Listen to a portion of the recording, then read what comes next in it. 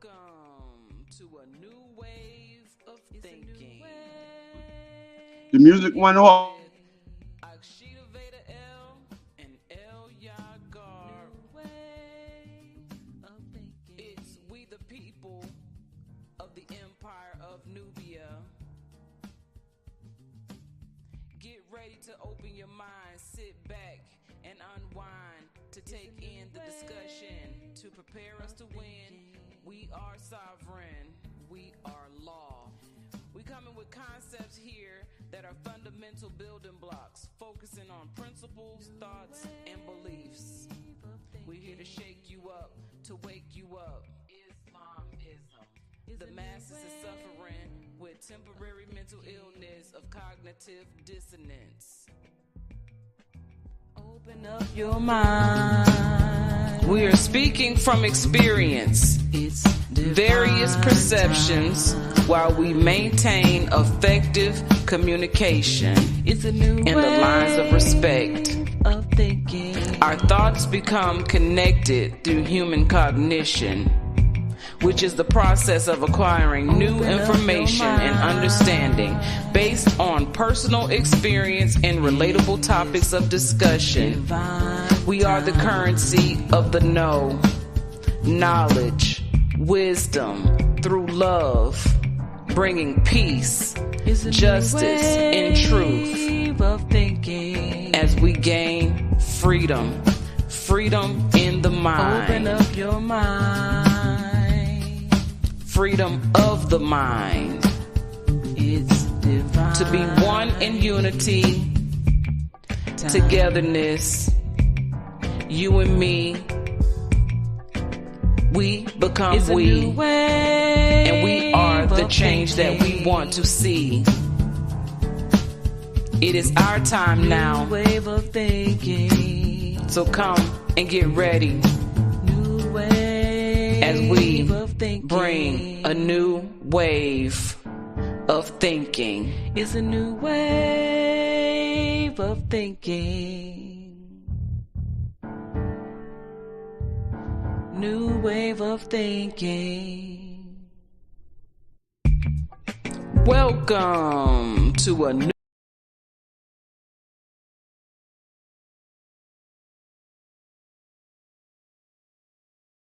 greetings. How are you, Bro Star, Islamism, and to all those who come on now or get us on the playback.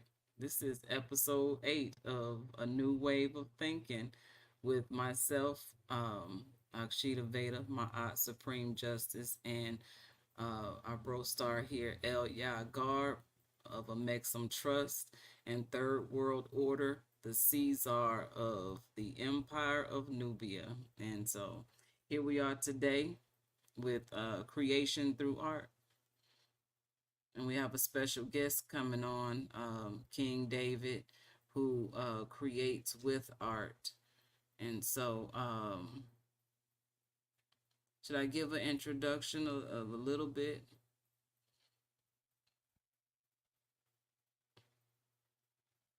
Okay. So basically,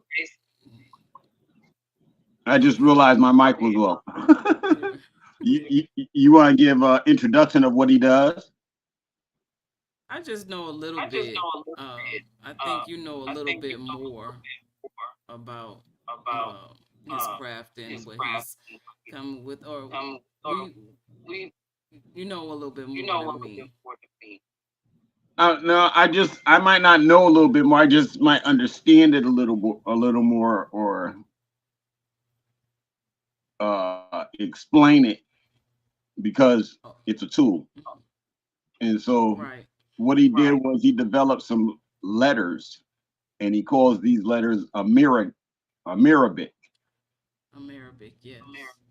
American and Arabic mixed together in writing and in speaking. And so with proper instruction from him, I don't see how we don't adopt that, make it part of the government papers and everything that we do. As far as the future and having our own language, that's what a nation does. Absolutely. And And I so, think people are overwhelmed at that thought of us being a nation. you And know, to I realize, wouldn't say, go ahead. I wouldn't say it's necessarily um the fear of the word nation. I believe because a lot of people use that terminology, but they really don't know what it entails to nation build.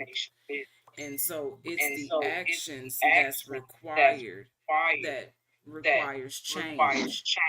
So it's the change that's difficult for those who are not willing to change to take the steps to do, because that's not what we was taught to do, but who taught you.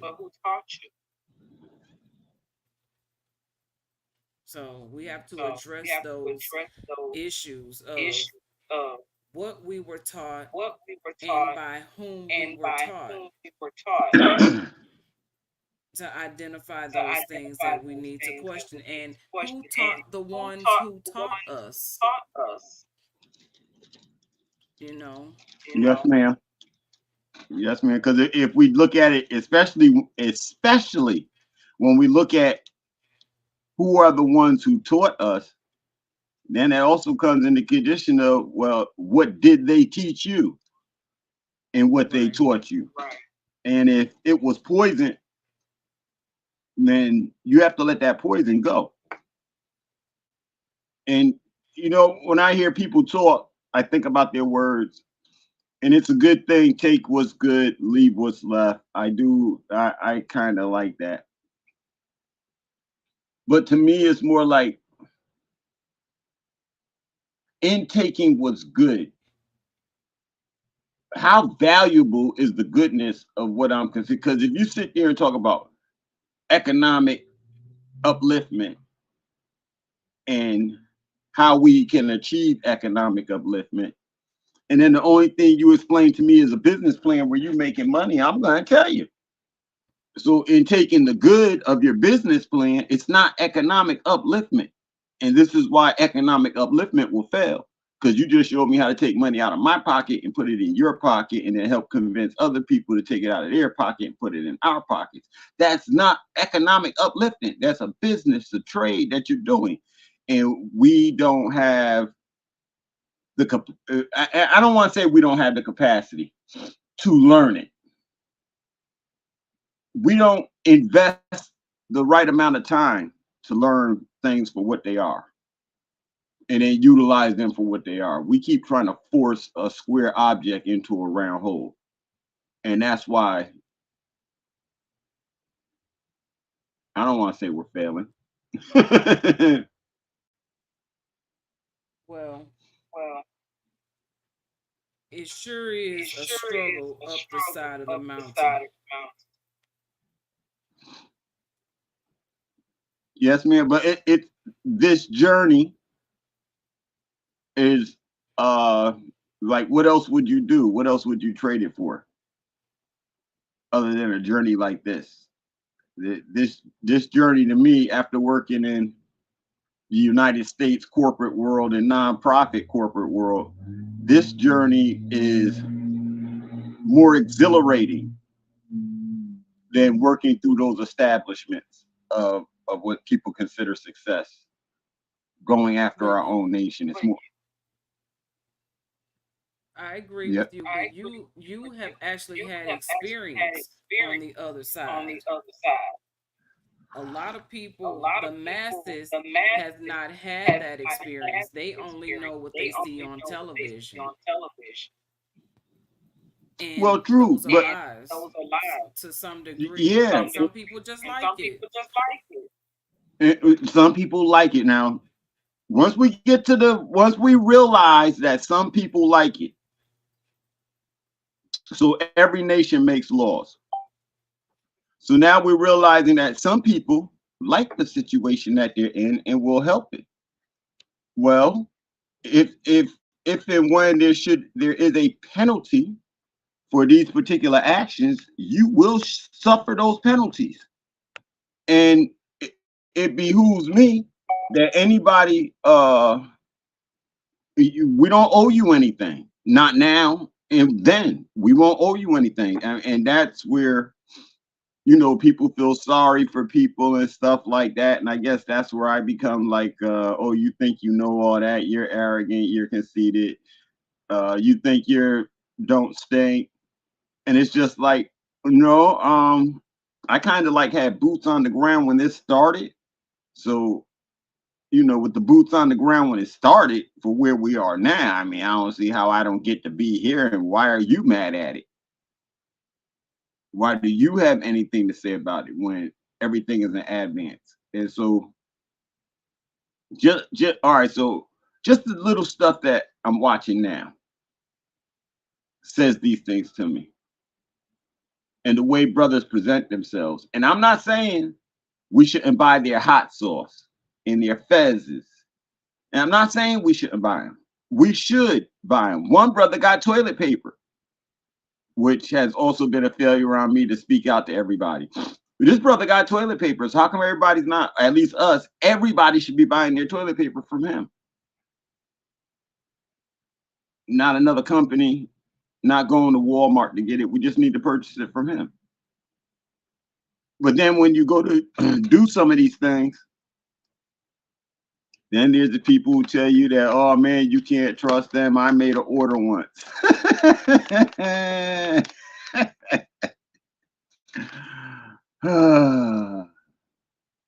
it's just like, Lordy Jesus, what do you do with information like that when it's coming at you like that?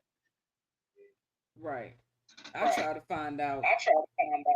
I don't take the word of the disgruntled customer, because I have found that a lot of people don't want to spend their money, and then when they do go out on a limb and spend their money with someone organically, and they didn't have the best intentions at heart, then they find something wrong with the product To gripe about. to gripe about. Okay. Yeah, to feel like they have been wronged or slighted or whatever. And so they want to deter business away from this person. And then what, 9 times out of 10, let me say 8 times out of 10, they'll go and partner with someone and give the ideas of the person that they try to ruin. Yes, ma'am. Yeah, I've seen. Now I've been a part of that firsthand. Mhm. Now I've been a witness to that. I've been a victim of that. Mhm. One year So we did this survey. They call it a mapping, where we came through the neighborhood and we mapped our people's talents and ambitions. And the brother that I was doing with, because he had the organization at the time, I let him and his organization take the lead. I wake up one morning, he fixed it. They wrote the grant so that the organization would get all of our statistical data, and we had to go to them to use it. And so I understand that 100%, exactly what you're saying. yeah. And see, that's my thing. I did so much. You questioning me is like questioning Trump. So don't get mad. I'm gonna tell you the truth. And I'm gonna tell you the right thing. And then when I don't know, I'm not scared to say I don't know, but then that's when people, well, you know everything else, you're supposed to know that too. No, I'm not, because I didn't know before. You asked the question, so how you just think I'm supposed to know now? That don't even make any sense. You're rushing me into stuff. I feel I'm starting to feel some kind of way. I'm just having fun with I don't know with things, the way the way perceptions. So Grandman got into a little trouble at school today, right? Well, not Okay. today, a couple of weeks ago. My daughter and I went to his school today. And you know how they have affirmations posted all over the school? Yeah. I started reading some of these affirmations and I see the problem psychologically that most people don't see. So I'm going to tell you where it started. One year I was coaching, and as we're coaching the kids, you know, we're coaches, we get excited in the game, we're telling the kids to go, we're yelling, what's wrong with you? Nah, get up over here, get it right, right? At the end of the game, some of the people came to me and said, but they're just children. It doesn't matter if you win or lose. We're just having, it doesn't matter if we win or lose. I don't want your child on my team anymore. So ever since we started that concept, they have been feeding our children psychologically loser ideas of themselves. And that was shown to me through like they don't have to do their schoolwork, don't force them, maybe they just don't feel like it. But then at the end of the year, if these children don't do it, you're bugging the parents and you want the child to spend 15 hours at the table getting homework done that the parents just could have had done all year long. Now, you know what? I'm looking in the wrong notebook. That's what's wrong with me. I need the right notebook. That's the black one. Look how stupid I am. I just Don't had the say blue that. one. That's not Well, okay. stupid. It doesn't make No, no, you no, no, no, stupid. no. Because I lost the book. I was saying because I just had this book in my hand, I lost it, and it makes me feel some way about myself, like I'm getting Alzheimer's or something. I'm too young. No, Okay. it's just too much going on and you're moving around and there it is. So one of the affirmations is I can train my brain to do it. Another one is sometimes things will take me longer than other people. And the last one is I may not know the answer yet. Now I understand psychologically when you look at that, it's like, oh yeah, don't be hard on yourself. Don't beat yourself up because I understand that. I understand that. But if I don't know the answer, shouldn't I go find out? Especially if the answer is relevant. Shouldn't I find out? The fact that I don't know the answer yet, I can give this answer and it's socially acceptable means I don't really have to learn anything. I can wait for a situation to happen and then I can turn around and go learn. If I use my brain to fix it, well, kind of like if you don't know that in order to learn the skills you're using your brain, something wrong here. Something is wrong from the beginning that you don't know that in order to fix it, you're going to use your brain. And if you're the type of person, the third one, or well, the second one, but I'm remembering it third. Sometimes things will take me long. If you grow up with an attitude that sometimes things will take you longer to complete than other people, you will watch jobs, promotions, and everything else roll right past you. Because from childhood to age 16, 18, when they get out of school, if this is their mind, thought, and their pattern, what type of child are you raising? So somebody's just going to be, come here. It's going to be a sheeple. You're going to raise a sheeple. That's what you're raising with this type of thinking, sheeple. And so there's just things that's been going through and around me the last few days that my senses are picking up on like Spider-Man. It ain't right. Right. Well, I mean, I think it's that kind of like takes away the importance of asking questions. And if you ask questions and you find the answer, it or you learn the answer in the course of asking questions, then now you're accountable to know what you didn't know before. And so if you begin to research outside of the restraints of the school curriculum, then you become a problem. And so they don't want you to become a problem of rebellion and create a mutiny. You know what I'm saying? Get other people involved in the access to information by asking questions and then answering those questions or having those questions answered through research. So it's all a matter. It's the way the system has been set up. It's miseducation and indoctrination. And so Yes, ma'am. affirmations, indoctrination is the same thing. Only Yes, ma'am. affirmations affirm self, indoctrination programs. And all I see is programming here. Right, Low self-esteem programming. right. Accept failure, accept less rather than be more, So you'll need to never do be more. disappointed. Because you know it takes disappointment in yourself to really change your behavior. Yes, ma'am. Yes, ma'am. So why Because wouldn't I it was gonna so cause disappointed. that? I was so disappointed in me the first time I saw me looking at my daughter in the reflection of that store window.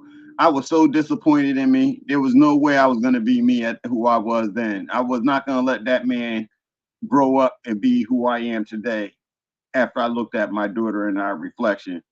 And that brother just said, she going to want a man like you. Oh, it won't be that dude. That dude is gone. But like you said, it took the disappointment. It took me to really see myself and know, nah, that's not gonna work. It's not gonna work. And yes, I think these are the things that I really think people are scared of. And as long as they can hang on to their religions and things of that nature, that makes them feel safe. So the United States doing what it's doing, everybody feels safe in what it's doing. Everybody feel like they're putting bread, food on the table. You know, I was actually doing a little bit of research on the growth star King David here, and I saw his live video that he had posted not too long ago. And in that video, he was touching on information dealing with religion and the behaviors of that, and to basically how we needed to remove the religiosity out of what we're doing, because of the conflict. I don't remember exactly what he was saying. I just know that he brought that up, and I kind of wanted to do the same presentation like with last week's um, with Lazarus Lamel, to play something that King David has spoken and done, um, in reference to what he presents and his standpoint on things. So, but But that's always good, especially if they're not showing up. You play something by them. We got their face up there. You play something by them, and then we don't know what their condition is, what their situations are. So, right, but they so still got it. Well, we promised. right, We kept our word. Excuse me. We kept our word to them by expressing that, by you showing that we do what we said we would do. So that's always peace. So if you want to show that, that's cool. okay. So I'm going to find it real quick.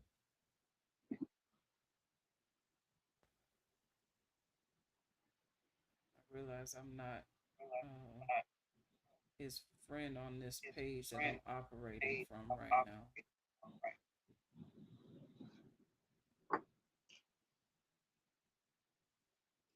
We're friends on the my op page.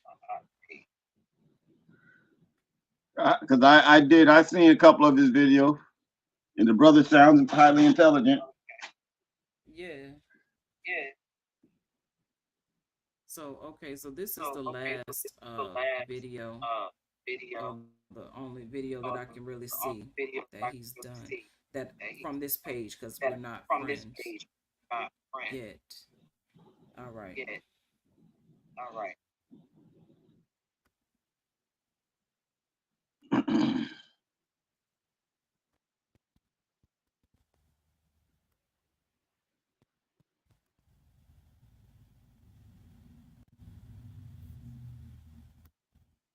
And you know that's my olive branch to everyone. I know I didn't give no warning or nothing like that. I just want to cover this real quick in Hmm. case anybody was a little confused on what I was breaking down in this article here.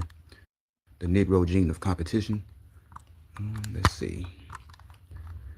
This here was a big shock to get this info here about creation, nature,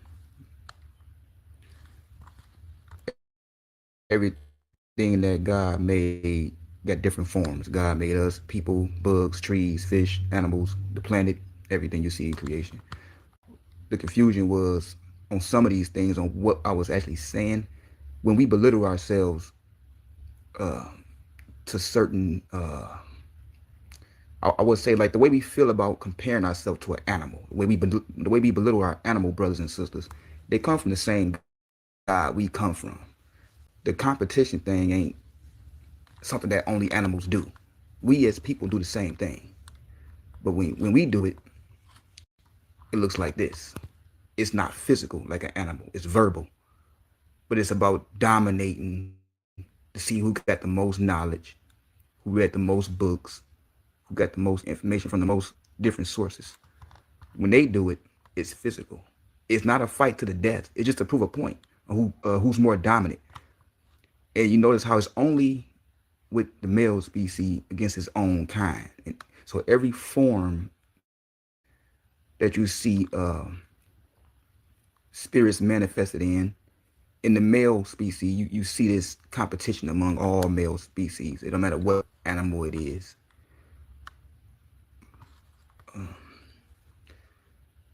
This competition right here is something that the whole earth is hit with. Not just us in America.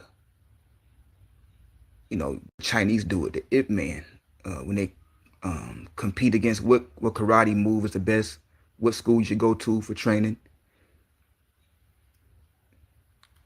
When it comes to this gene right here, we have to look at this a different way. I want to really break down what it is you're really looking at.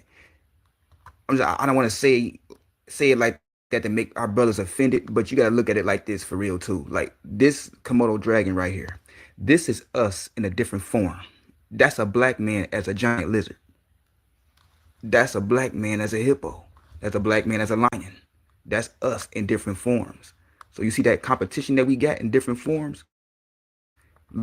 Look at it like this. It's the same thing.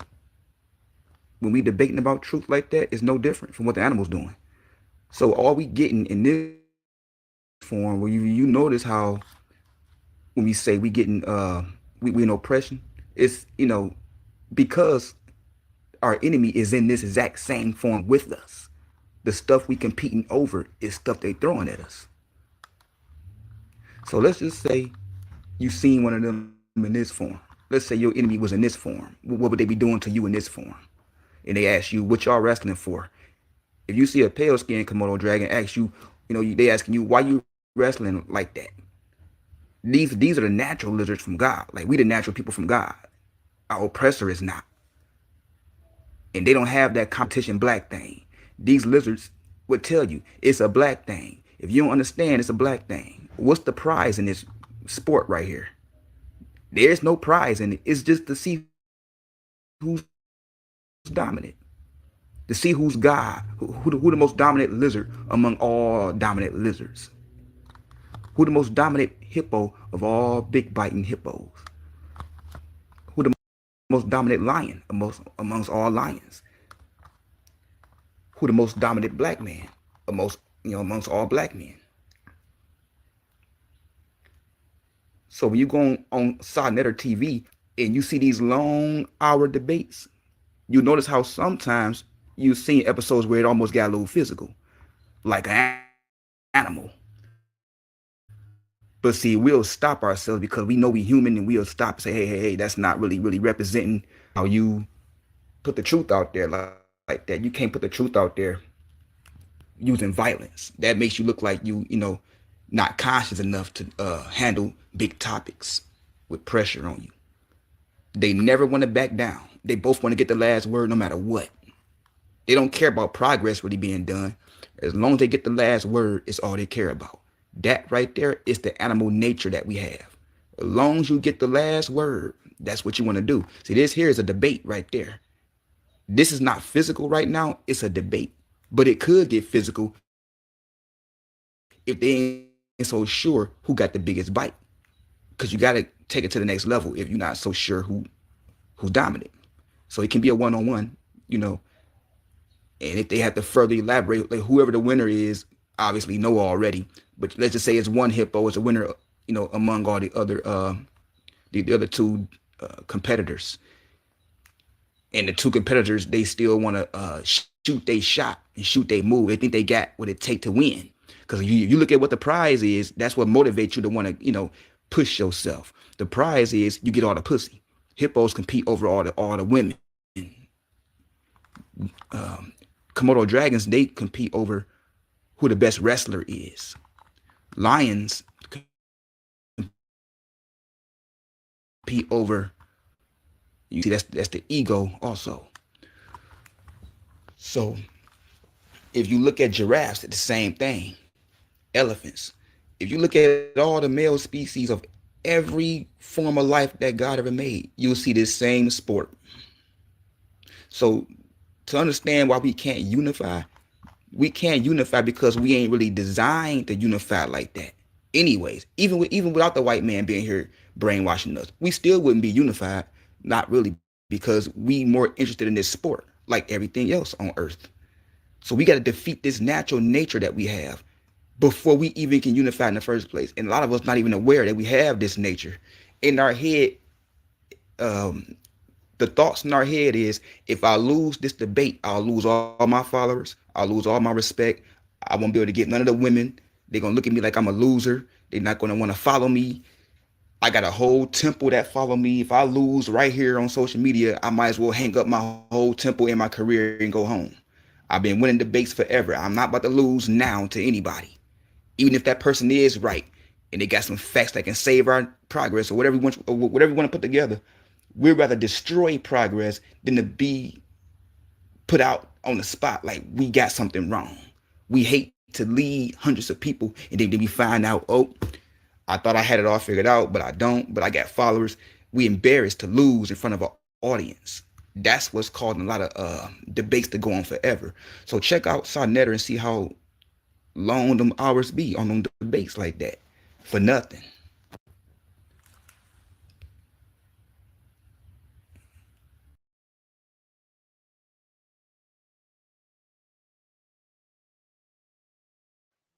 Okay, that went in a lot of different directions. Now, I like when he started out because it was kind of right in line with what we was talking about in the mindset of uh, failure and the affirmations and the indoctrination and things like that. And he kind of carried into talking about the unity, why we can't unify based on the debating. And we've spoken on that, previously.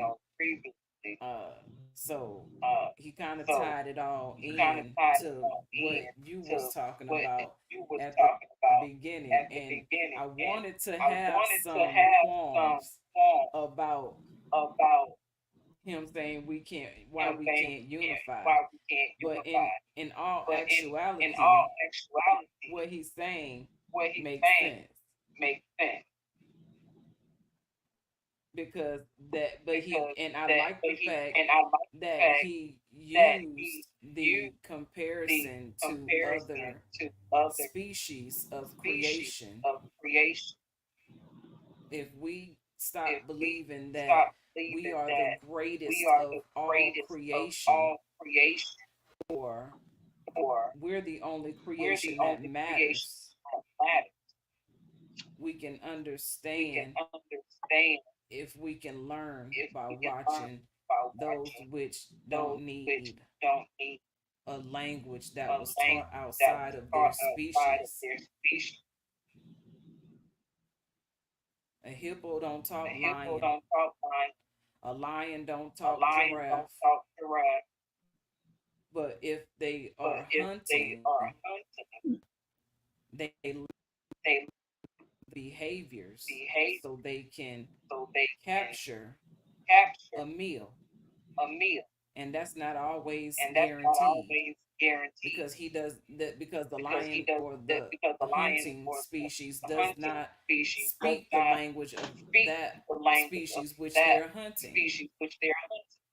They can only understand from their perception and understanding based on their mission. So he said a lot. It was interesting his take on I it. How think you feel about that? okay, so I'm glad you asked me that way too. I, as Caesar, have no room to feel anything in any kind of way about it's not in me. And if I did feel something, I feel like Boston should win the championship over Dallas starting tonight, game 1. Let's go, Boston. See, now you got me on my feelings. Now my feelings are in it. But when it comes to us operating, I can only use facts. It's like we're trying to build something. We're in the machine shop where we print newspapers. I got red ink doing one thing, blue ink doing another, green doing, and we've been putting out this paper. Now today I might have a thought about this blue and green one, but it might not sell. Once I take that, we put the same symbol out there, flip the colors, and it might not sell. People were looking for our colors. Why am I switching colors at this point in time? Because of my feelings? No. So some of the stuff that we have to look at is, number one, we're not going to get unity with everybody. I'm saying that up the front.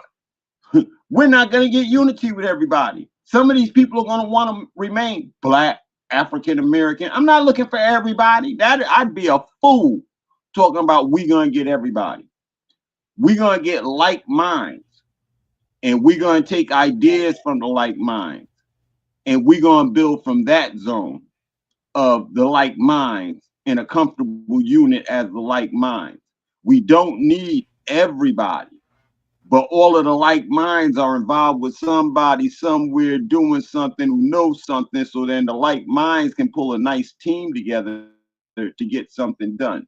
As far as unity with everybody, that would be a fool's challenge to try to ever meet that one. That's why even with the Moors, when I said and I'm still saying the sheiks need to come to one table, do you think I think that y'all are going to agree 100%? No. That's why I gave y'all the 3 parameters that these are the only thing it matters on. That we're uplifting fallen humanity, we do it in love, truth, peace, freedom, and justice, and that we don't allow slave titles to be the definition of us in everything that we're doing. So everybody build from that in whatever aspect of life that you're living in and you're seeking it. But then there are common things amongst us, like marriage. Do we want to live by these laws of marriage? Or do we want to design our own thing? We take it back to the creator, there was no marriage. But we definitely intertwined with each other. That's how we got the little ones. And it was father, mother, father, child, the Trinity. So These are decisions. These are things we know. So if you arguing these things after you said you already knew, it's like, okay, so now you're even a dirtier Moor for arguing the things that we already agreed to and we already said. Then there's the Moors who have 501c3s, just to get them out the way. Then there's the Moors who want to adopt al-Islam into Islamism and confuse the two. And you can't do that, because Prophet Noble Drew Ali said that our religion is Islam, and it's an old-timey religion. That old-timey religion turns out to be alchemy. Alchemy is the science of everything, and a religion is a science. And the religious stories are told based on sciences.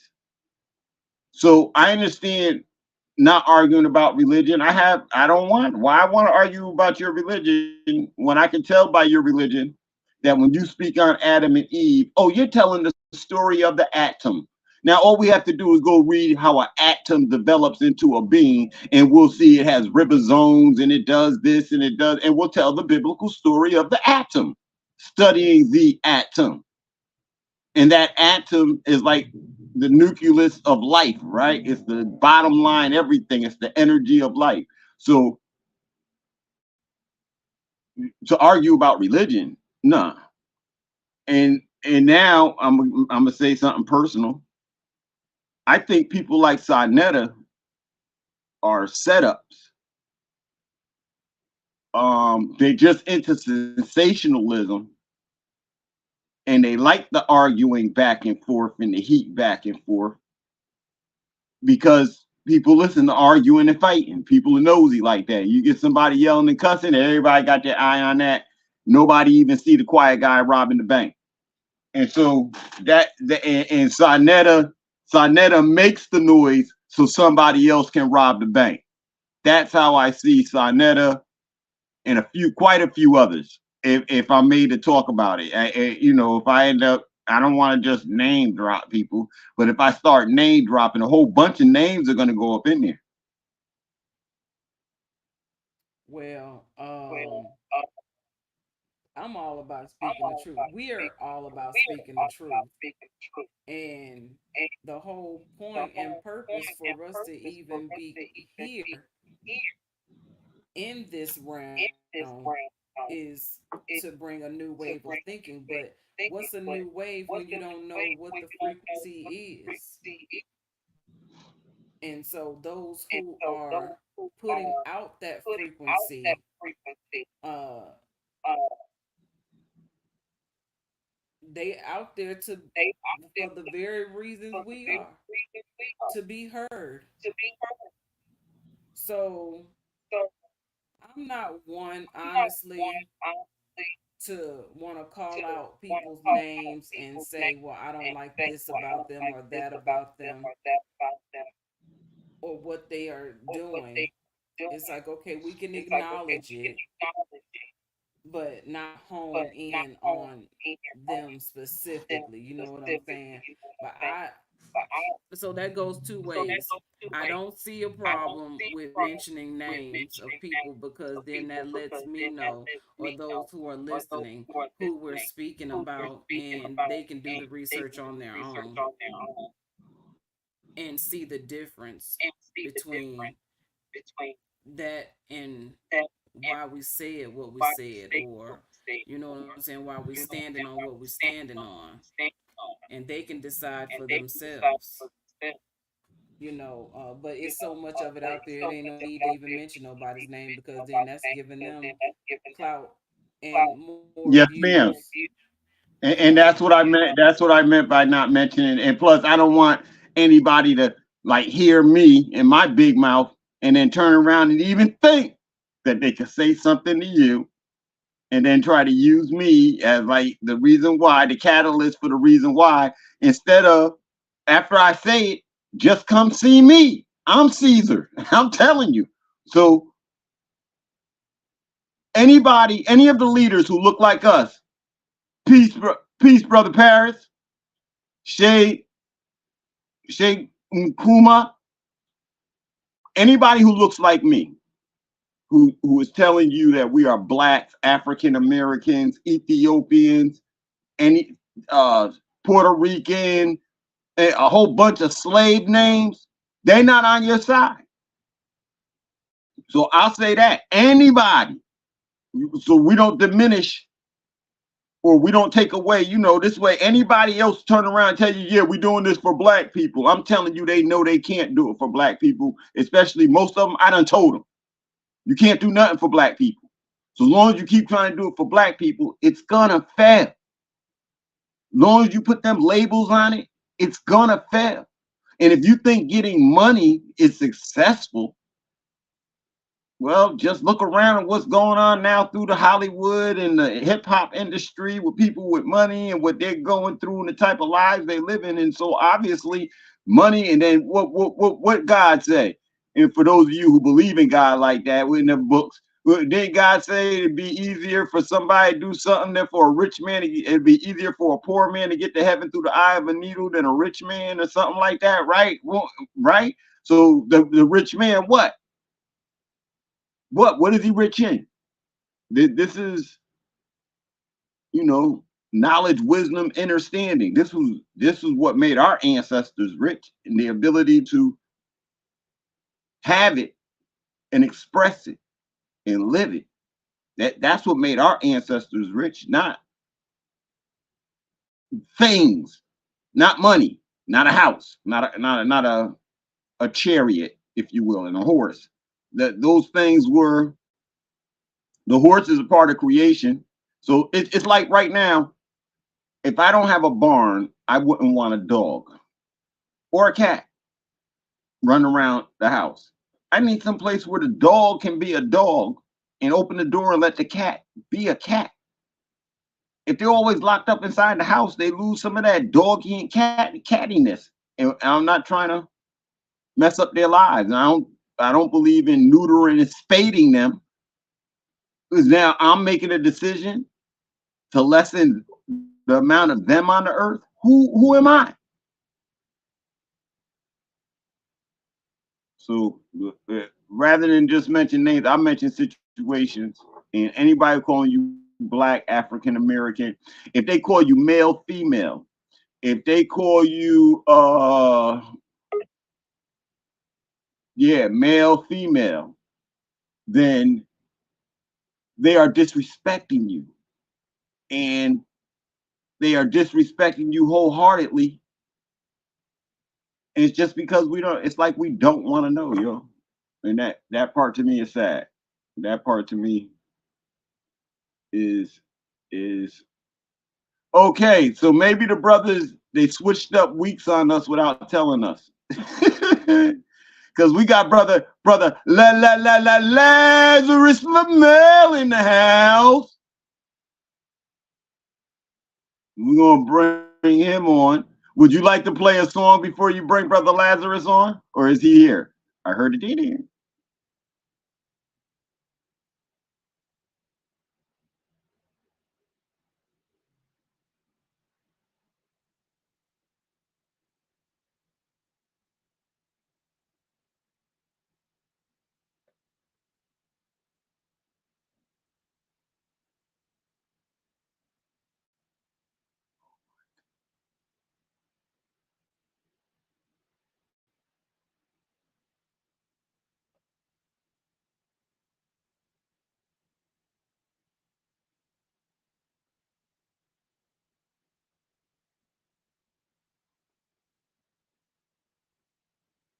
Oh, okay. I didn't even realize I was muted. Brother Lazarus. He's fixing his microphone. Okay. You was able to hear him then. Very good. No, I saw his message. Well, I am Panther Club, so I'm some out of the Black empowerment era. This label is starting to grow on me, and I still naturally embrace the Black label as a result. Oh, okay. We'll discuss that, but congratulations, brother. Welcome home. Brother Lazarus. Peace and love, bro. Peace and love, big bro. How you doing, man? I don't know. I'm trying to get this microphone working right now. I don't know if y'all can hear me. Yes, sir. We can hear you. How the Okay. feelings? Man, I'm happy to be here. I'm happy. I'm so good. I'm feeling the energy. Thank you for the teachings. I was just sitting Hey, here thank you, listening. brother. Thank you.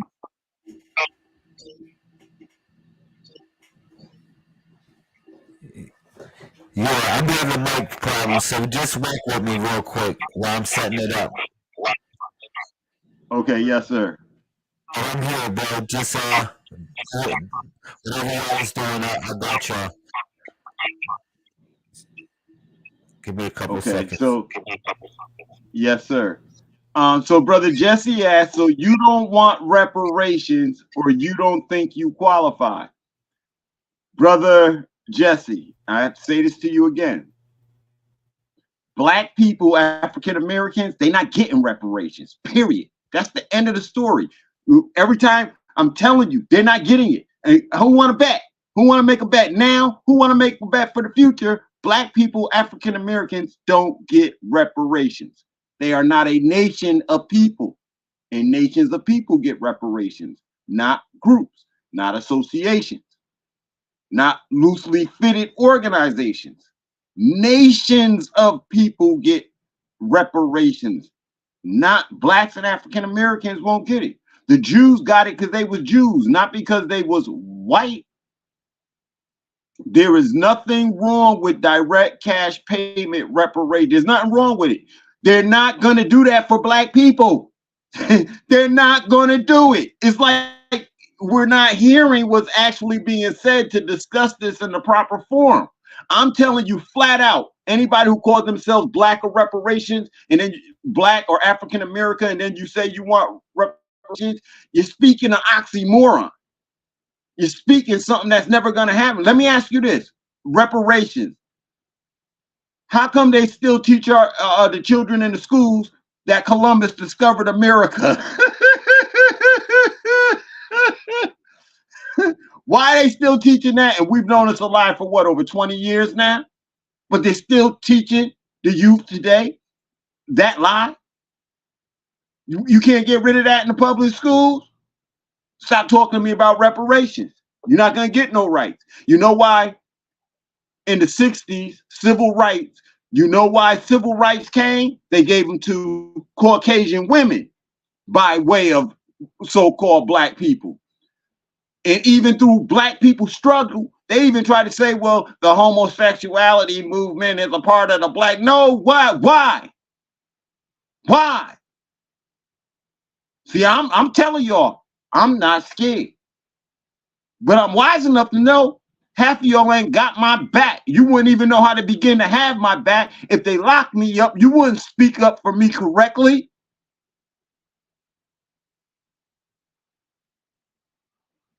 That's a fact. As Moors, we'll get the reparations as Moors, not as blacks and African Americans. You keep trying to make black and Moor synonymous, and they're not. They're completely opposites. They are completely opposites. There are no such thing as black people. It's a misnomer. It's a disrespect. It's a way to hold you down. It's a way to count you out. It's not a useful term. We showed you the United States Census. Everybody else up there says original people except blacks and African Americans. There's 5 of them up there. 4 of them say they're a part of the original people. How come all 5 don't? It's not a Eurocentric curriculum. It's not. It is the truth through law. And that law is something that our ancestors wrote, and they said we had to live by our customs. We don't want to live by our customs. Our custom is to be a nation, not a group of people, as defined by the United States government under Black and African American. Our custom is to be a nation, a functioning nation of our own decisions, our own making. We keep trying, in Eurocentric, if we keep putting things on Europeans, I got to say again, the Europeans who came over here and did what they did to us look like me and you. Nah, by way of my minority, not blood. We not minority either. Minority means that you're under the state. Minority means that you get your laws from under a state, from under somebody else. That's what minority means. They tricked you talking about it means less. It does mean less. It means you are less classified to rule your own life than somebody who's a part of the majority. Majority age. We are not a minority, the minority at all. It's all a twist of the language. But if you don't want to study, listen, we said we were I'm going to use an improper term. We said we were the kings and the queens of this world long thousands of years ago before anybody. Okay. I'm going to submit that, this time I'm going to use, I say emperors and empresses, but we were the kings and queens. That means we spoke law. So what is everybody scared from learning the law? What is everybody running from not wanting to deal with the law? What's that about? See, when we were the law, that means we had police or equivalent to police protecting our property from the vandals and the other upstarts. So who was the first group of people to walk around talking about, oh, stop, don't be squealing, don't be snitching? Who was the first group of people? Couldn't have been us because the police were working for me.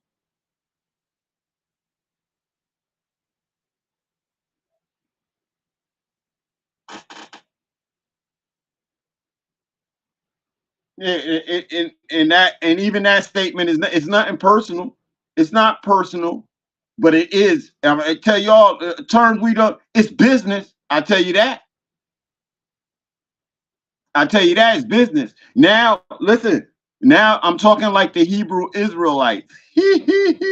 I would like to know at which part. And I'm gonna say this again. If we all stop arguing with each other, we'll see how much of the sameness we have, which is the reason why I know it's not going to be completely unified. That's why. That's a given. Nobody's going to argue for that. But if we stop arguing with each other, we'll find out that, oh, wait a minute. Our ideas keep coming off the same. So what we arguing about? Oh, well, no, because my book said this and my book said that. If your book doesn't reach a universal meaning and understanding, then maybe we need to throw your book away, like the Abrahamic faiths. And I'm not going to put it on Israelites, the Muslims, the Christians, and the Israelites, the Jews. All their books need to be thrown in the trash because some of the stuff that God done said and did, and then he's jealous. It's a he's jealous. Really? Ain't jealousy a man and a woman trait? What's the creator jealous of? But a God can be jealous. Money can be your God, but money can never be your creator. So your God word is wrong. There's a whole bunch about our language. It's our law, Brother Paris. I've been saying that to you since I met you. Our law, the law from the creator, the law that keeps this thing spinning on a daily without no man knowing anything about it.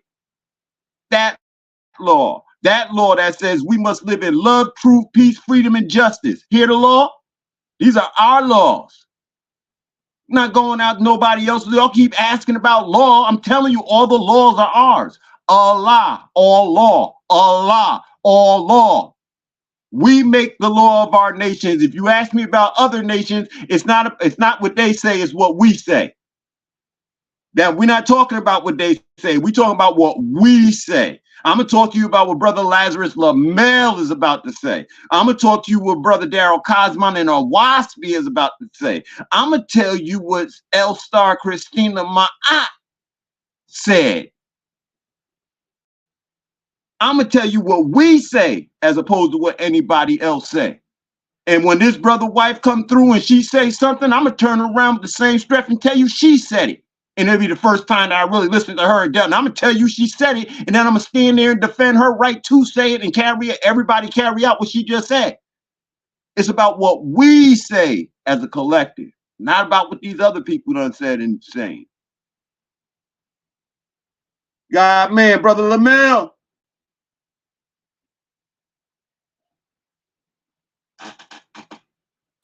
You got. Go ahead, bro. Yeah, I don't Sister know if my Akshita, vocals is good. we can hear you. Yeah, because I I have hear a an new echo. affirmation from Brother Lamel. It's El Hayo. Oh my God. El Hayo. El Al Alim. Say it Alimo. again. El Alimo. Alima. Alimo. El Hayo El Alimo. The That is 19th from attribute of Allah. El Alim. El Alim. Yes, sir. Yes, sir. So school us, bro. School us on the prime. Oh, you put me on the Greetings. spot. And cool. Kung, I want to say salutations, peace to everybody, peace to the family. Thank you for having me a part of the discussion. I see how you were so fired up.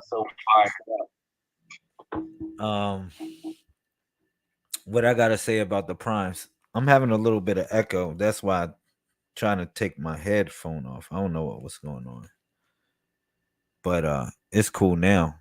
Y'all can hear me. All right, cool.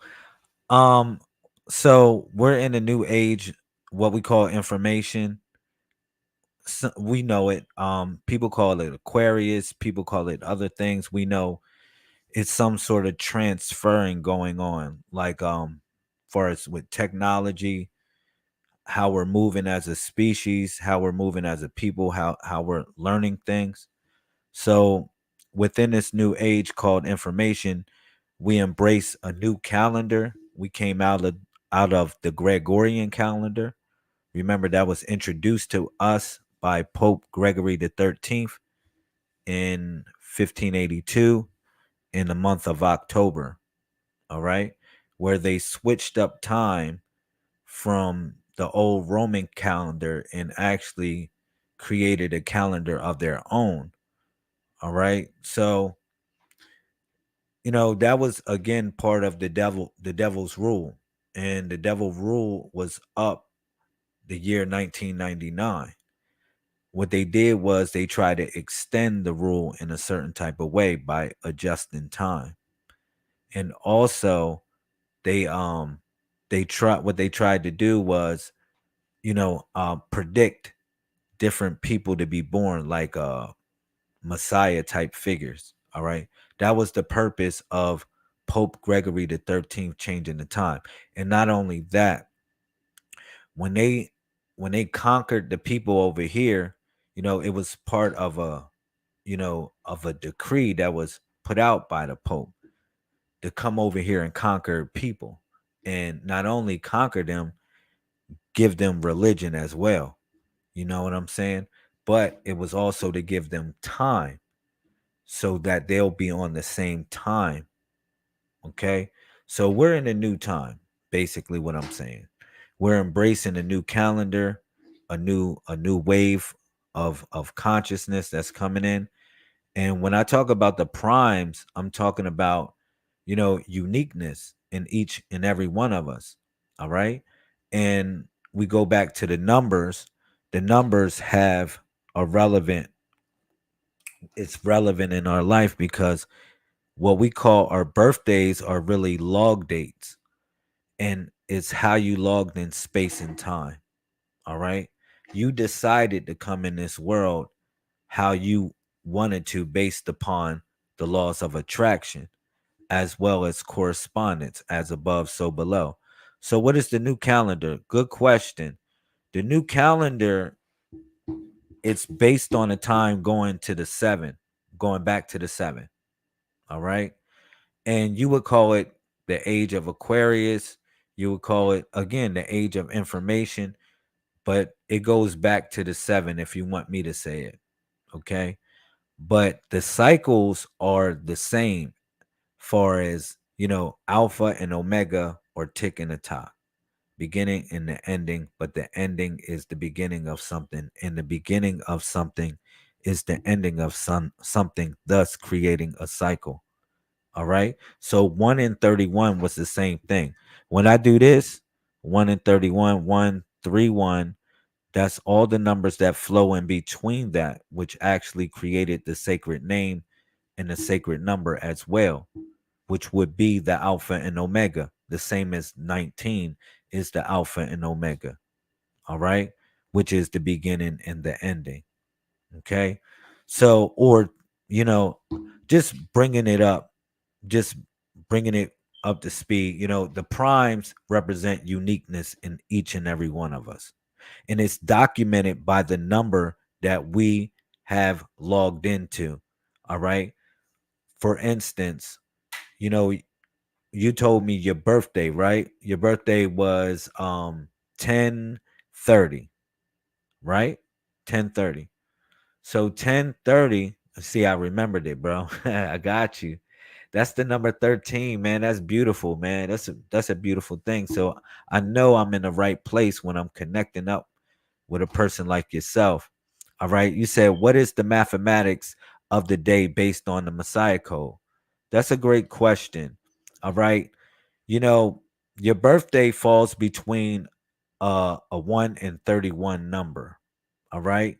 If I ask you what is your birthday, you're going to say it falls between a 1 and 31, which represents your moon and your sun. Your month represents your moon, and your day represents your sun.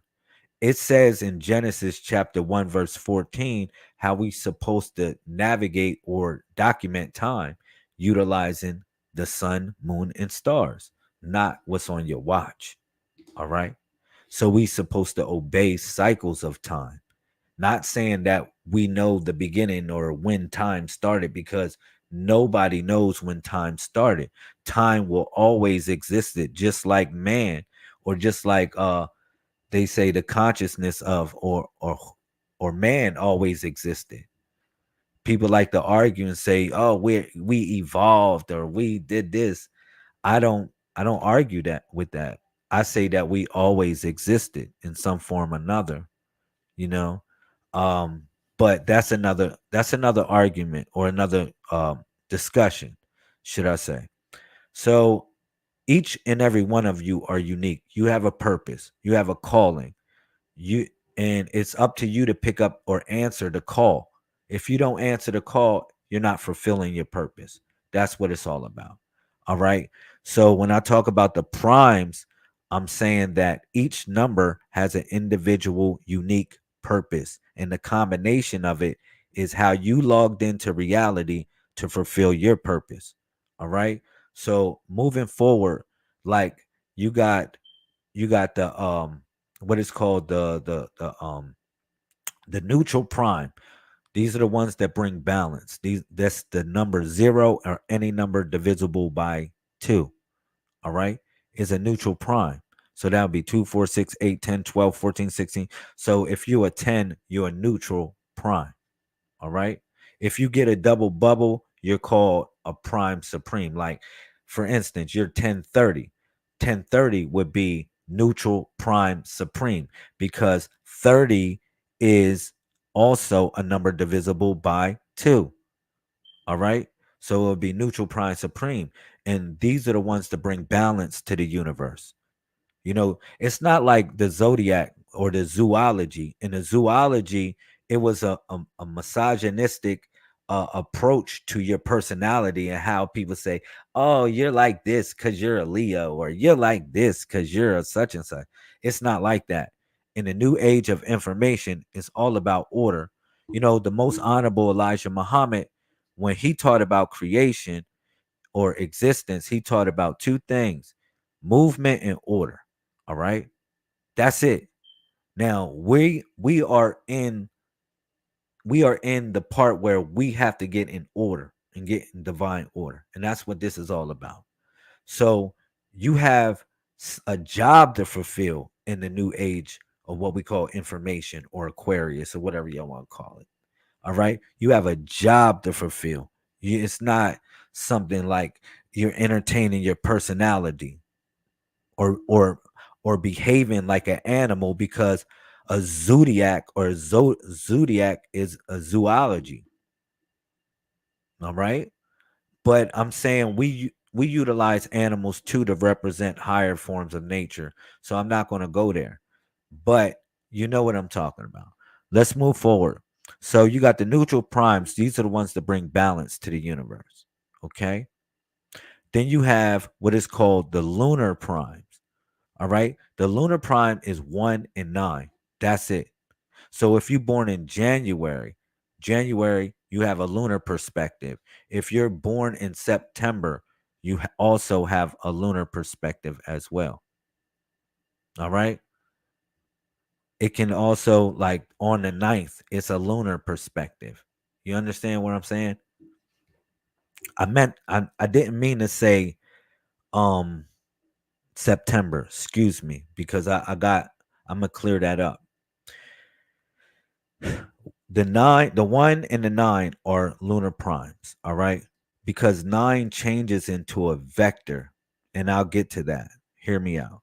So you had the neutral primes, that's any number divisible by 2 or 0, which nobody can take because God has the 0 or Allah has the 0. All right? Then you have like I said, the lunar prime, which is 1 and 9. So just January represents lunar, excuse me. All right. Then you got solar. Solar prime is 3, 5, 7, 11, 13, 17, 19, 23, and you know where I'm going. 23, 27, 29, 31. Those are your solar numbers, excuse me. These are your idealistic people, your leaders, the ones that set a path for others to follow, the solar primes. All right. The lunar prime these are the ones that guard the secrets of the universe. Excuse me. They're the ones, if I tell you something in confidence, they can hold it. They can hold what I'm saying to you in confidence. That's what represents the lunar primes. Then you got the vector, which is 3, 6, and 9, which is the vector, the 3, 6, and 9. These represent the leaders of the primes, of the particular primes. For instance, you got the 2. Who's the leader of the 2s? The neutral primes. The 6s, they're the leaders of the neutral primes. You know what I'm saying?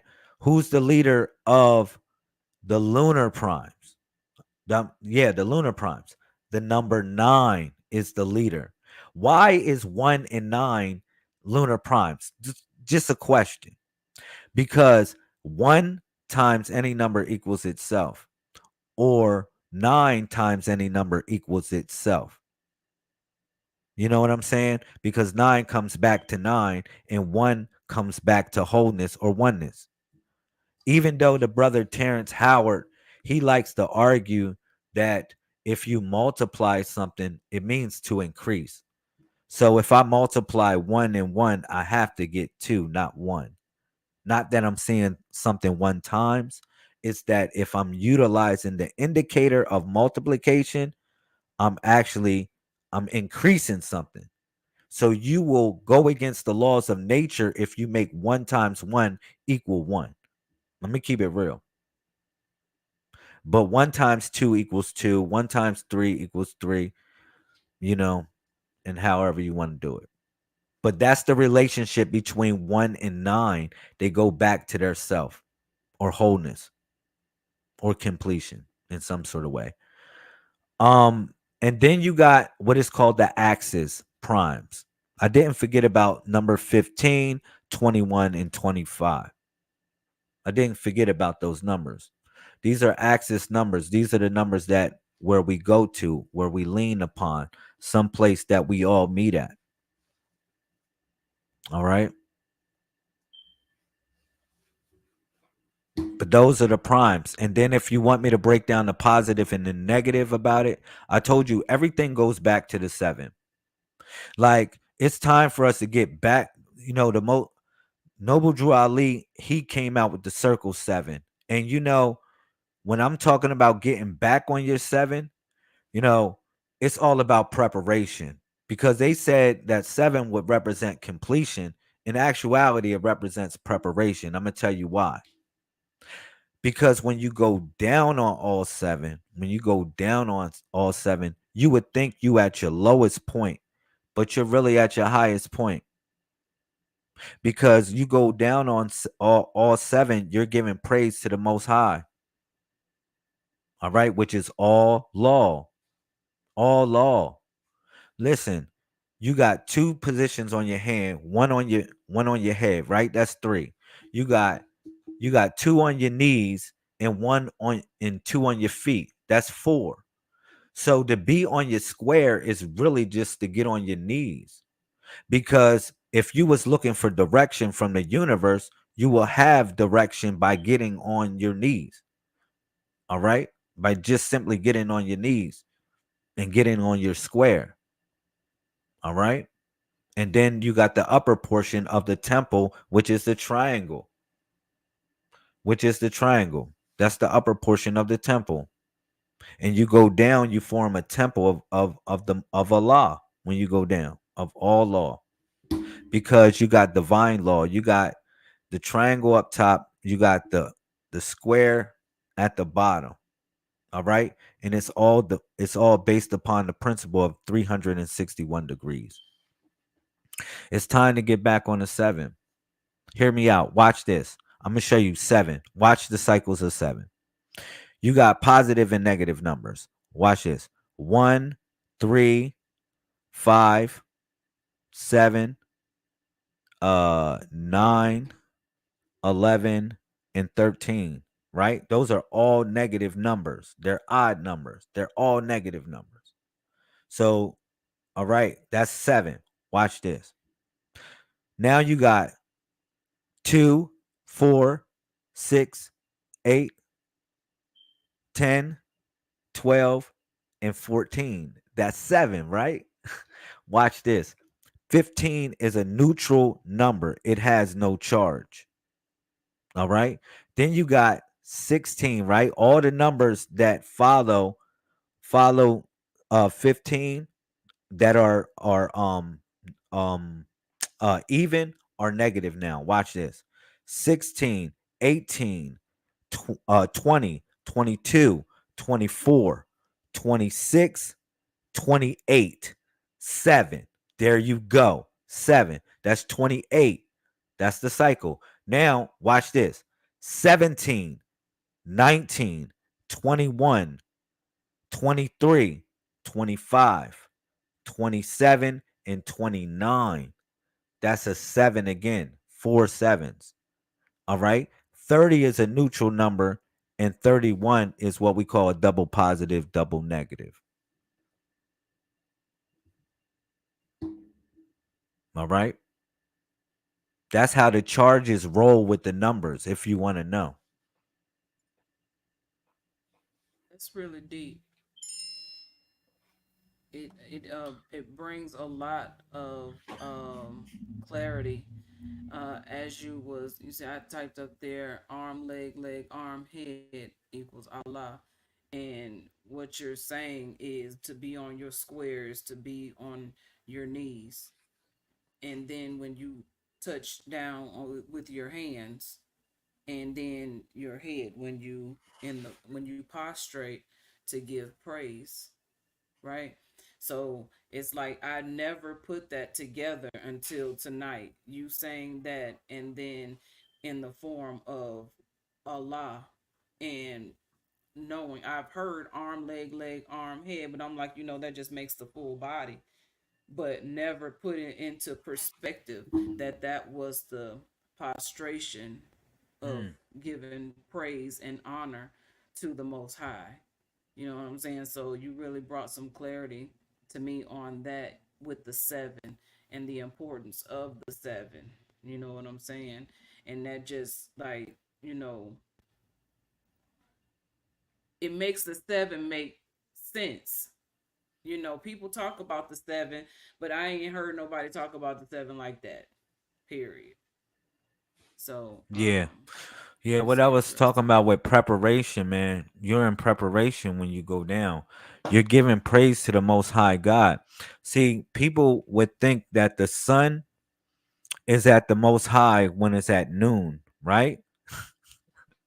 It is when it's at noon. Not noon up there. Noon in the primordial waters. That's where the most high is when you talking about you Can you tapping in or explain going in. that? Because all right, symbolically, right? Noon represented the primordial waters. The primordial waters are, or they represent the waters of the mind, how the mind works. Like you got so many thoughts going on, and you got to put these thoughts in divine order. That's where Matt comes in because you got the chaotic waters going on in your head. You got so many thoughts, so many things to process, and so many things going on. So you utilize Matt as divine order, but noon is also the well, because remember, the prophet or the Messiah said, no sign shall be shown, because the evil and adulterous nation seeketh after a sign, right? No sign shall be shown to them except for that of the prophet Jonah. Now remember, Jonah came out of the whale. And what is the name of a whale in Hebrew? Noon. It's the same thing. Noon. Same word. Noon. See, Wow. the whale is in our belly, not we in the belly of the whale. The whale is in our belly, bro. And Noon was an Egyptian god, or the primordial waters back in those days was called Noon. So when the sun, Who was the father? when the Who was sun the reached that father of height, they said Joshua? Noon. Who was the father of Say that Joshua? again. Joshua. Who Remember, is the father? who succeeded Moses was Joshua, right? And his father was named Nun.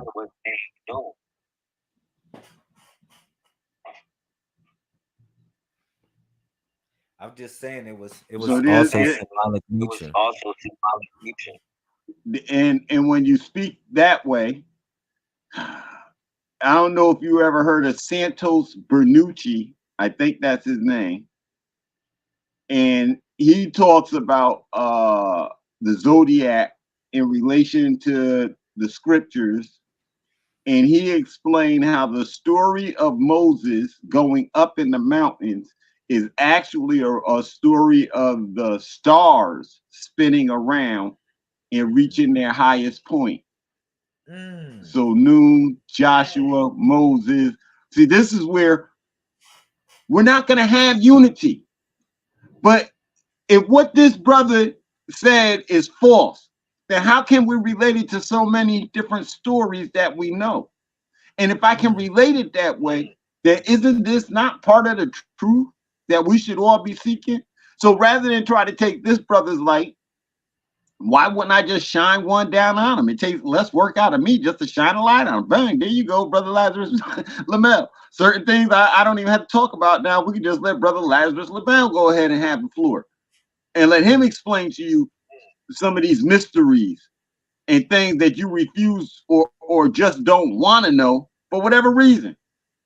But maybe hearing him speak will catch you in a way that my words and a wasp didn't catch you. So I'm gonna shine a light on the brother and his message so that everybody can see it and everybody Thank you, bro. understand it and get a hold of it. Bro, thank you, bro, for listen, man. I don't know how old are you? I'm According to this 77 time, years how old. old are you? 77. No, I mean not in the prime or nothing like that. In this world we living in today, how old are you? I'm 77 years old. God dang it, boy. You got 20 years on me, 19 years. I'm trying to look like you in 19 years. I'm trying to sound like you. I'm trying to move like you. Get out of here. You ain't no. You asked me why. You asked me Why do I say I'm why do 77 I years say I'm old? 77 years old? Okay, why do you say you're 77? Okay, good question. Okay, good question. Can you mute your joint because I'm hearing Can the you echo again? please check your point because I'm hearing the Yeah, echo? got you. All right, Got you. bro. According All right, bro. acco- According according to my people, the Taino, right? How they deal with time in far as relations, how you deal with your years and stuff. You know, you count a year on your birthday, right? I'm just saying, usually people count their years on their birthday. But my people, these are the people that Christopher Colombo, encountered when he entered the Greater and Lesser Antilles. All right. These were my people. All right. How they dealt with time was this: when you are conceived in your mother's womb is your day one. When you are born is your year. Okay. I was born 7 months. I was born 7 months, so I'm 77 years old. Of course, you may say I'm 45 years old. I'm not 45 years old. That is not the truth. According to my time, I'm 77 years old. All right. Now, you would have to figure out how many months it took you to be conceived and born. And then every cycle is your year. That's your year, not my year. Look, my wife, she is 48, right? But I'm older than her. Like according to time, she's only like 65. I'm 77, but she's older than me in Gregorian time, but according to my people, I'm older than her because my cycle is every 7 months. Every 7 months is my cycle. All right? So Oh, you will have to do the math. okay. So, How would you do the math? All right, I got you. How would you do the math? What you do is you count how many months it took you to be born, right? Let's say if you was a 9-month baby. And then what you do is you say, let's say I'm 40 years old. You say, how many months is in 40 years? You go calculate that, right?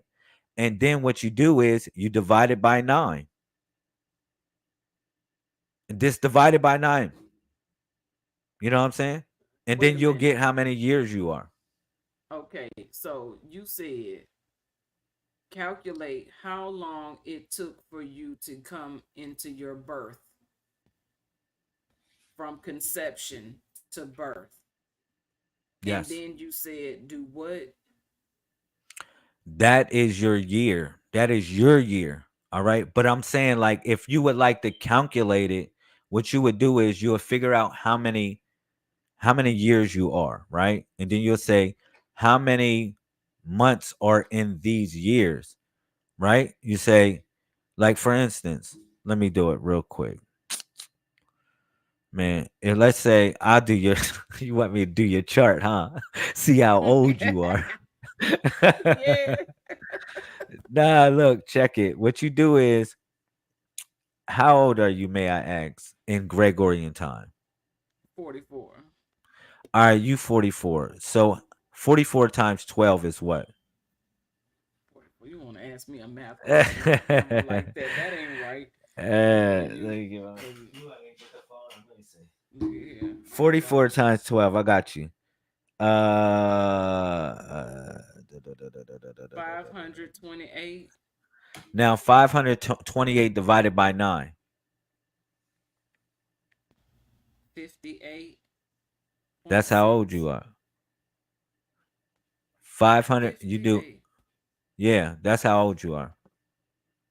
Sometimes I feel like it. That's how really old you are. I'm serious. Okay. serious. You know Okay. how my people used to You know how bury my their people dead, used to or bury the ones that their dead, transcended? or they're the ones that transcended? Go check this out. The Taino people, they used to bury their people in a cradle position, like they're going back into the womb.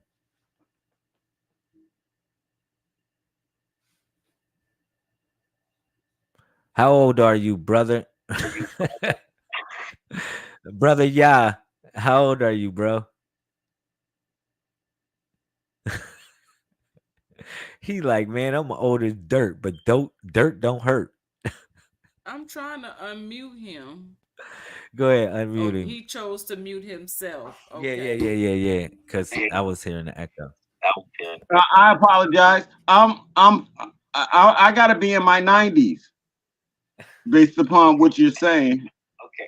Okay. So, but so in the Moorish cycle, every 7 days is a year. Wow. That's Yeah, so I'm over 3,000 years old if I look at it that way.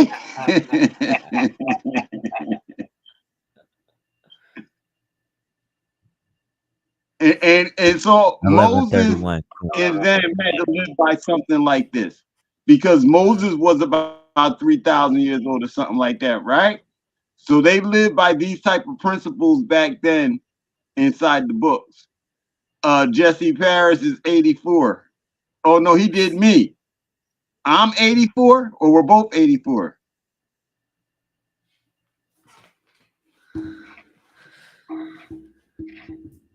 So I'm 84. 37 in Gregorian. What in the divine? Hold on. Where's my calculator? We having fun today. We pulling out calculators.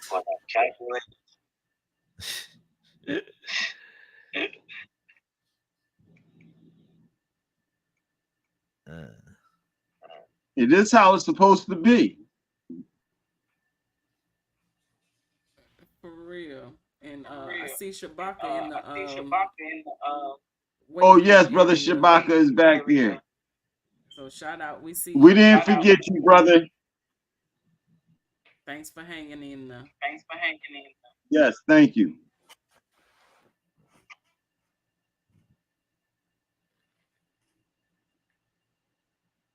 $58 times 12 equals 696.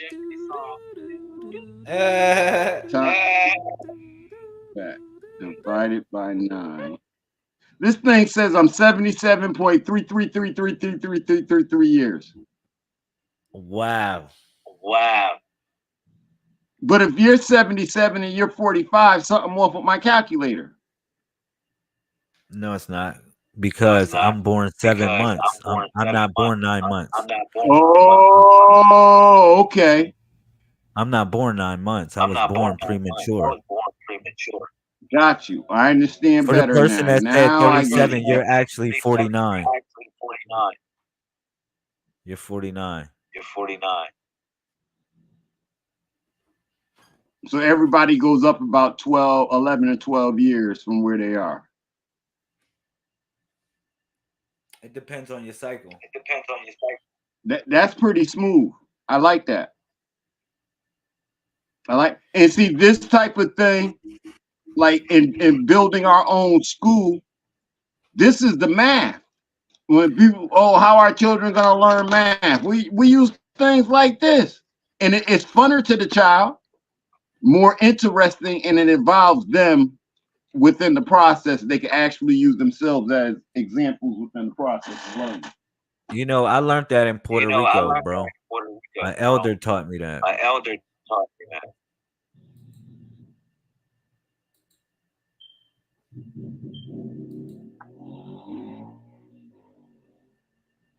What's that, Side Star?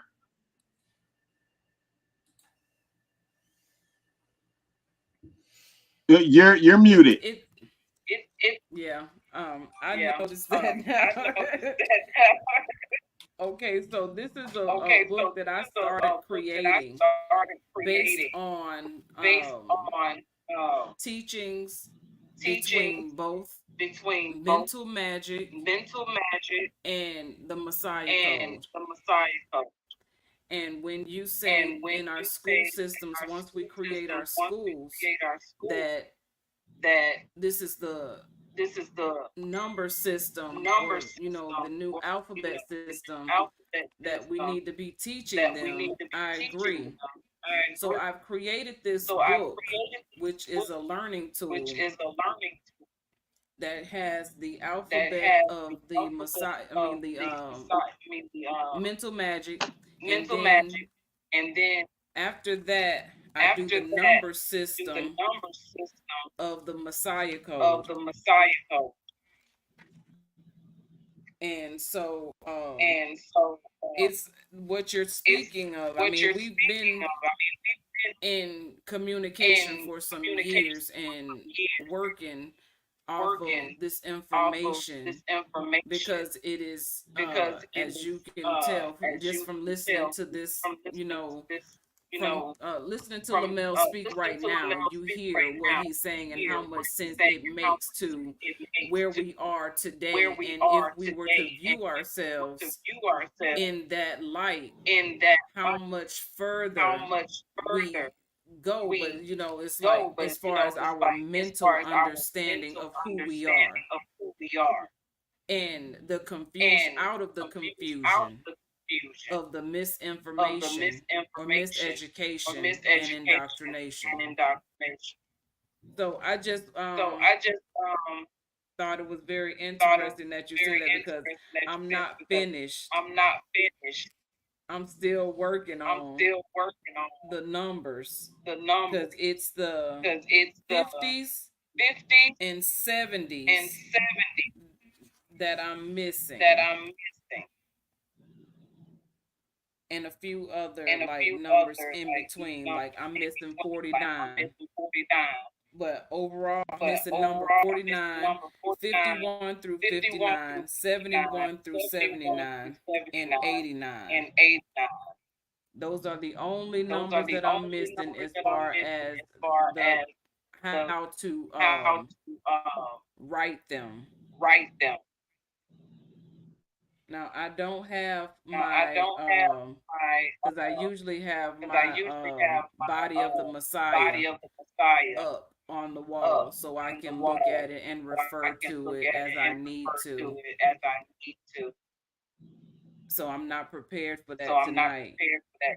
So I don't know. So Lazarus, could you share with us where the numbers 51 through 59 fall on the body, and where 71 through 79 fall on the body?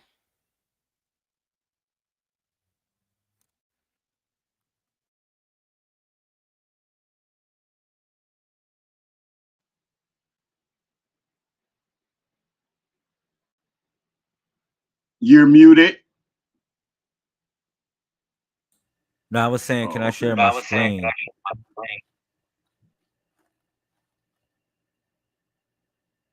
real quick? What she's talking about is basically you can navigate or measure the universe from your body. Um, Remember, it's 361 degrees in a circle. If anybody asks you, 361, not 360. All right. The reason why it's 361 because you're operating from the dot. You're operating from the center of the circle, looking at the world around you. You know what I'm saying? You're not outside of the circle. That's 360 degrees, but you're inside the circle, operating from the dot, seeing everything around you. That's the extra degree that they forgot. And that right there is 19 times 19. All right, which actually equals 361. Okay, so that again is a divine principle. Now, when we get to the 50s and the 70s, we're talking about one that's on the right hip and one that's on the left hip. Now, the hips are very important. Why? Because it's a like phonetically we might say hippopotamus, right? Like when we think about hips, but the hips or the hips of a female to bring a child into birth, right? But the hip The hip is actually where you get your stem cells from. Like if I would want to clone you, if I would want to get the cure to every disease for you, I would actually extract the blood marrow from your hip, is where your stem cells are. Isn't that strange? But what's so deep about it is that on your right hip, you guard the top portion of the sky. And on your left hip, you guard the bottom portion of the sky.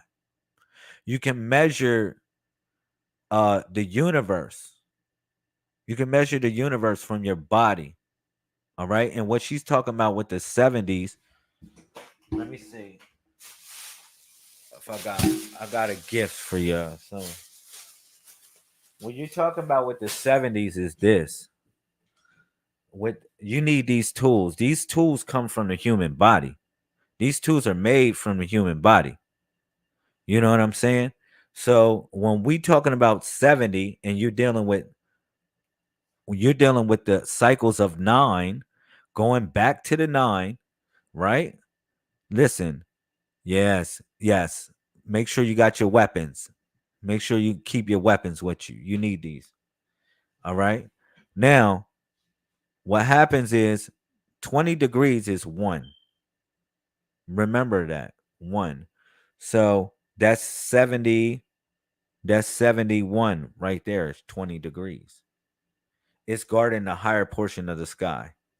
71. 72 is 40 degrees. You see that?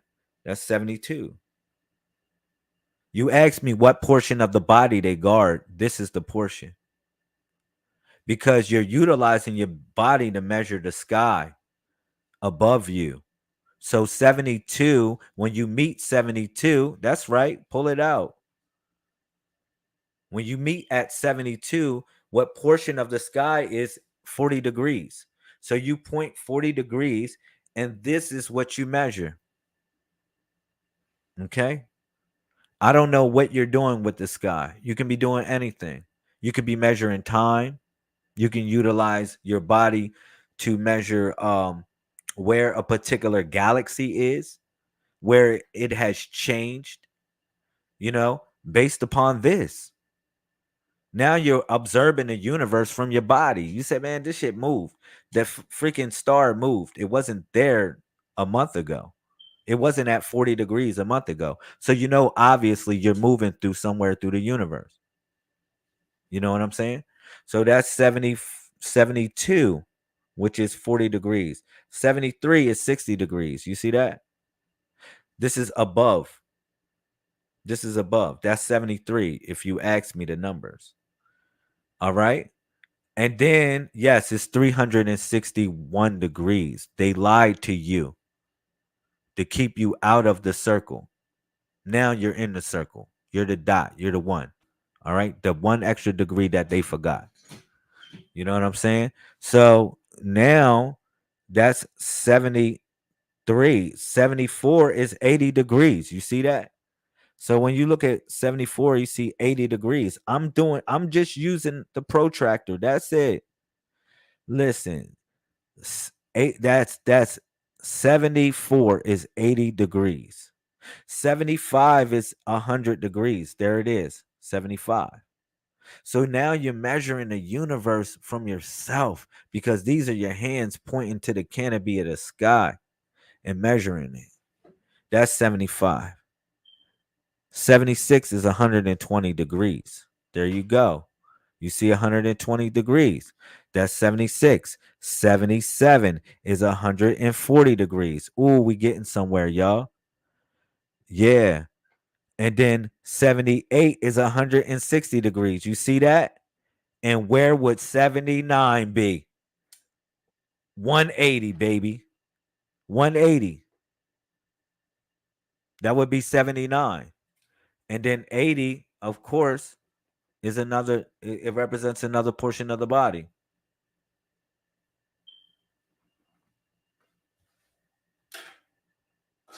But you do the same thing for the 50s. You measure what as above, so below.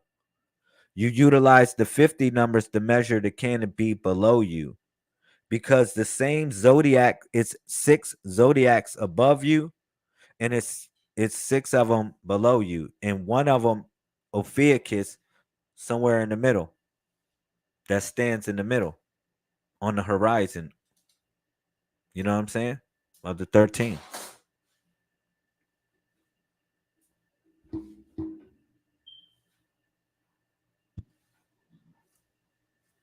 So the 361 makes me think of the Philosopher's Stone with the square and the circle and the triangle, and the seven, the way you described it. And so I understand 361 because I'm on my square, period. I'm the circle inside the square, inside the triangle, inside the circle. So I like that 361. Include yourself inside the circle and stop looking outside the circle. And I keep protractors and stuff like that around. Those are tools that do get utilized. I make board games. So in order to figure them out, I had to go back, man. I had to go back. It was a brain tease, but I had to go back in order to make these games. And what you just showed me about positive and negative numbers, 15 and 30 being neutral, I see a game in that. I don't know why I want to say a space game, but I see a game in it.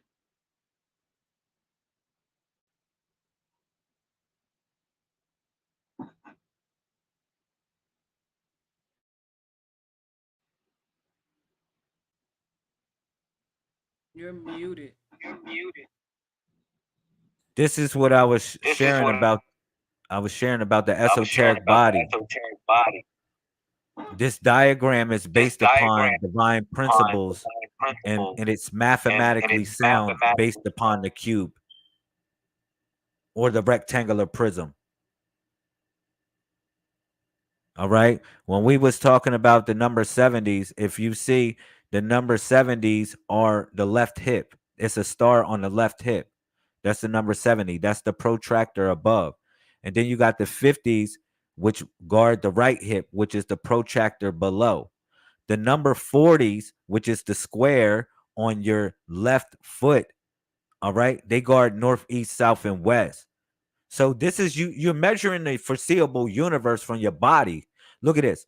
The right foot, it guards northeast, southeast, southwest, northeast, southwest. It's the principle of 80. That's on your right foot. And it all goes up like a pillar. Look at it. It's the number 7. You see 4 positions, right? And then you see one that breaks it, right? And then you see 3 more. This is a 7. The pillars.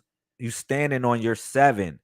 If you look at the pillars of the legs of this esoteric body, the pillars of the leg is based upon the number 7. And I can break all of this stuff down. Like if you want me to, I can break every portion of this body down to you. You know what I'm saying?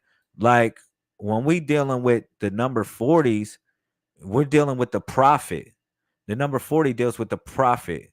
See, you got to see numbers as more or less like geometrical patterns, not just numbers that they gave you through arbitrary drawings or whatever like that. You can see freaking geometrical patterns and it represents numbers to you.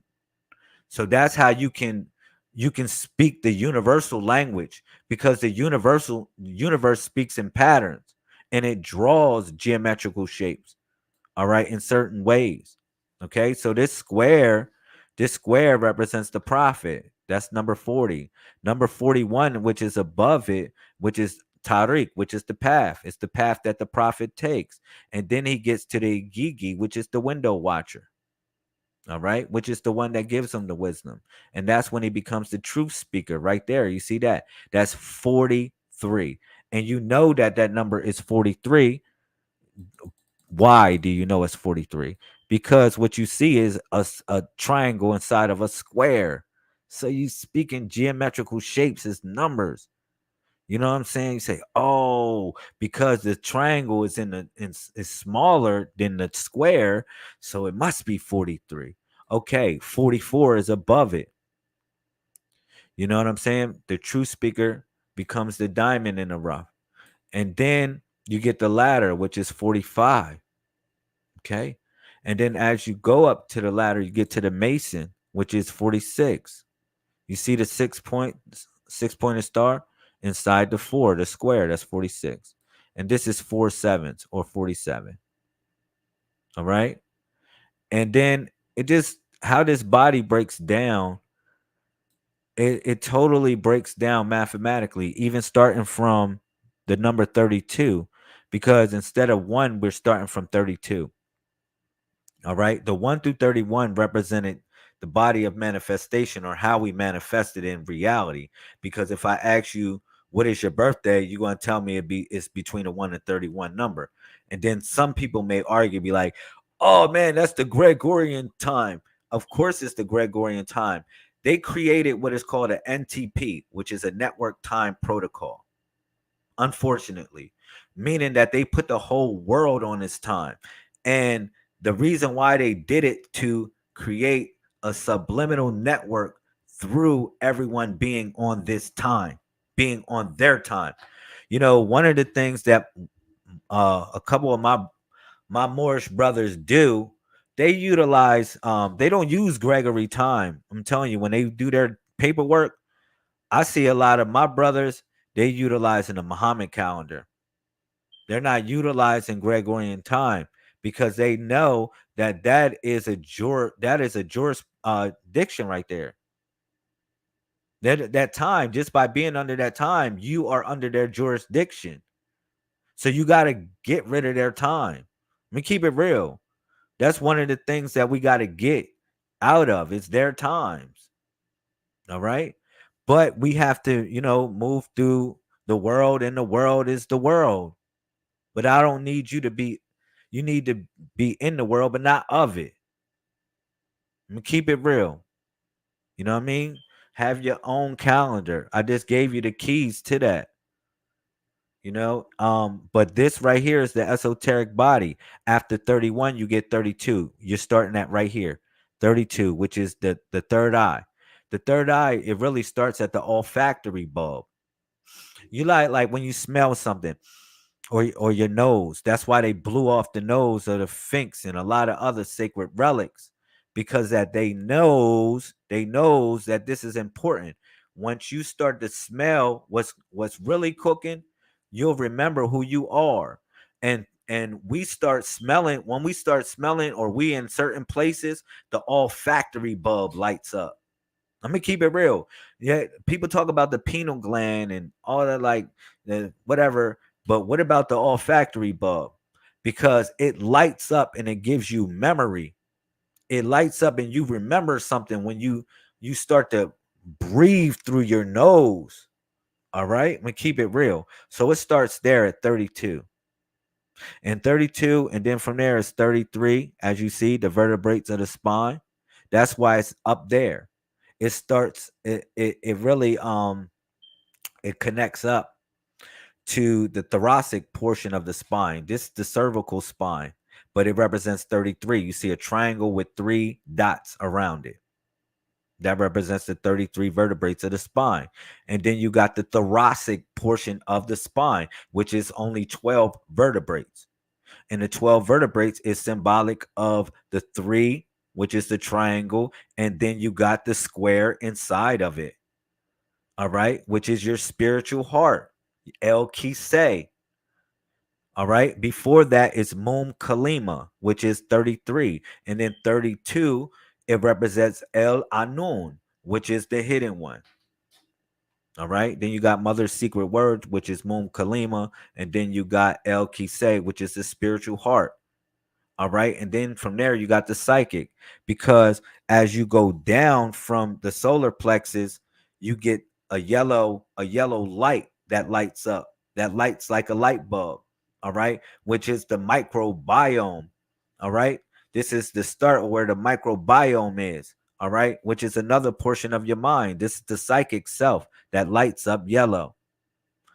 The yellow is for intellect, all right, and then it goes down to the 36 chambers, which is the umbilical cord or the navel, where the navel is, and then just below that you see a line.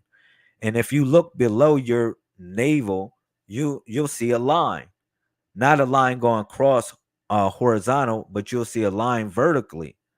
And the line vertically represents the fact that you are a human being. And keep it real, or lack of better words, because that word was even coined. But it just shows that you were born. Like they say, Adam, you know, like when they talk about Adam, right? The creation of Adam. This sounds stupid.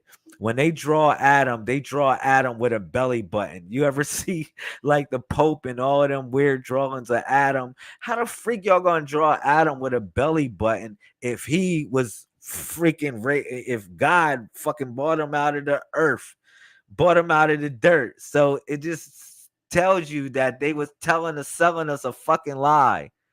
And then that's a question you got to ask. Did Adam have a belly button if he came in? Come on, bro. You know what I'm saying? So everybody has a belly button, but that represents the rope. That's 37. And then 38, which is the shield. And I can break down that because if you look at the pelvis underneath the surface of the skin, it resembles a shield. And going down, you got the jubilee. All right. Or what is called the holy seed, because you got the jubilee on each side. That's 49 and 89, which is the holy seed. 89 is the holy seed, and then 49 is the jubilee. Because remember, the 40s are over here, and then the 80s are over here. All right, so as it comes up, that's 88, but 89 is right there next to this. This is really symbolic of a male. I'm gonna keep it real. The other body is symbolic of a female.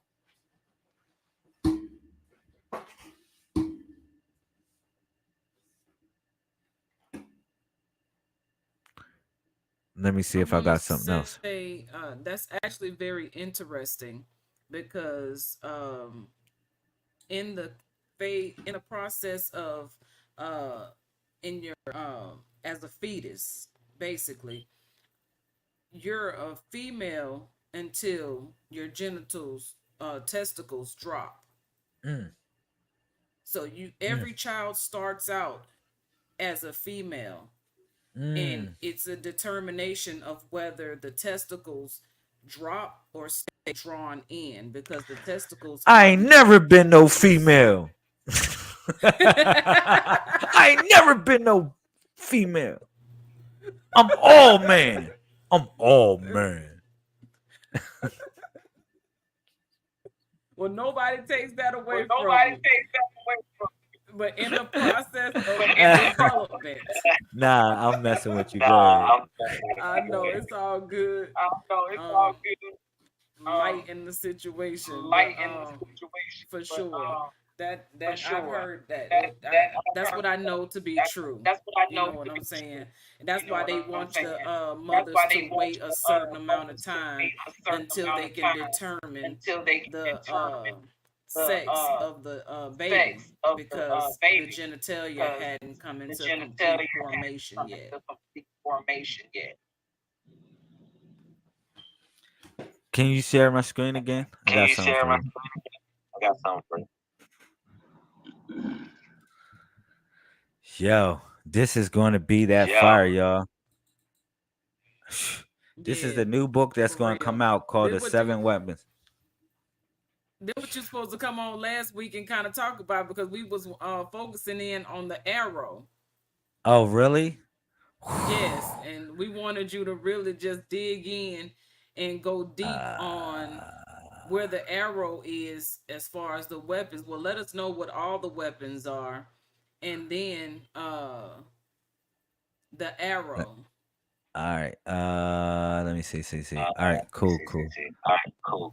Can y'all see that? So before you go there, Yes. let me say, we focused on the arrow because I watched the live where you were explaining it, And when you were explaining it, you were explaining about all these movements out here and the direction of the arrow for us as a people.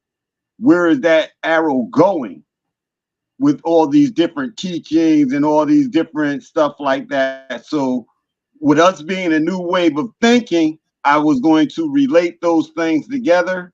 And so now you go ahead and we'll pick up where we left off. I yield the floor. All right. So you see right here, you got these are the 7 weapons. All right. I probably got it messed up a little bit, but the arrow is the 4th weapon. All right. I'm gonna go to this chapter in the book called the Book of Arrows, and I want to explain it. All right, you got the rod, the staff, the arrow, right? Before the bow, just like A comes before B. Okay? So the reason why is because the staff represents leadership, it represents being an example for others to follow, for the staff to follow, all right, for being an example for others to lean on. But you need somewhere to take these people, and that's why the arrow came after the staff. All right, you needed somewhere, a direction where to take the people. Okay, because now that you got all this information, you got all this knowledge or whatever, like, okay, where are we going? You know what I'm saying? Where are we going? So okay, this is the Book of Arrows. And I'm gonna leak this book for everybody. I hope y'all get it on Amazon when it comes out in a couple weeks. All right. But I'm gonna forward to the lesson of this so I can explain it. All right, a little bit. All right. And I'm gonna read it. Okay, so this is about I'm talking about a character named Josiah. He's a person in this book, one of the main people that I'm talking about. All right. He is more or less like a student, an adept student. And I'll talk about his life and how he learned the 7 weapons. All right. And how I learned the 7 weapons from him. Okay. I really learned it from my grandmom, and my grandmom taught me the story in a different way. So I'm explaining what my grandmom taught me. Okay. So Josiah was mesmerized by the lesson that his father taught him, and it really blew his mind on what these lessons could mean for the future that awaited his people. As the night of the night of wind began to dawn, he wondered what would await him the next day, what the next weapon he would learn as the chosen one. As he went to sleep, he started dreaming of many parallel universes and realities, different aspects of the simulator did not different aspects that the simulator did not reveal to him. It was something that he revealed to himself. All right. And let me kind of bring y'all up to speed what's going on. So the simulator is another word for dunya. Like in the Quran, they utilize the word dunya to represent like like the world.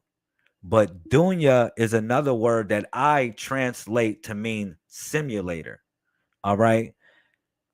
The reason why I brought that word dunya up to simulation is because this world is a test.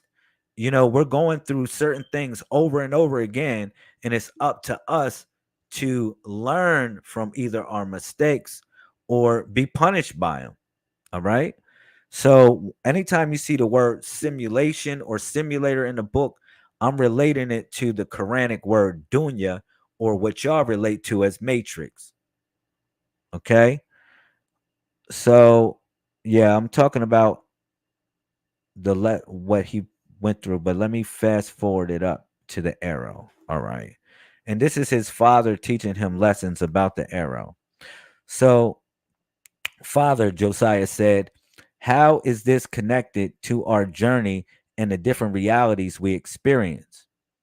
All right. Jamel smiled and said, my son, The arrow shows us that every action has a direction and an impact. Okay? This part what the arrow teaches. A direction, every action has a direction as well as an impact. Okay?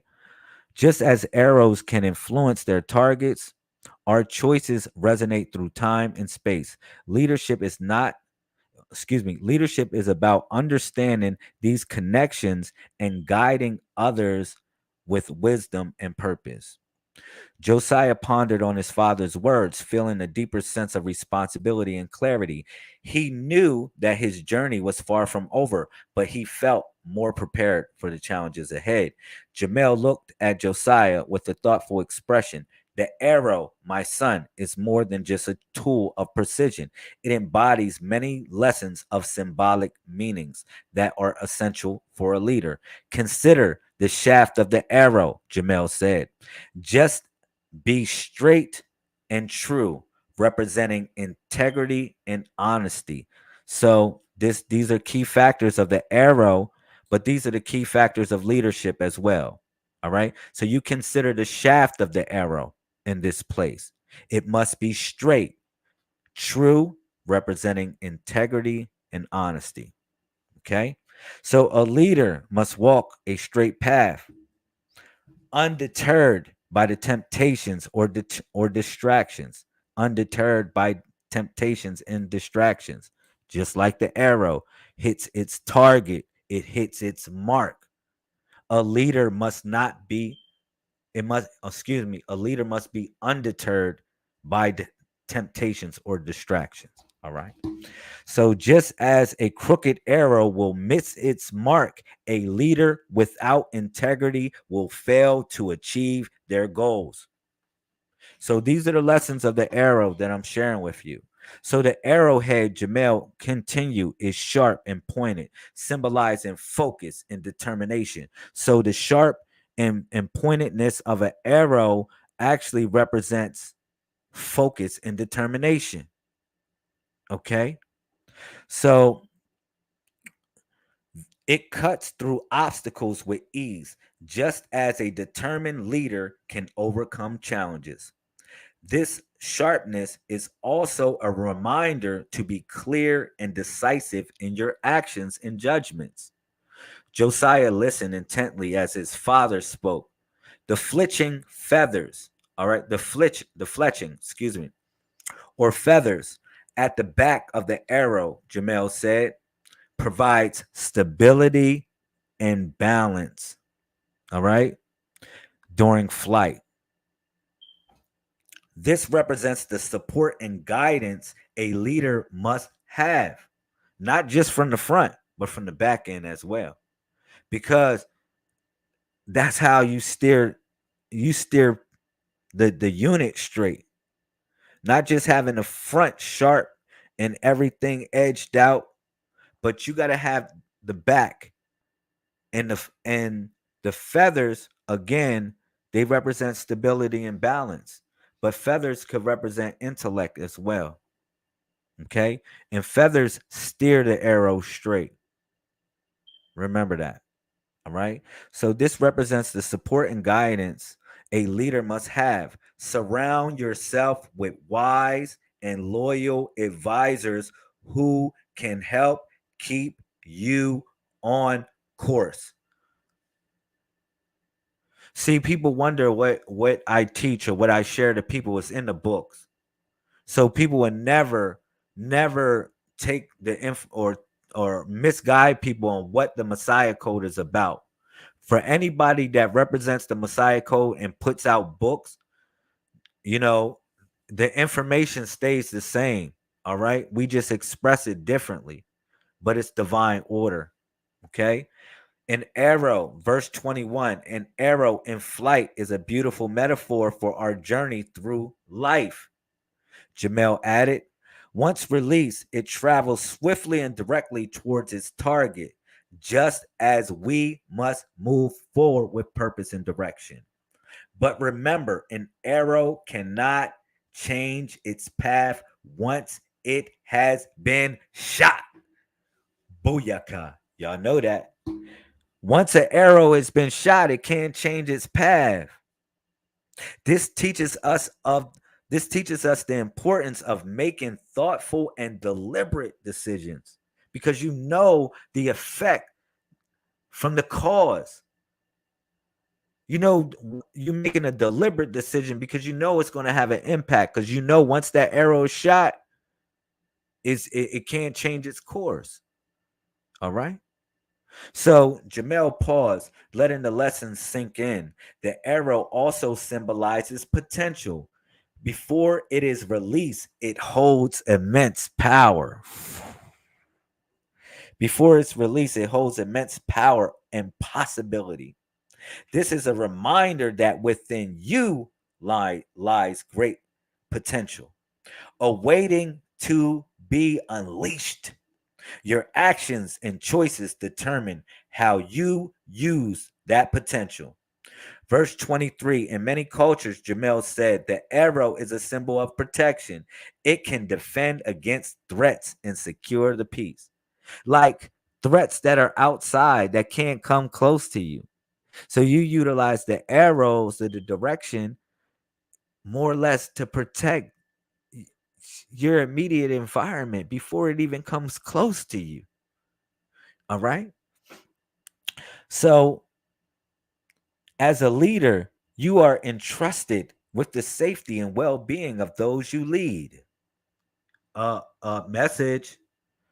Use your strength and wisdom to protect them. The arrow's journey, Jamel continued, from being drawn from the quiver to the hitting its target mirrors our spiritual journey. We are all on a path guided by our inner compass, aiming to reach our goals and fulfill our purpose. Each step, each choice brings us closer to our destiny. So there is a lesson. There is also a lesson in a way of how in a way an arrow flies. Jamel said it soars through the air, free and unburdened. Remember that. Teaching us to let go of our fears and doubts. These are all the lessons of the arrow. These are the lessons of a spiritual warrior as well, because these are the true lessons that we were taught. We wasn't taught to just kill. We wasn't just taught to just I don't know, man. However, hunt with an arrow. It wasn't about that. Just like a guild was formed when people started building, like the Masons started building, and then all of a sudden they formed a guild, and then they started having symbolic meanings of how they were laying bricks. It was the same things as spiritual warriors. Same thing is for the samurai. People think the samurai is all chopping people up, but when you go into the lessons of the samurai, you'll see that it's something deep. And it's something spiritual about holding that sword. All right. So, yeah, Josiah reflected on his father's words, feeling a deeper understanding on the arrow's symbolism. Father, how can I ensure that I remain true to these lessons? He asks. Verse 27, by practicing mindfulness and self-awareness, Jamel replied. Constantly evaluate your actions and intentions. Stay true to your values and principles and seek wisdom from within and from others. The arrow's path is straight and true, and so must be your journey. Think of an arrow in a quiver. The Jamel continued, it is not alone, but part of a group, each one ready to serve its purpose. This reminds us we are not alone in our journey. We are part of a community, and our strength comes from our unity and support for one another. An arrow is also a symbol of communication. Jamel added, in ancient times, arrows were used to send messages across great distances. Was it not? You shoot an arrow, you shoot somebody a kite for real. Yeah, this teaches us the importance of clear and effective communication in leadership. Convey your vision and intentions with clarity and ensure that your message is understood by all. Okay. So I don't want to leak this book. I want y'all to read it for yourself. But it breaks down all the lessons. And let me tell y'all something about the arrow. You got different types of arrows. You got the broadhead arrow, which has a symbolic meaning as well. Like the first type of arrowhead is a broadhead arrow head. All right, excuse me. It's known for its wide and cutting surface and is often used for hunting. In the spiritual realm, the broadhead arrow represents decisiveness and bold action. It encourages us to take decisive steps towards our goals, cutting through obstacles with determination and courage. Then you got the boldkin arrowhead, you got the blunt arrowhead. Um, I break all these down. The barbed arrowhead, you know what I'm saying? The fire arrowhead. All of these got symbolic purposes. They got symbolic meaning of why the spiritual warrior carried these weapons. He didn't carry them, or she didn't carry them for naught. When they dispersed their enemies, they dispersed their enemies with spiritual significance. All right. And these are the weapons and the tools of the Messiahs. One of the many tools. You know what I'm saying? This is the arrow. You know what I mean? I just fast forward. Oh, yo, I'm gonna leak the book some more. In the book, see the arrow, it represents your prayer. It represents the direction of prayer. So I put an ancient prayer in here too. How the ancients prayed, and I break it down. And look, like I break it down. I give you the prayer. You know what I'm saying? Like I show you like their stances and their positions of prayer. Like I show you these things. And another thing is like this is the arrow, because of what direction you face is your arrow. See the arrow, look. He giving praise to that which is below him. He giving praise to that which is below him. The waters and the earth beneath him. He's giving praise to that. Man, this is the arrow. This is all the lessons of the arrow. I'm breaking it down. When you read the book, you're gonna be like, yo, man, this is crazy. This is going hard. Um, these are all positions that the ancients stood in. Look, oh man, watch this. Watch this, Joy. If you don't believe me, prayer is the arrow. I'm gonna show you. Watch this. When you go down and pray, what do you create? A freaking arrowhead. Booyah! If I had a freaking bomb, I would drop it right now. When you go down and pray to the sacred womb, and where is the direction that you're praying? Because it is no direction that Allah isn't, right? But hear me out. The direction that you point into is the third eye. That's where you point into your prayer. That's where it's going. So you're going within. You're going within. You're out without, but you're going within. And this is the direction through the arrowhead. Man, I don't think we was for real ready for all of that. And you ain't even go through the whole book of the arrow. Now, I fast forwarded because I didn't want to leak it all. No, I feel you. No, I understand. I get it totally and completely. But what I'm trying to say here is this is some bomb information, and this is why I love the Messiah Code. You know, this is the information that captured my attention for me to want to study what is being taught within the Messiah Code from Bro Star, Brother Lazarus Lamel 131. Okay. Yo, I'm serious because it goes back into what we was talking about. Went back to the seven. Going back to the 7, man. I'm taking y'all back to the 7.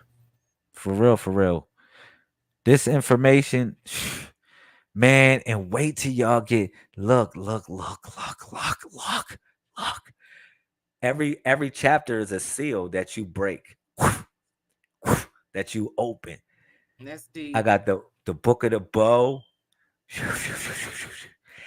And man, oh, the book of the bow! Ah! Yo, ain't no brother Malcolm is in the book of the bow. Oh! Y'all go get this book. When does the book come out? When is the book available? Man, I gotta finish it first, man. Oh Shit. shoot, you! I'm on the book of Lazarus. I ain't gonna lie to you. I'm on the book of Lazarus right now. I talk about in the book in the book of the bow how Malcolm earned his bow in prison. How he earned the bow in prison. People don't talk about that lesson. He was in jail before he got the bow tie. How he had to earn it in jail. That's deep. You know, people look at jail and prison like it's a bad situation, but sometimes that's the best situation a person could be in to get what it is that they were supposed to get to be who they are for their mission, for their assignment. That's like the people in the who was it, Paul or Peter? Who was it that was in jail? The point of the matter is there's stories upon stories upon stories of people who have gained what they were supposed to do from a prison cell because they're, like you said, Allah, God the Almighty, is in every direction. So wherever we land in our lifetime, we can find God there. Our higher power there, because it's a reason why we are there. And we know the reason why within ourselves, but it takes us to acknowledge it, come out of the denial of it, and accept it. Of whatever it was that caused us to be in a situation where we was at our lowest point, which was the 7 points, which is the highest point, because we don't have no other way to face but inward.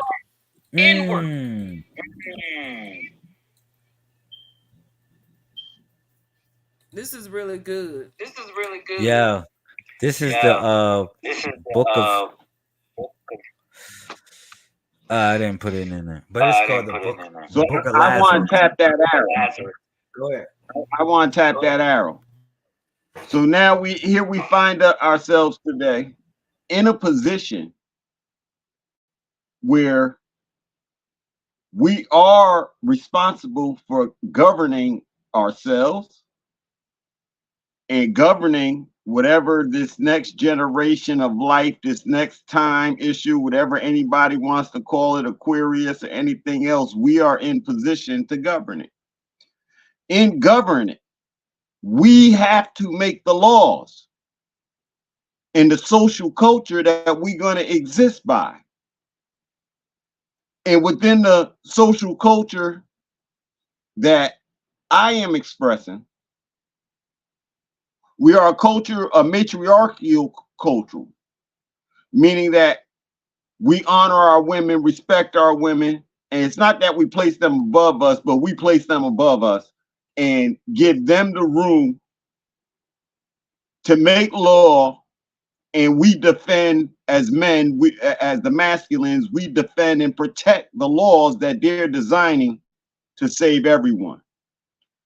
So because there's a delay in us as a people, I, as Caesar, got to be a hardhead. So I start making laws that we are to live by. But if people don't know the laws, then they can't live by them, right? So if I tell people that the Messiah Code is like our Vatican, they're like, oh my God, what do you mean by that? How are they like? Okay, so like this. Let's take a law of relating, and we say to each other this thing called marriage, we know with the license it has taken away our freedoms just to be together, just off the fact that we were created. So when we look to the future, we're gonna treat ourselves and tell our children, once you lay with someone, once you've consummated, you are intertwined to that person, not married. You're intertwined. You become each other's fast masculine and feminine sides. And you owe each other that honor and that respect as if we was talking to you about marriage and dealing with marriage, simply because y'all consummated your relationship. And then we expect, and I want to use harsher words, but we expect the community to respect the fact that these two people are together. They are a union. I don't want to say a couple because it sounds two, but that they're one. And that and then we all go about honoring this union and defending this way of life. And then when we move it forward, so after you two decide that y'all want to be together, you're responsible for drawing up a trust with each other, and that trust gets sealed through the Messiah Code. That's the Vatican part. So see, now we got everybody on record. You can keep your names of your children inside of your holy books, but you will also give them to the Messiah Code, so that the Messiah Code can keep up with our population and know how many people that we have, and the services can help be provided through the Messiah Code of everything that we're doing. So there's a whole bunch of other stuff, all the way down to commercial activities, that we need to talk about outside of these forums, because some of the stuff is intellectual property, and we're not trying to be stolen from or lose anything or give somebody else a great idea, that we should be working on ourselves in order to secure our world.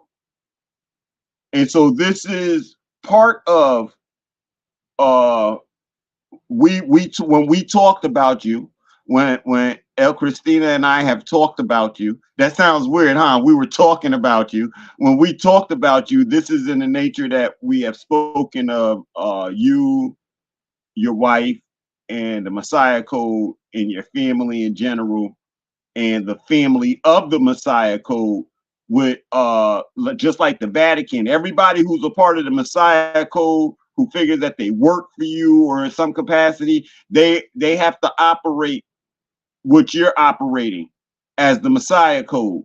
And so then they get to be cardinals, monks, or whatever else, and then they come out and they carry forth the message that you're bringing, along with as they use their monks and priests, gather up the flock, man, get the people together under one word. So our only binding agreements are, our mission is to uplift fallen humanity. We're utilizing love, truth, peace, freedom, and justice to get it done. And we don't go by any slave names. After that, we make laws, express them to our families, ourselves, and the rest of the world. And we begin to live as this nation that Prophet Noble Drew Ali has shown us that we are. I yield the floor.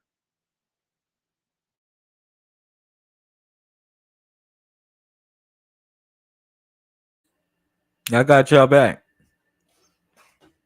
Whatever we need to do. I already talked to Akshita, and we talked about it.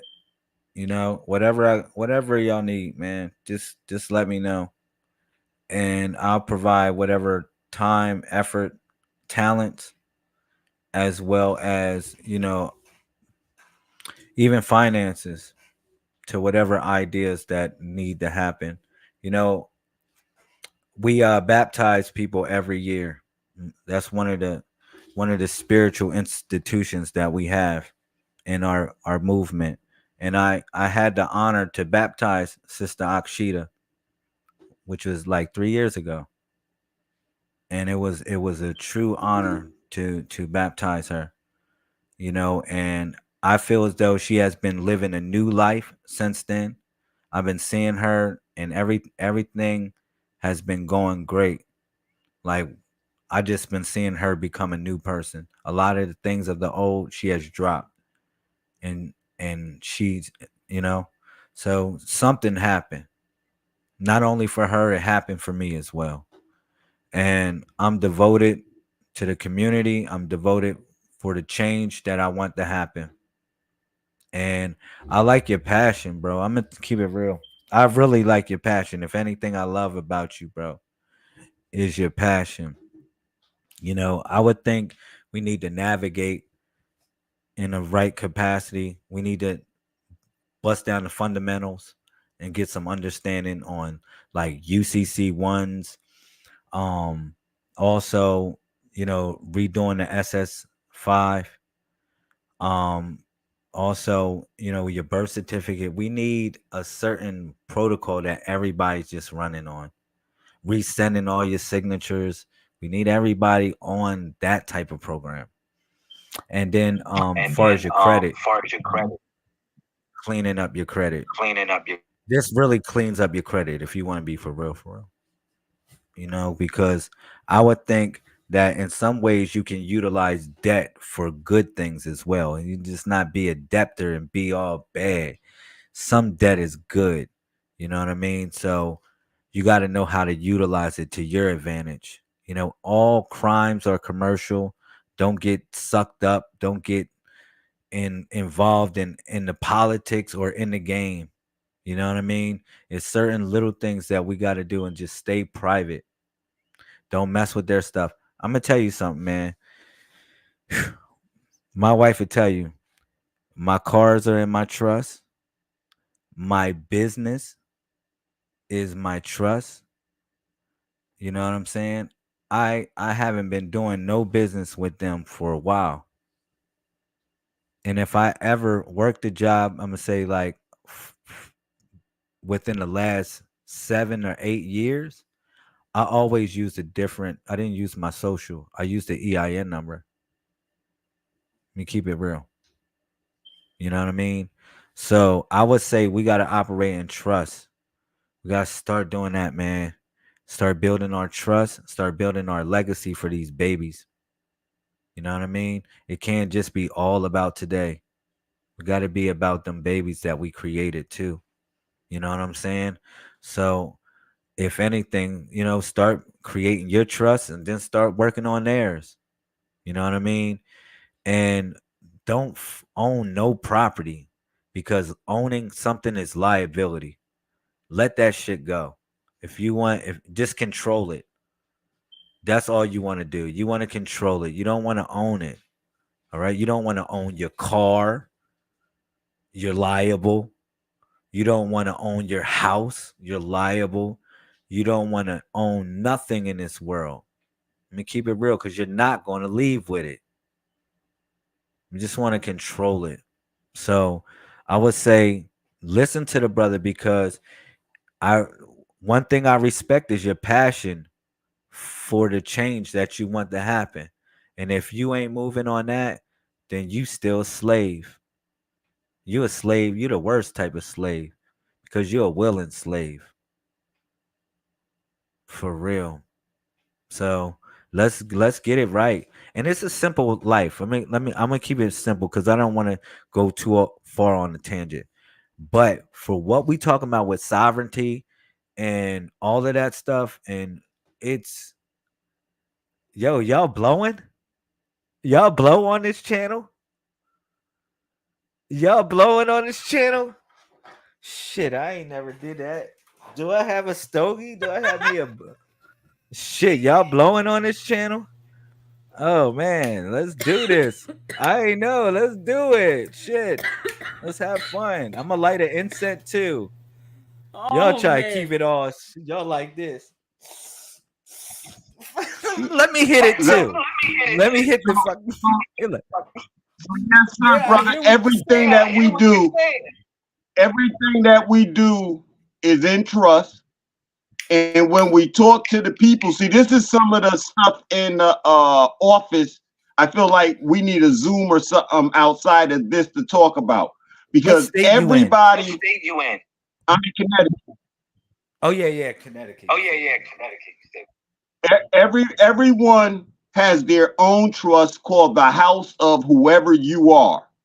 Whatever your name is, that's your personal trust to do your house and your car in. But then there are the universal trusts, such as Third World Order, Messiah Code, Matriarch LLC, Empire of Nubia. Those are the bigger trusts that we all stand with and stand within to do everything that we're doing. So if the Messiah Code itself doesn't have an international connection, through the Empire of Nubia, it does now. Automatic. With all the national stuff that we talk about, we know according to their world, you sign up by the state. But now Messiah Code is in every state and city you want to talk about, because we're operating out of a trust with all of us operating with and for each other in our different programs of everything that we're doing. And any move I make is so the Messiah Code and the WASP benefit too. Without even talking to these brothers and these sisters, everybody benefits from the moves that we make. And yeah, but we need time outside of this structure where we can meet through Zoom or something, and we can sit down for an hour. And I say the best business meetings only take an hour. We could sit down, hash something out, and yes, sir, start generating all kinds of funds on every level. And just to let you know, we do have our own monetary system with finance that everyone right now is earning. Right now, you're earning for our government. But I want to explain that in a closed session. Question. I got a question. What do you know about the Form 56? The Form 56, obviously that's something from the United States, and I'm gonna tell you the truth. No, it's I don't know fiduciary anything. relationship. It's with trust. It's with trust. I'm not asking you to. I'm just asking you like. I'm just asking you. Did you know something about it? No, sir. No, Because sir. Not at all. Not with the trust. Not Form 56. I've never even heard that one before. Form 56. IRS Form 56. It's a fiduciary relationship. Because when you talk about building a trust with all of us in different places, we would also have to file a Form 56 with the IRS. No. To show fiduciary relationship. No, because nothing we do is subject to the United States. We're going to stop taking fiat for everything that we do.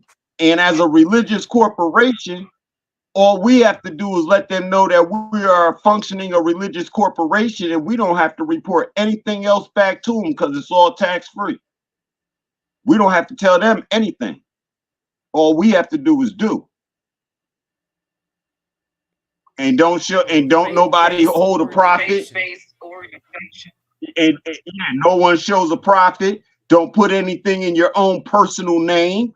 That's when we'll get messed up. People start trying to put stuff in their own personal name. But as long as we act as a religious corporation, they're not in our business at all. And we fill out less and less of those forms. We just have to tell them we're here. And then we owe them nothing else.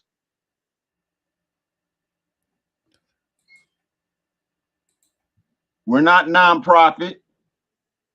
That's their 501c3 structure. We don't even operate with that.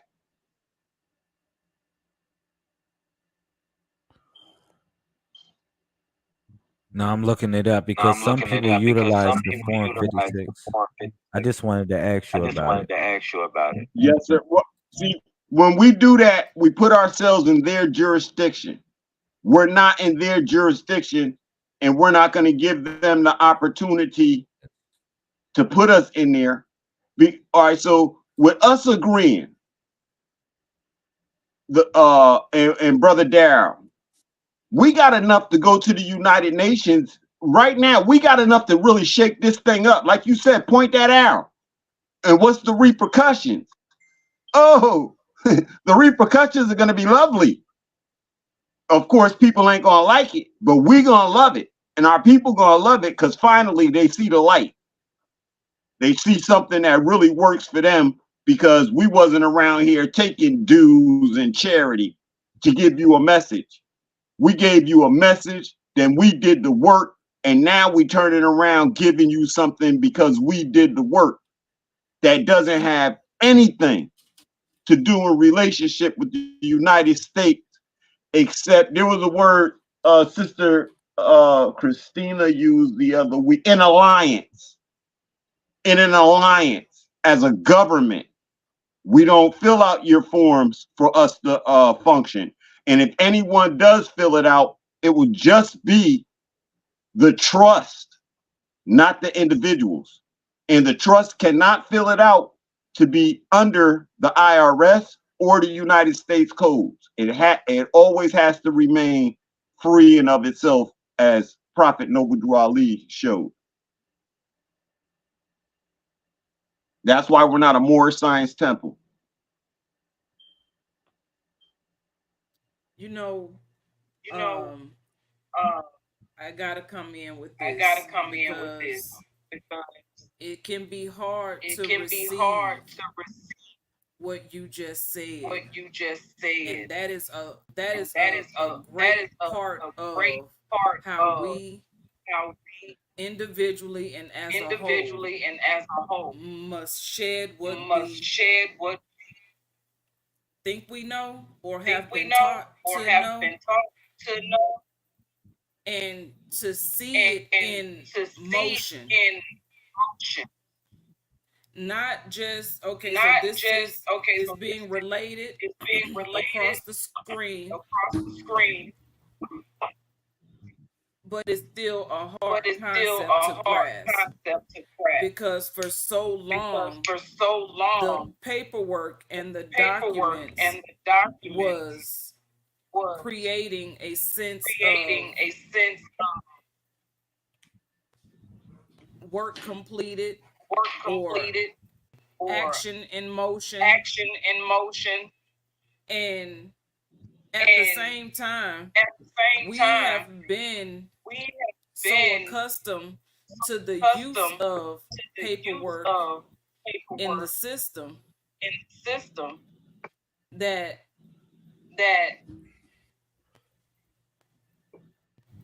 if that's what got us in this position, then that's what's gonna have to get us out of the position. But I hear what you're saying. We as a people can change that.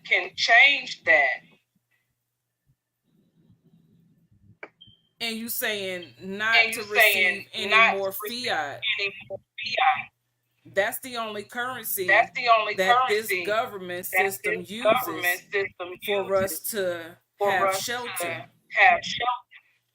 So I feel like it's fair to say that's the working goal to get to that point.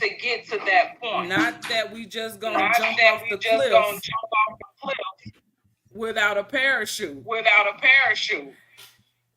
Because that's kind of we're in transition. Yes, we are in transition, moving forward towards change, and this is what that change looks like. And in order to get to that change, we must understand the steps that we need to take. So that means that we have to be the example of this in which you're speaking.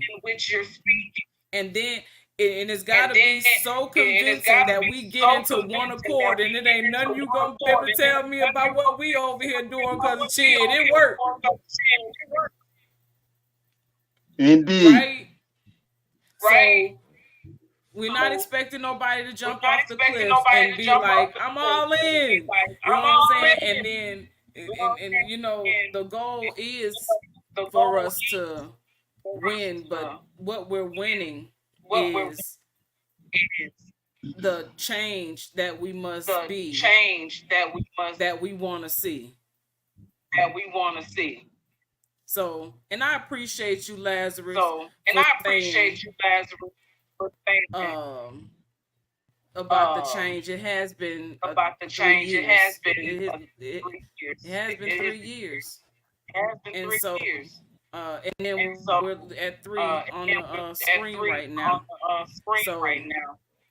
So, yeah, I appreciate yeah, that. I I appreciate you being appreciate that. here I and appreciate you sharing the being knowledge here and and information sharing that you knowledge have and shared. information that you have And shared. Indeed. Elia, Um, yeah, that was a great that was presentation a great of the presentation goals of that are being the set goals for that the are being change set that we are for the going change we are into. going And so I'm into. just happy to be And so here I'm just right happy to now. be here right I just now. want to say that I just want to a say lot of that our a lot of our progress will happen when the women progress will start happen coming when the women forward start and coming coming together. forward And I and coming know together. And I Lazarus know is one, Lazarus as well is as you, one Elia. as well as But Elia. because Lazarus is our But because guest, Lazarus I'm is our gonna guest, speak on I'm on terms speak of on what I terms have of noticed what I he's have doing. noticed he's doing.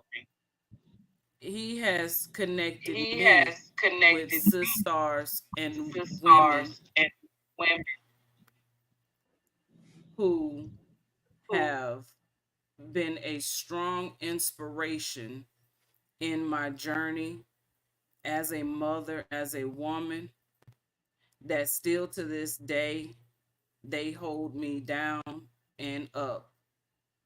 They won't let me fly too far away, and they're not going, and then they're also not going to let me go too deep down into the ground R.I.P. without. Sister Carla.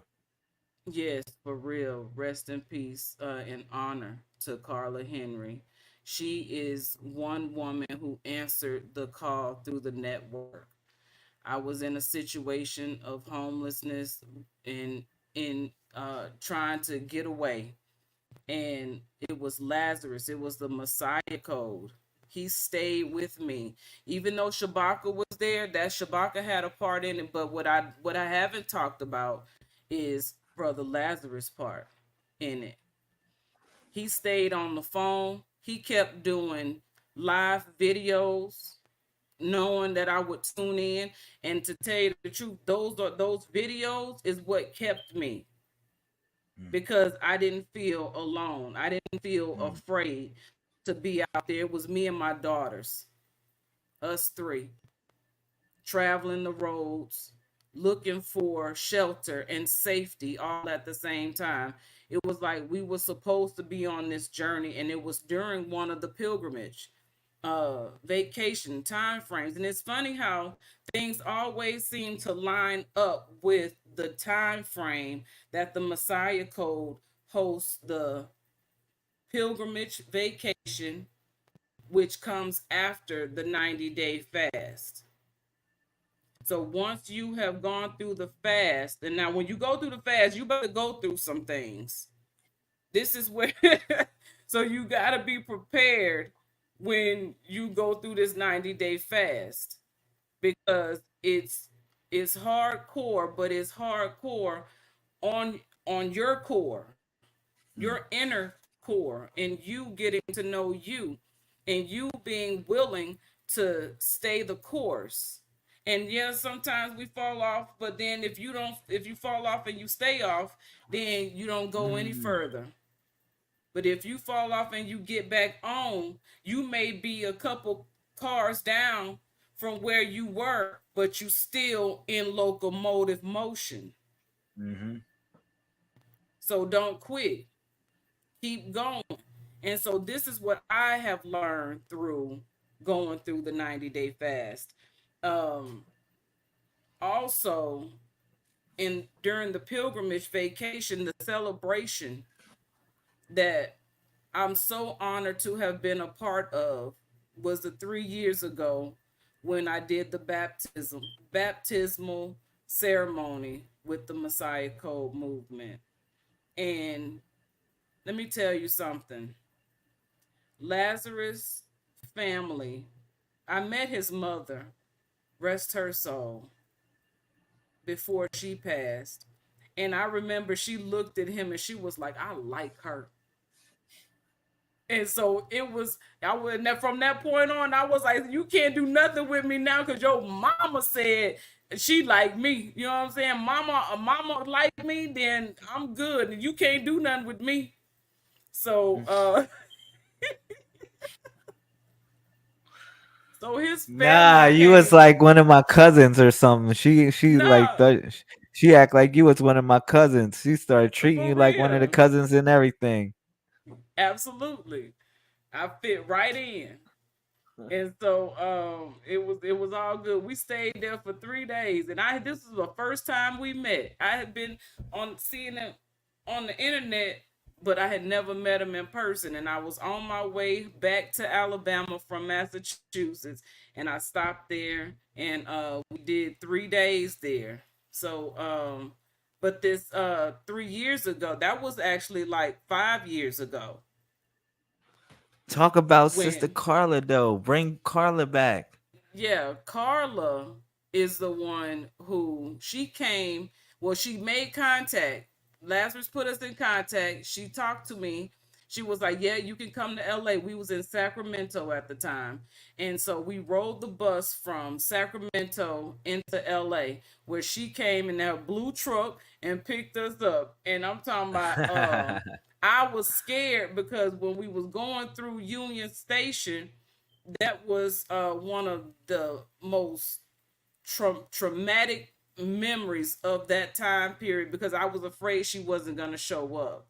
And I was like, Wow. oh my God, I hope she hasn't changed her mind because we were sitting there waiting for some time and we had all these bags and my daughters, they were younger at the time. And so it was just a lot to deal with. And she showed up. And oh Hey, my hey, goodness, sis, let me say this. You got people don't understand. Like when you let's say you talking on Facebook and you don't know, it may not be that many people listening, but it may be that one person that's listening that really matters. yeah, Listen, the only thing I used to do was go on Facebook every day and talk about how the universe made me feel. And I touched that lady, Sister Carla. mm, You know, God rest her soul. God bless her. She passed. She transcended. But hear me out. Like she came to a pilgrimage vacation, one of my the first ones that we had. She came and she brought her grandsons, and they just had such a good time. You know what I'm saying? And anyhow, it's just that you never know how your message affects people because it affected that lady so much that I was like, yo, man, Sister Carla, I was like, please reach out to my sister. I was like, yo, my sister is going through some stuff. I need somebody come through, man. Somebody that got a real heart. And she hit me up and said, Lazarus, I got you. And she said, I got her. Give me her information. And from there, that's it. she had us. And she stayed in a one bedroom apartment and we slept on her living room floor. Mm. And But you y'all could made it tell she happen with lived what y'all through. had. We That's what I'm With what trying y'all to had. say. Mm. It wasn't about it had nothing to do with sleeping on her floor. We was just grateful to be there. We were Mm. grateful to be in the care of someone who was willing to go outside of their comfort and open up their homes to me and my daughters. You know what I'm Mm. saying? She got to be one of the realest people that I ever met. She took me Mm. to the DMV to get my license, which at that time I couldn't for some reason get my license because I was in California all that time with no identification. The only identification I had was my military ID, and that was sufficient enough for me. So this is how I also know that we can operate without a United States driver's license. Mm-hmm. You know what I'm saying? I was doing everything that I needed to do with a military ID. Now, everybody doesn't have a military ID, but the military is representative of an organization that has come together and created its own identification. Mm. Same thing we're talking about Yep. in a different, from a different perspective. So it's possible. You just got to see the different ways of navigation Mm-hmm. towards the goal and be willing to just believe in yourself. Want it for your children. You know what I'm saying? Want change for your children. Mm. And greetings to Daniel Phillips and Marilyn Phillips for tuning in. So yeah, but Carla, so ultimately we couldn't stay on her floor, so she got in touch with her cousin, and her cousin was like, yeah, she could stay here. She had a 3-bedroom spot, and that didn't really work out. I'm not gonna go into details about it, but my brother happened to be in Los Angeles, and he got in touch with me because he knew we was in Compton.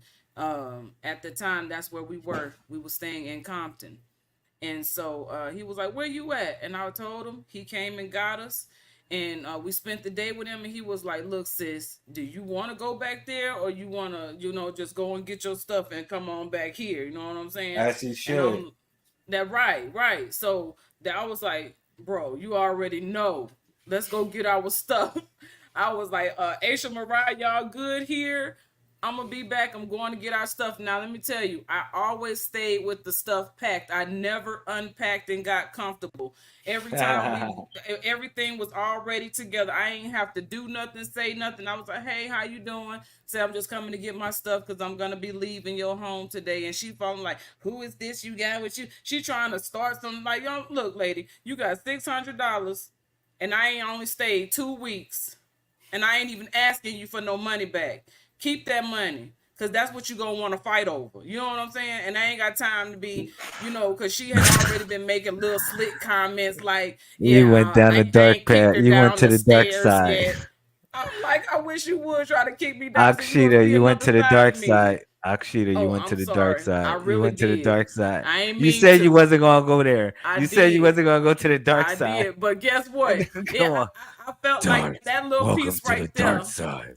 I feel like that little piece right there was necessary to understand why I was moving the way I was moving also. Nah, you And good. for You people good. to keep precaution when they in situations like that. You know what I'm saying? Don't get comfortable where you don't plan on staying very long. I didn't know what that road was going to bring, but I knew that, you know what I'm saying, I needed to keep my stuff packed up. So me and my brother went up there, got my stuff, and I was with him until we went back to Alabama. So, but Carla has been in touch with me. Well, she had been in touch with me over the time, and she would always tell me, "You don't ever have to mention this.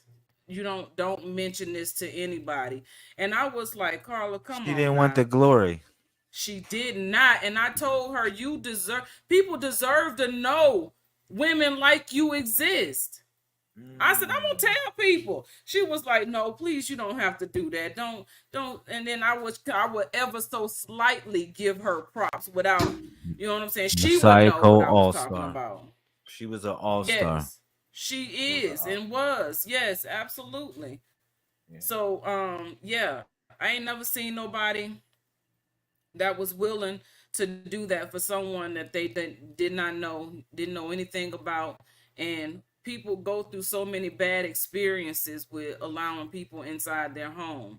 You know what I'm saying? Especially with children. You don't know the upbringing, you don't know the background stories, you don't know anything. And some people will take that type of heart for granted, and they will ruin it for people like me, you know what I'm saying, who have no malicious intent, embedded into my actions and behaviors and my movements. You know what I'm saying? I was moving across this country with my children, And there was so many women that watched me do this that inspired them to leave.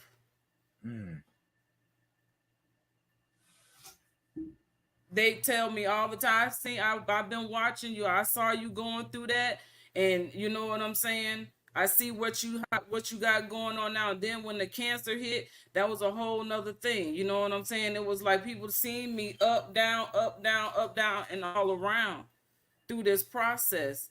And it was because of coming on here. Like you said, that you were coming on, because you never know. It's that one person that may catch your message and hear what you saying and find hope. So a lot of the sisters that I still communicate with, a lot of times one-on-one, because a lot of people don't like to come forward. You know what I'm saying? So that's why I don't trip on the views, because those who it's meant for will be drawn to it, and they will get what they came for as long as they come for it. You know what I'm saying? Because it's here. So if we just keep on coming forward and doing this, but then also have these type of conversations on the backside, where we get everything in order and we begin to move like a unit, there's nothing that's going to happen overnight. We're not going to be what we're talking about tomorrow, but we can always keep up with one another and keep in touch with the information and say, okay, so, and actually let's do some things. Let's get the administrative part. And all the administration part always comes back to me. And I'm over here trying to get organized. And I'm like, so, we work all them parts out. But yes, I just want to say it would be really nice to have more of the sisters coming in and having these conversations, and then to also highlight some of the wonderful works that they're doing and how they're useful, because see, we don't know one another's skills and talents unless we we know them because we seeing them do it, but there's other people who may not be able to see that, and we can bring those things just like they could bring the what we're doing. So we start sharing each other's stuff, and that's where it pretty much all starts. But you got to believe in what you know what I'm saying, sharing on across platforms. You know what I'm saying? So I get that process too. So we didn't come here from, you know what I'm saying, already having it figured out. We come here from learning through the process. And so I'm loving it all the way through. How about you? I'm tired. It's so bad. Before he goes, do we have the ability to play this song? Oh, that's hot. You don't have to play it. Can you play a song? Hold up. Let me say it. Because I can't. Let me see. But wait, Let me play something. Play the video from the opening of your show.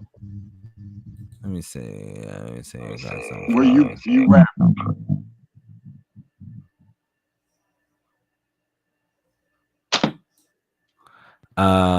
Let me see if I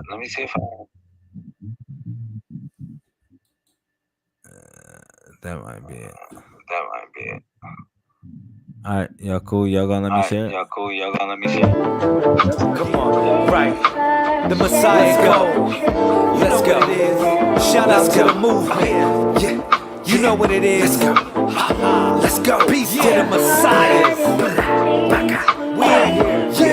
Yeah. Let's go. Right. Yeah. The life that we live in, we be seeking the truth. The youth say you'll prove it if you speaking the truth. Hope that you listen and we giving you clues. I'm on a mission, is to give you the truth. Hey yo, the life that we live in, we be seeking the truth. The youth say you'll prove it if you speaking the truth. Hope that you listen and we giving you clues. I'm on a mission just to give you the truth. Hey yo, Walking through Babylon, it's a marathon to escape. Feeling like Farrakhan, but the marijuana got me bait. I'm in my thoughts thinking, trying to come across the meaning. Life is like a puzzle, but I'm in the muzzle speaking. I was in a war with self all up in the terror dome. I must have lost my title, like I'm Larry Holmes. Levitating like Peter Pan, meditating like Freedom Man, radiating like I need a fan. I'm hot burning. I was soul searching when my soul hurting. It's a lesson in this life that we all learning. I was smoking on the bud while the world turning. I try to show you love, but you ain't worthy. The life that we live in, we be seeking the truth. The youth say you prove it if you speaking the truth. Hope that you listening, we giving you clues. I'm on a mission, is to give you the truth. And yo, the life that we live in, we be seeking the truth. The youth say you prove it if you speaking the truth. Hope that you listening, we giving you clues. I'm on a mission just to give you the truth. And yo,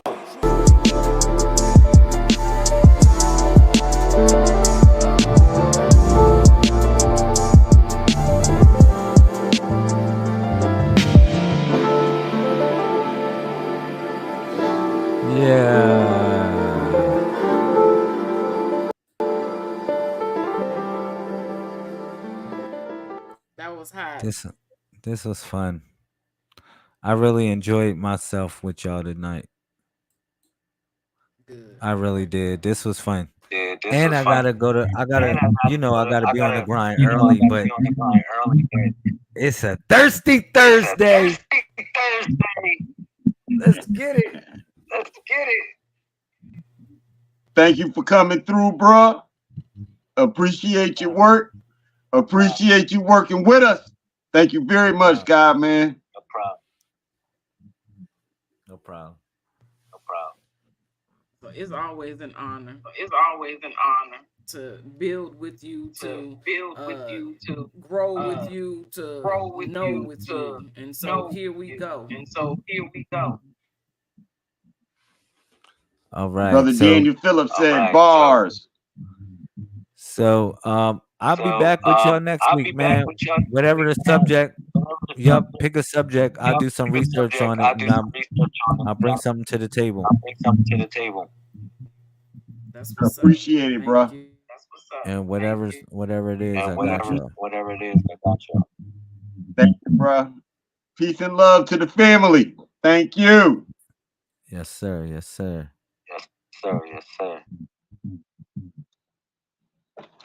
So I just reached back out to Shabaka and apologized to him. Asked him to come back on and try to close us out. He didn't answer. But I told him we was trying to get a point across.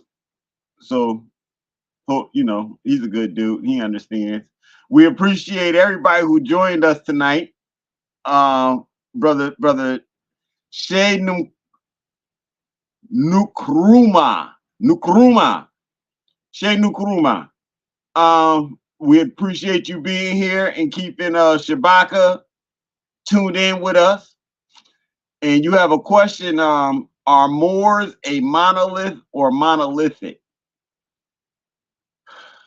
So, see, me personally, the creator and God are separate beings.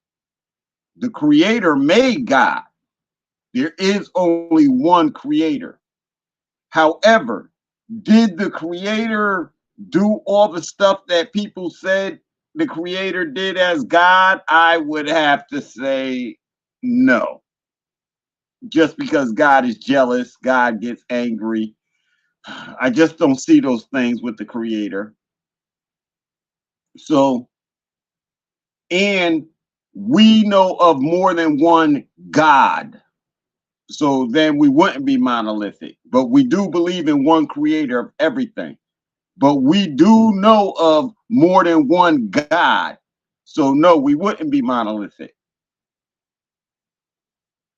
So if you're still there, I just wanted to answer that question. I would try to answer any other, but I'll do something stupid and cut myself off, and I don't want to do that again. I don't want to do that at all. We gotta change our language. With self. Did I cuss? You said stupid again, and I heard Lazarus say the same thing when he came on. Oh, that was stupid, and I'm like, okay. You know what? We're chastising ourselves. I know, but we You're don't right. chastise our children using those words. Yes, And ma'am. we shouldn't. And so, if we don't chastise our children, then we should not chastise ourselves in that manner, because our children are watching us and they're listening to us, and we're grooming them with our words. Yes, ma'am. So apologies for the slip of the tongue.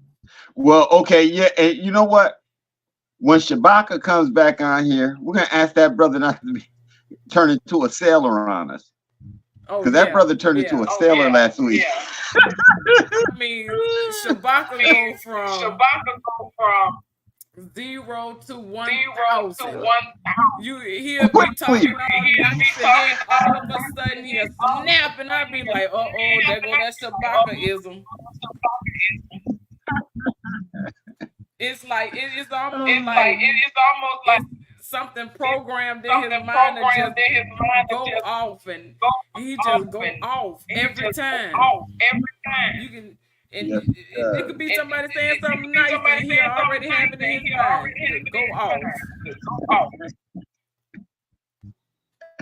I love it. They was agreeing with you, That's my buddy. So I don't know what happened to King David tonight. Hopefully, maybe he'll come on next week. Yeah, and you want to know something that was interesting?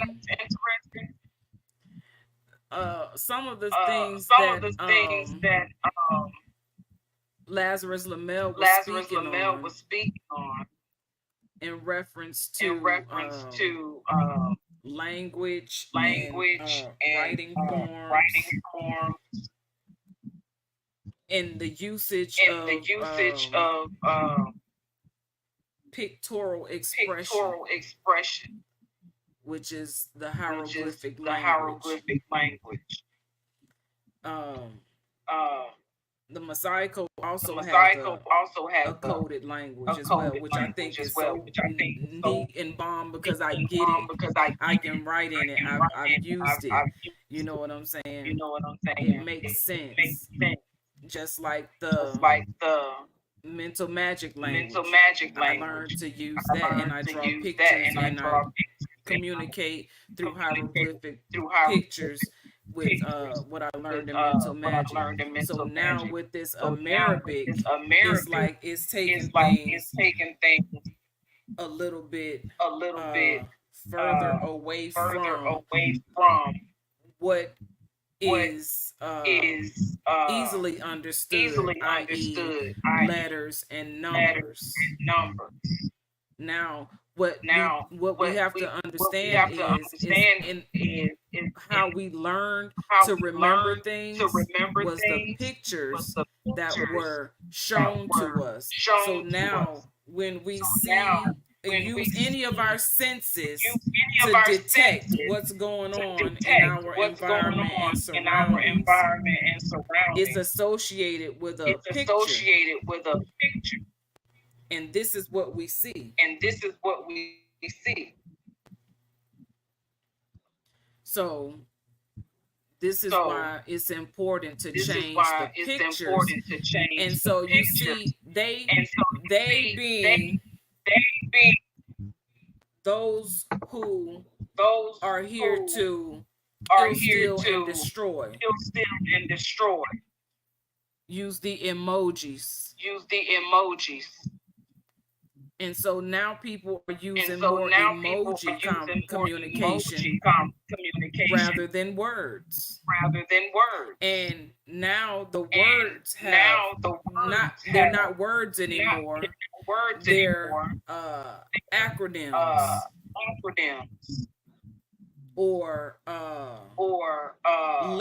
abbreviated letters to create a whole sentence. And I be on Facebook talking about figuring out what each letter is, and understanding based on what I just saw, what picture was shown, and how the letters identify with what I just saw. So everything is pictorial and Yes, vibration. ma'am. Yes, ma'am. That's our first language. And before we can understand words, before we are fine-tuned with words and language, our eyes perceive the truth. We're taught how to lie and go against what we really see. So we got to get back to that. Yes, ma'am. And that's in the process Yes, of what ma'am. we're Get doing. back to the inner self, the inner thoughts, the inner deeds, and take authority and accountability over our own actions. This is what we're discussing. This is what we're putting in place for us to do. And so there is no one religion. We don't care about your religion. Talking to you about your nationality. You can have whatever religion you want. If you could be a Christian and a Muslim and an Israelite with a United States ID, you're gonna be a Christian, a Muslim, and an Israelite with a Moorish ID. You're going to be. You have no choice. That's how I see it. Oh, he's forcing us. No, I'm not. They ain't force you to get a United States ID. We ain't gonna force you to get this one. But the work that we doing is to make sure that you get one, a Moorish ID in your pocket, representing your nations and your tribes that were here long before the United States was here as aboriginals. So that's the move, the new way of thinking. It's a new wave of thinking. It's not what they say, it's what we say. I kill myself sometimes. But that is true. Oh my It's God. not what they say. It's what we say. We the people. Our people say, who's our people? Who's the people? The people are the like-minded ones who agree and don't mind coming together to be a change, make a change. That's the people. And that's why religions don't matter. That's why we're not putting on nothing like that. Right. Y'all soon find out religions don't matter. Everybody isn't. If you ask me about religion, does your religion agree with love, truth, peace, freedom, and justice for everyone? Is your religion supposed to be cleaning up the downfallen people? These are the things, yes, sir, be the change. These are the things we're talking about. Same thing your religion talking about. So if I'm talking about putting on Front Street what your religion says it's about, what are you arguing with me for? Because I didn't say Jesus. I didn't say Muhammad. I didn't say it the way you liked it. I didn't say Yahashua, Yahuwah. I didn't use these words. So now you're mad at me and I'm talking about love, true peace, freedom, and justice. Well, I'm beginning to think something's wrong with you. Right now, for real though.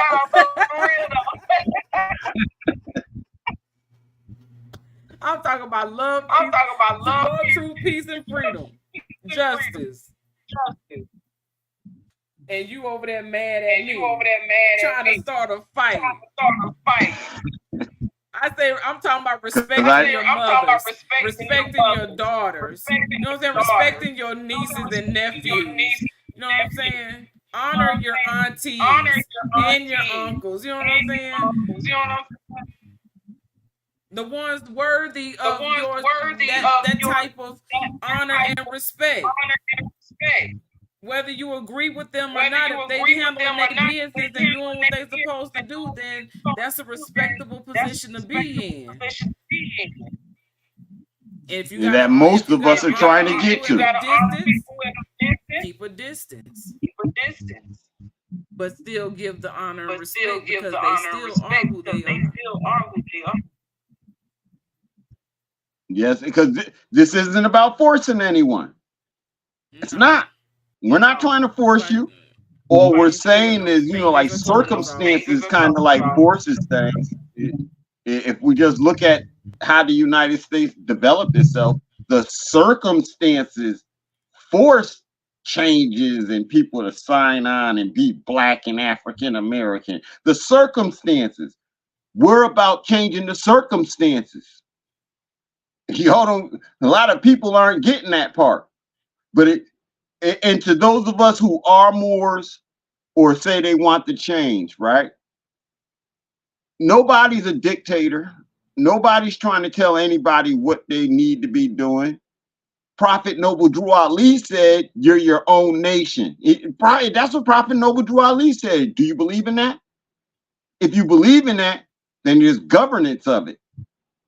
But who's supposed to be governing? You or somebody else? So if you don't come along and help govern it now, 3 years from now, don't complain about any rules that were made because they're going to be in stone. And then somebody like me, then I got to be a mufti now. And instead of wearing just my red headdress, I got to put on a black one. And then I have to come out here and seize you with my little army. Whoever the people Lamel sends with me, the people Daryl Cosman send with me, the people Star Akshita sends with me. We got to come seize you. Simply because we told you these things. You could have talked about it with us. You didn't want to talk about it. So now it is. Circumstance. You have to go by. And you don't, come on, man. Don't you see what goes on now? When you feel like you don't go by the law? Hold on. Who you talking about? No one in particular. Right, no, I'm saying what circumstance does what you saying apply? Oh, you mean like going to seize them? Yeah, who you seizing? Oh, okay. So if you are in the future, let's say you're an accountant, right? And then you did a Bernie Madoff, you rob people, we coming to take a hand. And let's say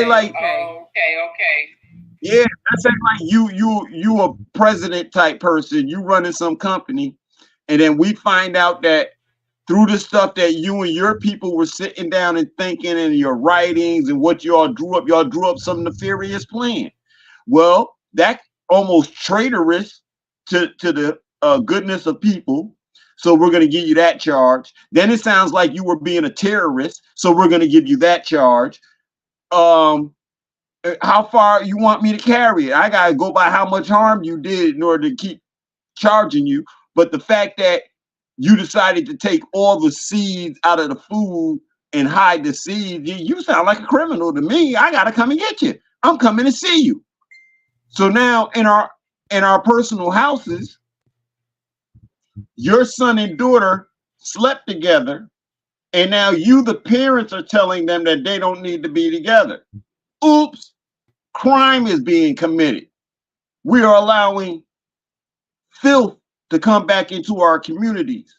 We're gonna let that little girl get pregnant, and then we're gonna say the babies are bastards. We're gonna call her a scarlet, a harlot, and this, that, and the other thing. When we have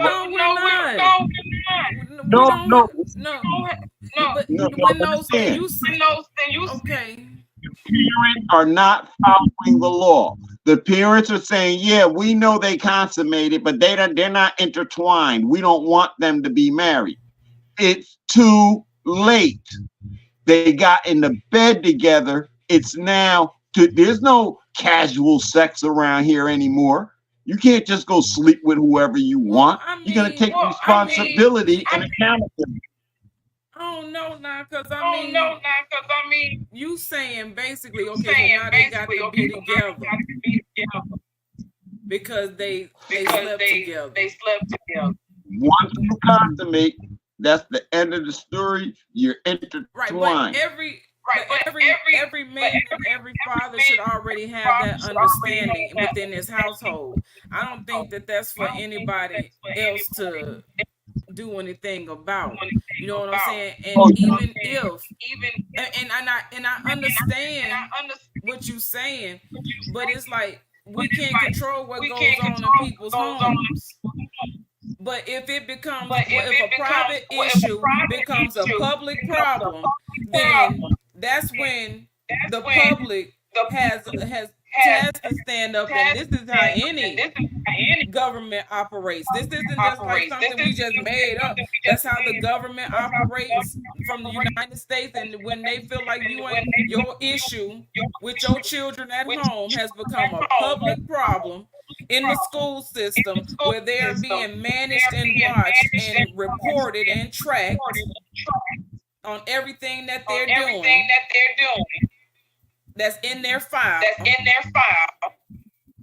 So when that file becomes open and it's an issue that's becoming an issue in public, then your private issues just became a public problem, and they coming in your house, and you can't tell them nothing. You can't stop them. And even if you try, they're gonna come back with some documents that says they have the right. And then they're gonna come in and remove your children from you. And no one should have the right to come in and remove children out of the care of their mother. Now there's certain instances where a child is better off outside of that mother's care. But here's the deal: if more families would step in and say, I'm going to care for that child would not need any reason to be in the CPS or foster care system, because that child remains with family. They speak about reunification, but what happened in that space when that child wasn't in your care, and when you weren't having to tend to that child? The growth that you experienced versus the growth that child experienced is not going to mesh, it's going to clash. So where is the family reunification when you're not 100% in care of the child? So I don't agree with taking children out of the home of their mothers, but I do agree of rehoming children that need to be rehomed in love, though. And they can't know what's really going on in those situations. It's a lot that's happening, and I'm not even going to go into that. But the point of the matter is, family unification is promoted here. And definitely. And that's the whole idea of that law. And as far as like even the children, I'm sorry, that's in foster care now, as we begin to set up the system, we get those children, because they don't have nobody to claim them, and or those parents of those children who have been taken away in the system that become a part of what we're doing now has a nation to stand with in order to stand the trial or the case. See, the thing is that the people don't have a nation behind them, and they're being misnomered as Black and African American, and so that means that they can do whatever they want to do to you. You don't have even a right to your own children. You birthed them into this world. And somebody can come in and say, somebody made a call on you, and we're going to take the children until we further our investigation. Now, 9 times out of 10, this creates 10 out of 10. This creates an emotional instability within that woman. So she begins to act irate. So what do they start doing? Taking notes.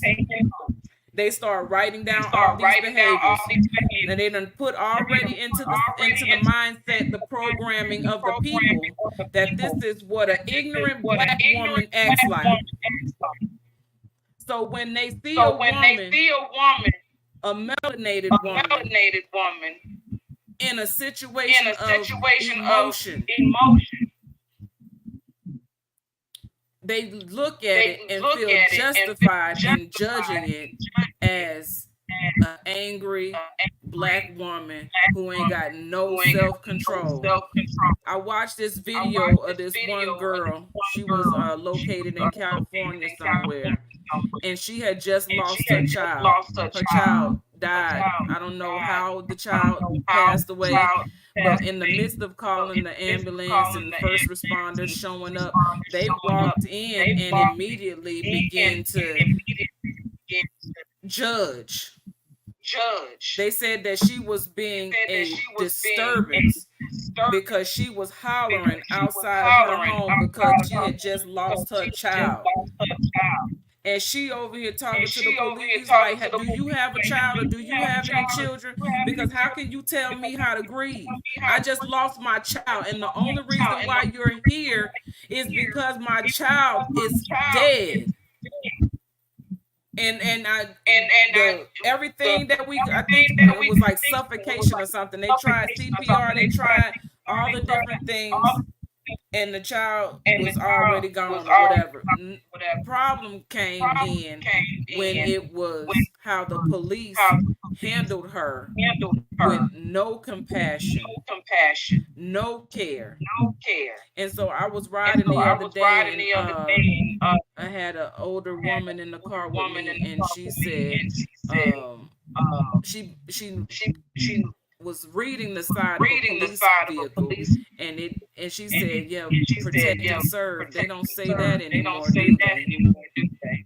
They took them off all the police cars. So, their duty was to protect and serve. Now they are safety officers or some type of, alternative name that doesn't make them liable to be just and right.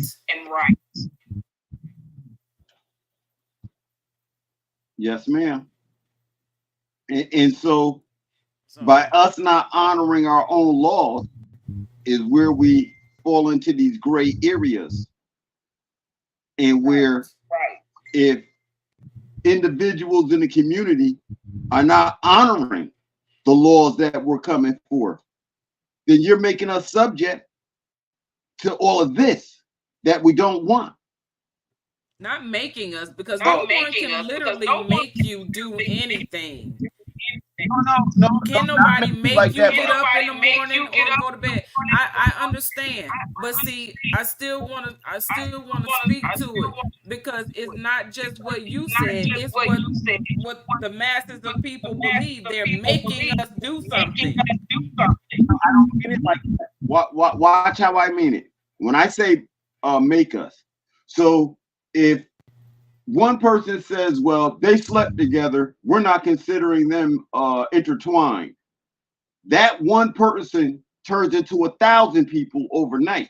And then we got the condition now in our world of fatherless children, of women without children who are seeking public assistance from the public, which means we're going back through the thing because the family unit still hasn't learned to stay together. We still haven't learned the value of family. I don't see that. And so I really don't see that. I don't see that coming in.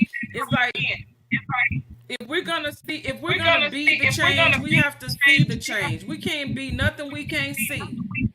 So if the objective is to be in that mindset, then anyone coming in has to already be with the program. It ain't no deviation. And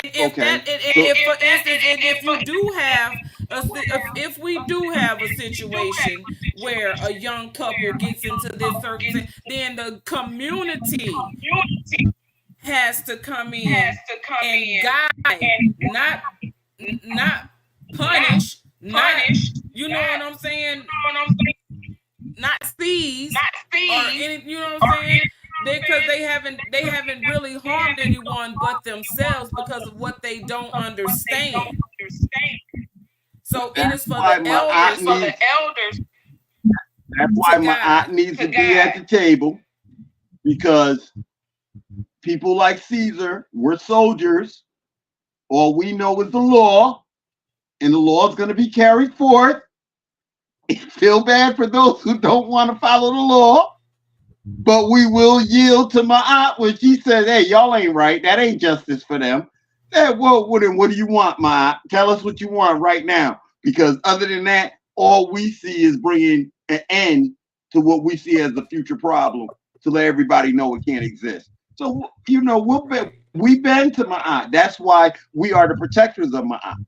And part of protecting my aunt is hearing her word and her value in the situation of the overall for everything that we're saying.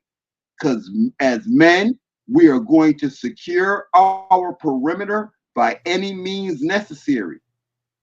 So that's why y'all coming together is more important than all of us brothers coming together. Because once you get so many of us brothers together, we're going to have a militia.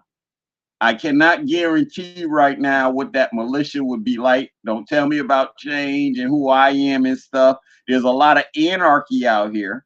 And so bringing a militia together, one of them young boys is just planning on cutting my throat, and he want to be Caesar, and he wants to go get gold as Caesar, and he's going to convince a whole bunch of other young men to go get gold as Caesar.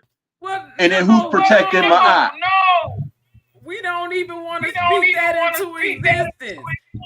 Because the men are supposed to be raising the men up so that they honor and respect the elders and the position and the rites of passage to even get to that position. There is a rites of passage, so then they are celebrated at each level, so then they understand there's a ceremony to life and growth and development. So there's no reason to harm or hinder what someone in a higher position has done, because that position came with a toll that you ain't ready to pay. So you ain't even trying to get up there yet until you know you ready.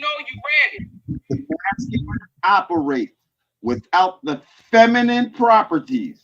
I am describing what we will get from those masculines without having my aunt at the table. If we allow just men, as we see in the past, that we're coming out of a paternal order through the churches, through the businesses, through the 50s and 60s, women couldn't get it. We're coming out, and we see in this paternal order, men fought each other. So if we think, as Brother David's video shows, if you think that we men are going to come up here and now we're going to say, no, that's not going to happen. If the men do it, we will just continue this process. That's why the men are going to recognize the feminine this time and slow their roll when it comes to the feminine. There's even a culture where they're not allowed to yell around the women. The men don't yell around the women. I'm quite sure that came from our culture, so we can adopt that too. Men don't yell at women. You shouldn't be yelling at women. If women might yell, we say they're emotional, they're in their feelings, right? So why are you yelling and you're a masculine? So these are the type of things that, yes, we will bring to each other. But without that feminine mastery in the mix, we're guaranteed to just repeat what we're already living. And if the side stars don't take the reign, then it's like that's the failure, because they didn't take the reign. I mean, that's just right. That'll be the failure right there. So we can't let this grow too far. Not necessarily. It's just gonna be. It's just gonna be very slim and thin. Yes, ma'am. Yes, ma'am. Yes, ma'am. So it won't be a failure. It's just a matter of once things come into play in ways that we can't even fathom. As long as we stay steady and we continue to be the change that we want to see, when the system fails, they're gonna need a place to go. And if we build it, they will come. So we see things projected out years from now. What people can't even, when Noah built the ark, it's gonna rain. They laughed at him because there hadn't been no rain. He's a drunk. He's crazy. But he built that ark. So that's what we're doing. We're building an ark. And it's going to be an ark for the people of like-minded, unconscious, forward-moving people. Indeed. And you got to be ready when you come. You already got to be burnt up, drowned. You know what I'm saying? Dead a few times, come back to life, feet burnt up. You got to be tattered. You can't be beautiful coming over here. You know what I'm saying? Beauty ain't what we over here for. We're not in vain. You got to be beat up and tattered to make it over here. People think you beautiful until they get to know you and you hurt their feelings. Yes, ma'am. Then you mean, you know what I'm saying? Then you everything outside of the child of God. So you got to be beat up and tattered. We want the bullet holes, the stab wounds. I'm stating things the way I'm stating them, because moving us all forward, we have to be like cement. We got to become like bricks in what it is that we want, unmovable. And if you are going to move us, you're going to really exert yourself to move anything that we put down. And when we put it down, it's the foundation has already been laid. It's in the cement. We're not talking about things. We're not talking about things just to talk about them. We're talking about them because the change is upon us. Now that change has to be governed. Who's going to be in those seats? And if you're not in those seats, you have very little room to argue about the decisions made, about the way things are carried out. The best thing you could do is write us a note and put it in one of those suggestion boxes and hope that we get to it.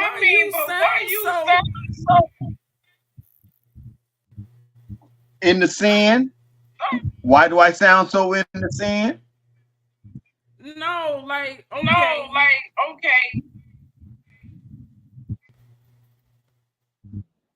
Why people can't just, you know what I'm saying? I honestly feel like once you make it to this point of this level of understanding, because everybody don't understand. We be speaking in a different language to people. Okay, so here's the language. Here's the language. If you can understand what we speaking on, then we don't have to talk. You don't have to talk to people like they don't know what's going on. You know what I'm saying? It's just everybody should already be willing to follow suit, because they already at that level of understanding.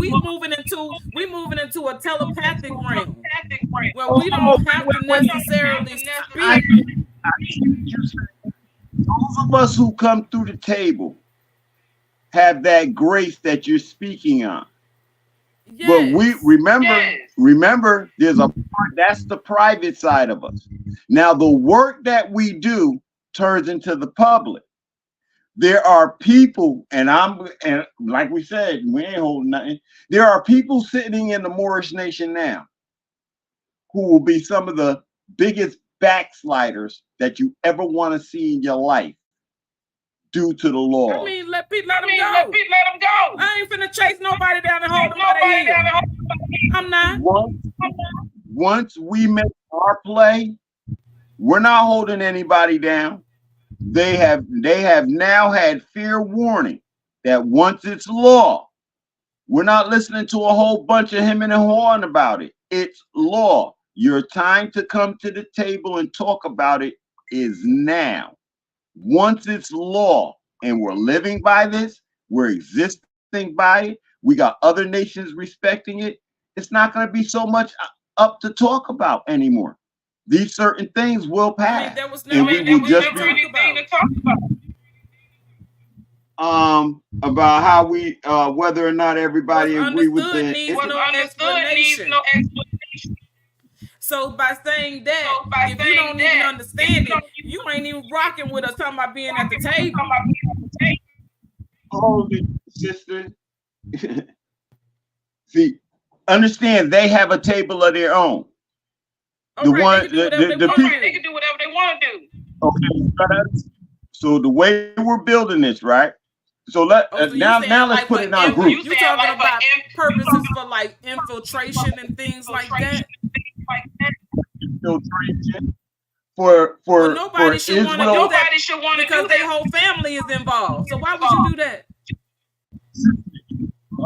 Do you realize we've been infiltrated already? Of course. Okay, so we have people sitting on the sides watching us, hearing this and that, and they do a few things. Aren't you so proud of us?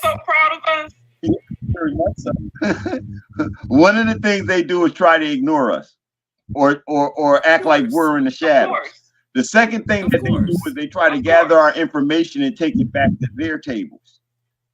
When those things don't work, the only thing that you're left with is to do the opposite, the complete opposite, and or try to sow discourse amongst us who are agreeing.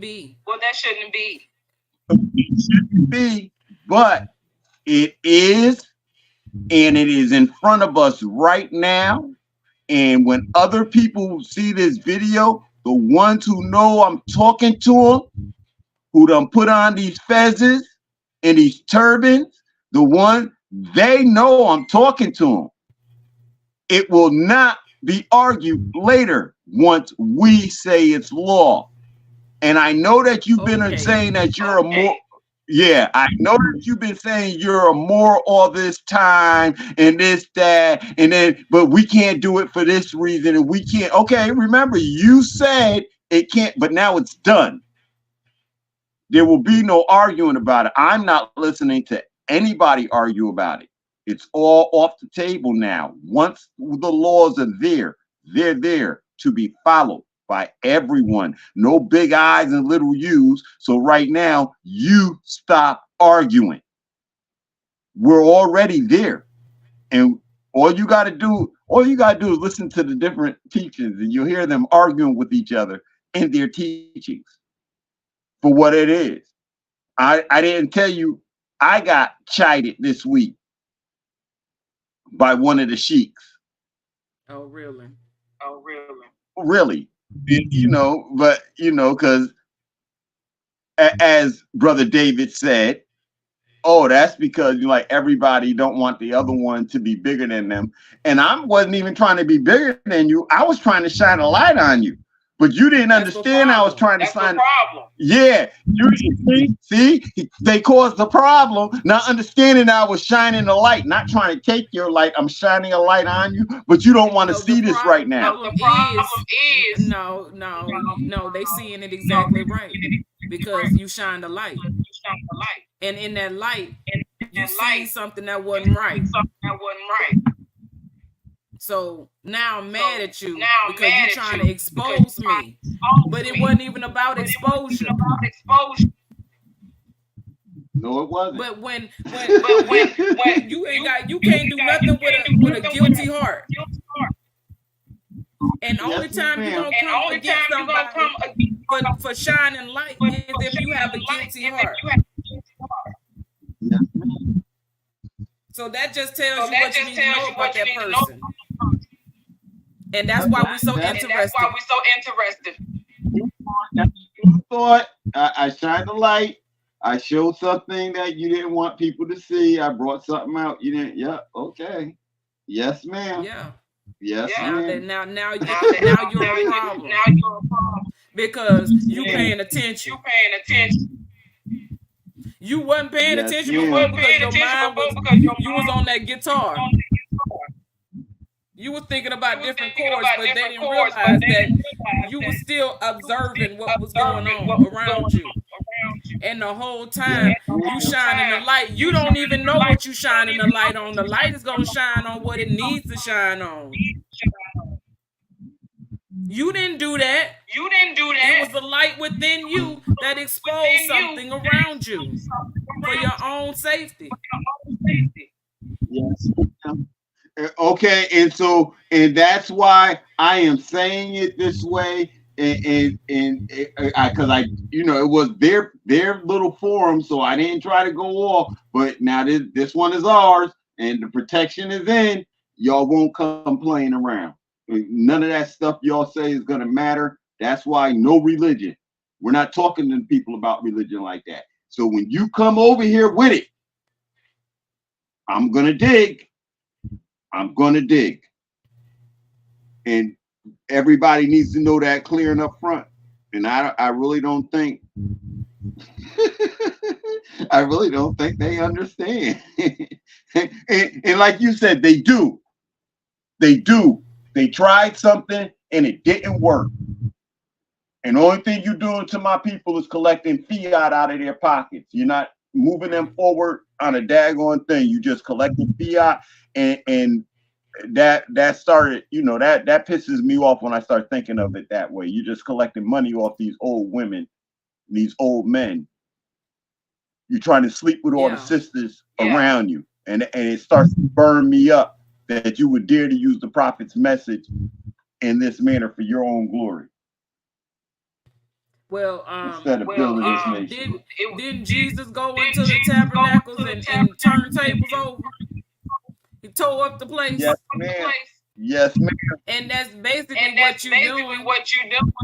You turning, you flipping tables, and you tearing shit up. Yes, ma'am. And so, yes, eventually, even at that time, people was calling Jesus crazy. They didn't support him. You know what I'm saying? He had to leave his home, and along his journey, he gathered men that he saw with little, not a lot, with little, because they had the heart and fortitude to take the journey with him, because no place is home, everywhere is home. Yes, ma'am. Yes, ma'am. I'm nobody, and I live nowhere. Yes, but ma'am. I'm everywhere. And when you're amongst those people, you eat the way they eat, and thank them if they accept you. If they don't, keep the dirt off your feet and keep it moving.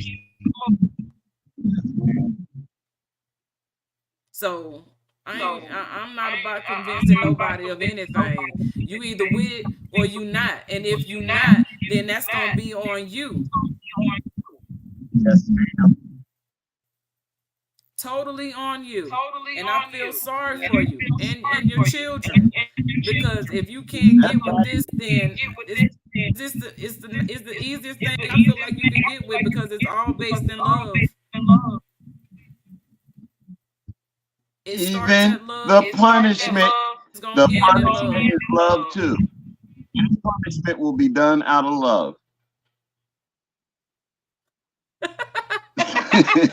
I ain't playing. It'll be done out of love. No, you ain't. I feel you. Look. I feel you. Because sometimes you got to get raw, rugged, and uncut. And ain't got time to be playing with nobody. Like, don't come over here playing. Don't let the smooth taste fool you. Oh, good Lord. Don't let the smooth oh my goodness. Nah, but for real. I think this is this was a very interesting topic and conversation tonight. Yes, ma'am. You see how slowly I started off with it, right?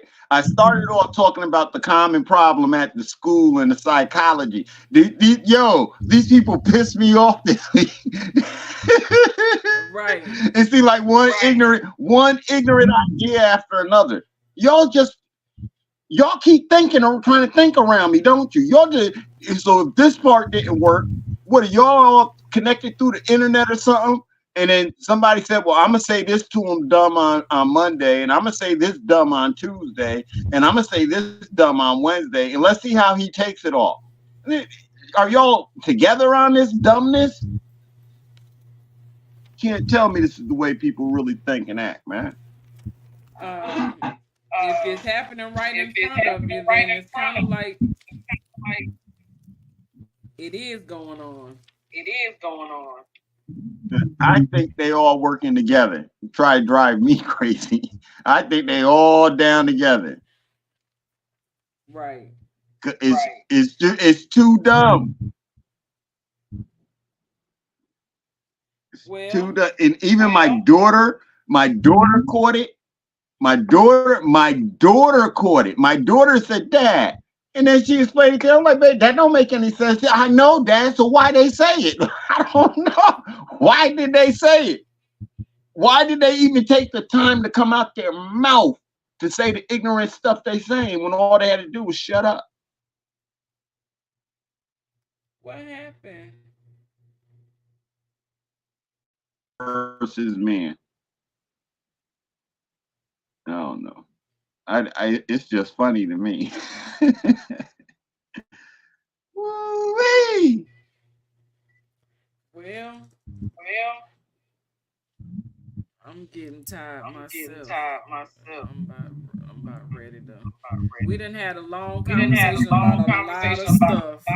It's a lot to absorb because there's still a lot of work ahead of us. Yes, you know ma'am. what I'm saying? And the most important part right now is first you gotta know who you are. That's the deputizing part. We who know who we are, all of us that know who we are, it is for us to teach who we are so others can identify and come into themselves as they were supposed to be here. We can't dictate that. That's an agreement they made, and it ain't got nothing to do with us. It's for us to identify what piece of the puzzle they are and where they fit in the plan, where we all fit, right? And so Yes, that's ma'am. why it's good to understand the Messiah code, body of the Messiah. Because if you understand your position on the body and what entails that position, or what the description of what the importance of that is, and then you align it with yourself, you can begin to understand yourself. And then when you find different pieces, like somebody's birthday may be in this, and then they find out you the right shoulder, you find out they the left shoulder. You know what I'm saying? Now you have some balance around you. You got to understand, when you start understanding your numbers and other people's numbers, you understand where different people fit in your life, and where to place them at and how to utilize them as you're utilizing yourself, and teach them how to utilize themselves, to be utilized by the whole, not just one person as a slave, nothing like that. No, one has to be active for the all to be active. So each individual has to be active for the body to be active. So we've had a very good conversation here. There's a lot of growth to come from this type of communication, which is why we are a new wave of thinking.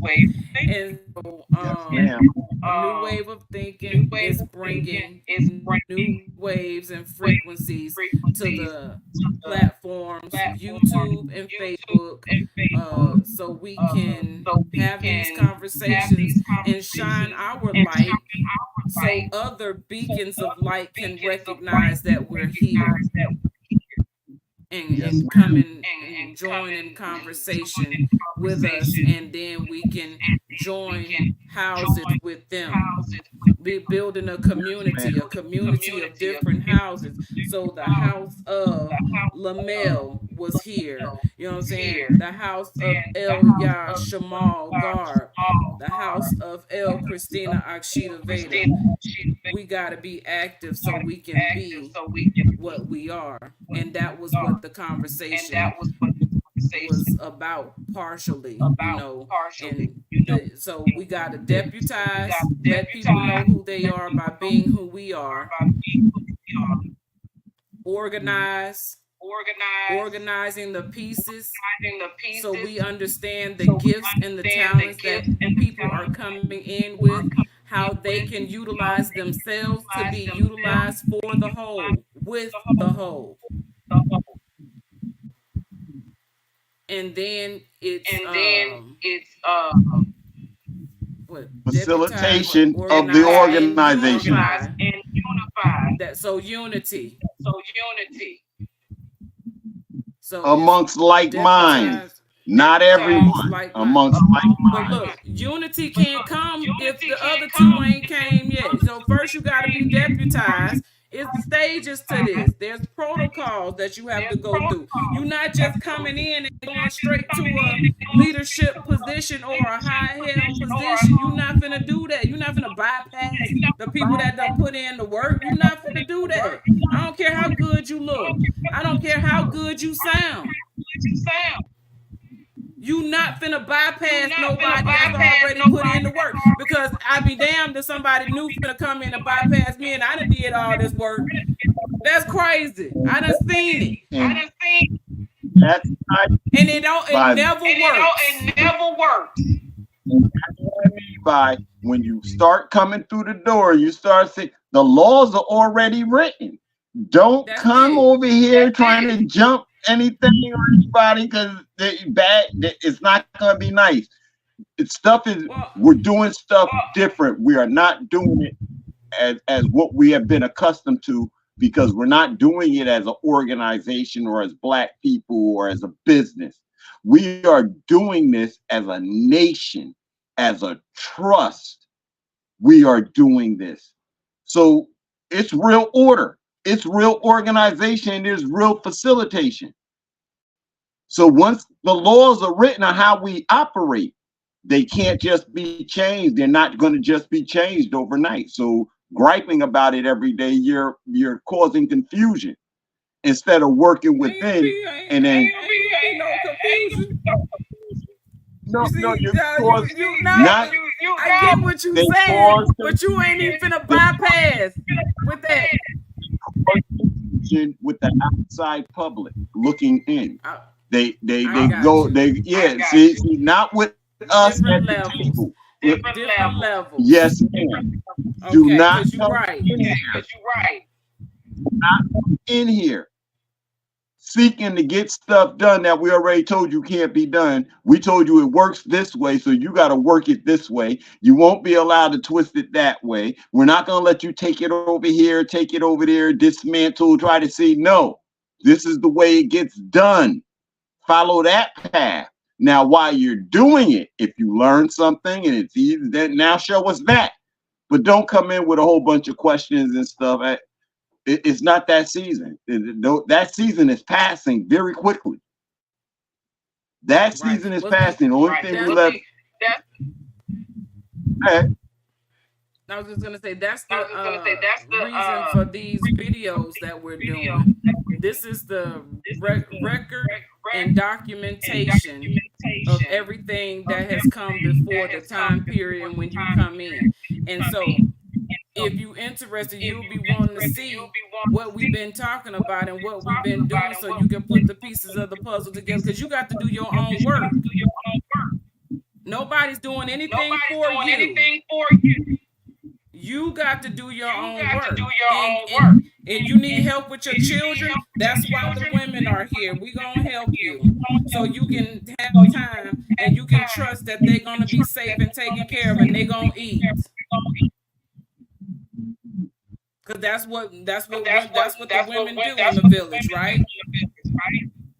As in those periods of recovery, deprogramming to reprogram and healing, family has to be together and also separated because their individual work has to be done.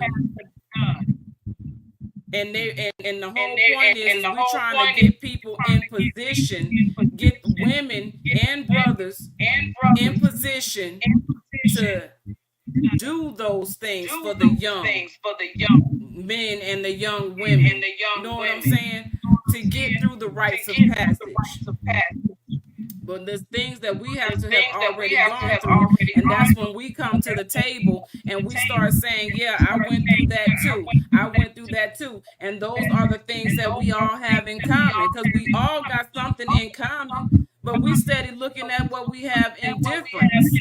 So if we get away from what we have in difference, rather looking at what we have in common, we'll go a whole lot further, because guess what? We can agree on something. It's not about disagreeing. It's about agreeing. Agreeing is going up. Degrees is down. But the agrees are up. Nice. Nice. I like that. I like that. I like that. So from our university, we get agrees. I like that. Yeah. I like that. And So that'd be yes, nice. ma'am. And that would be nice to have like what we're agreeing to as a certificate of the agrees. Agreeing to acknowledge self.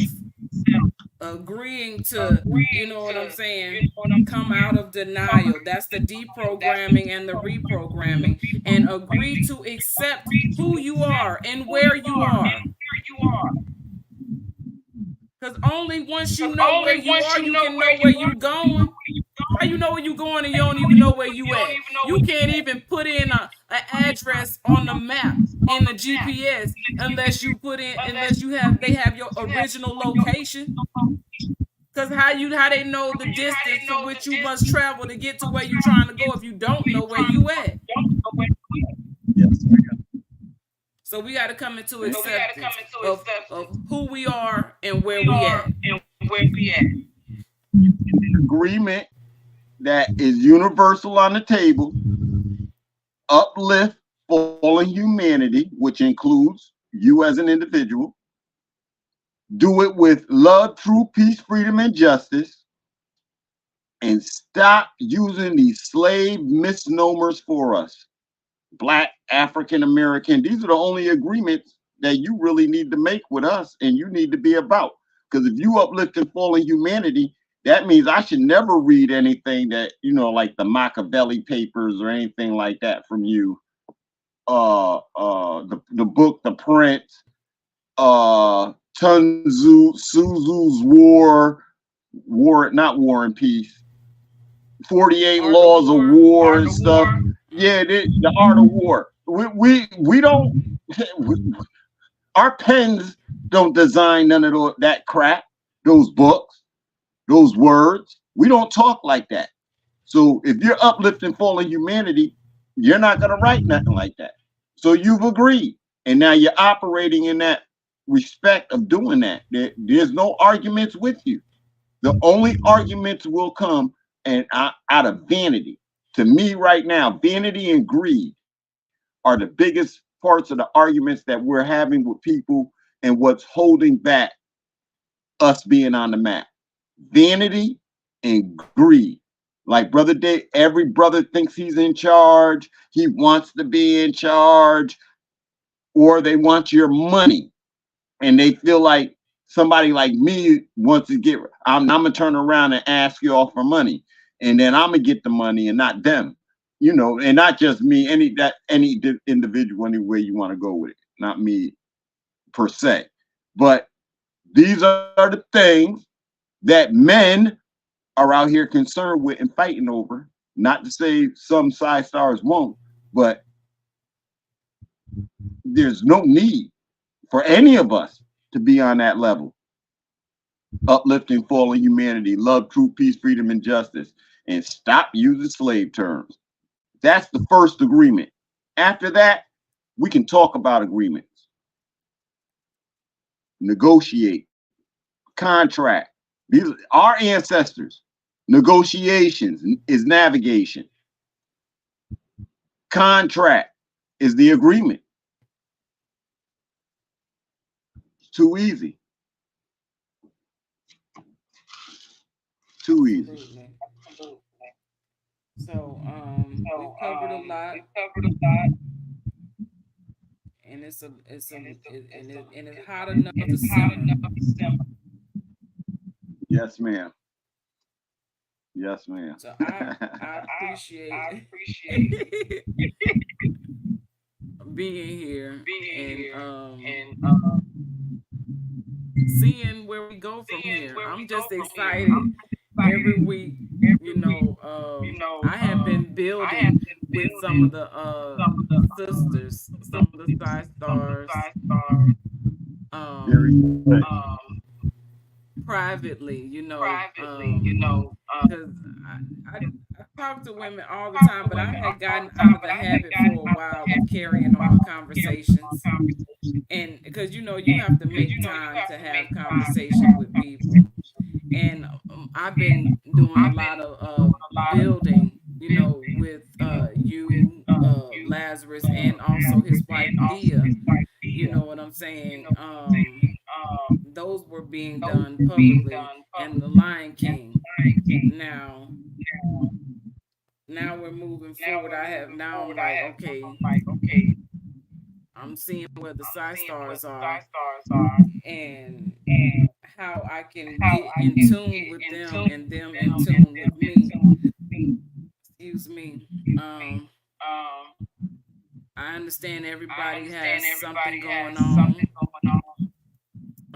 but we really do need to come together and do this build. It's always, the men building,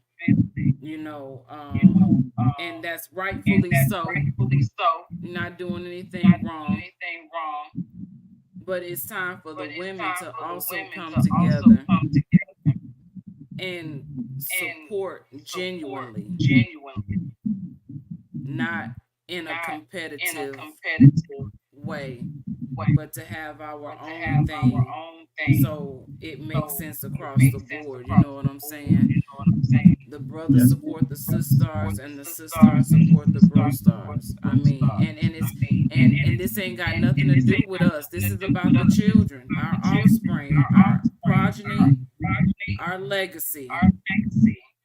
Anything that we're doing, anything that we're discussing should be about the protection of our children and how we build something for them to carry on. That's to be all we talking about. Like, what is there to argue about when the children are involved? I see our focus is off. And I have to admit that my focus was off, and I had to be guided and reminded. And that's sad to say, it was a man that did it. So I have much respect for the brothers that have taken time to guide and direct women on the right path,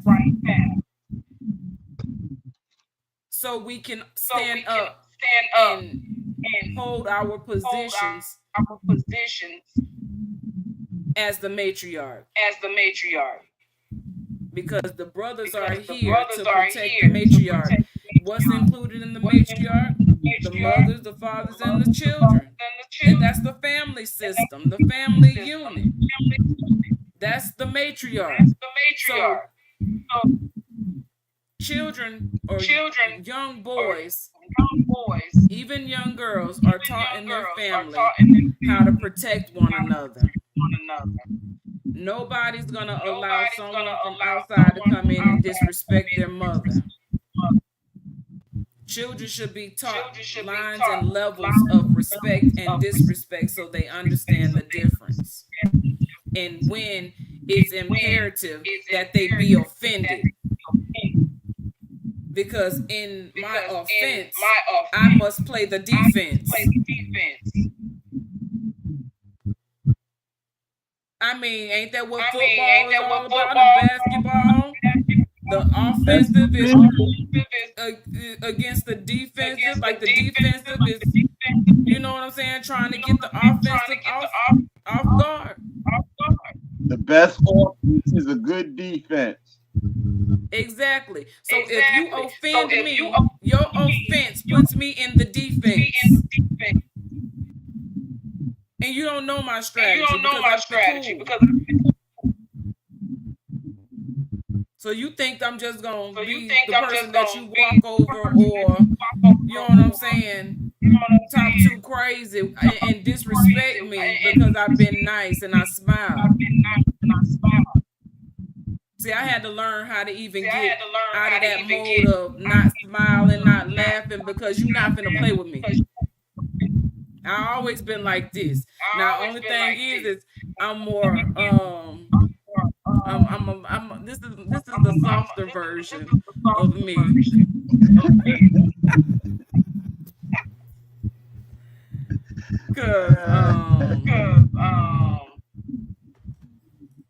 Yeah.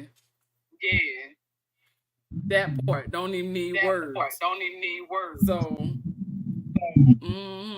so I'm grateful for the growth and development to even be where I'm at, and then to also see the value in the sisterhood.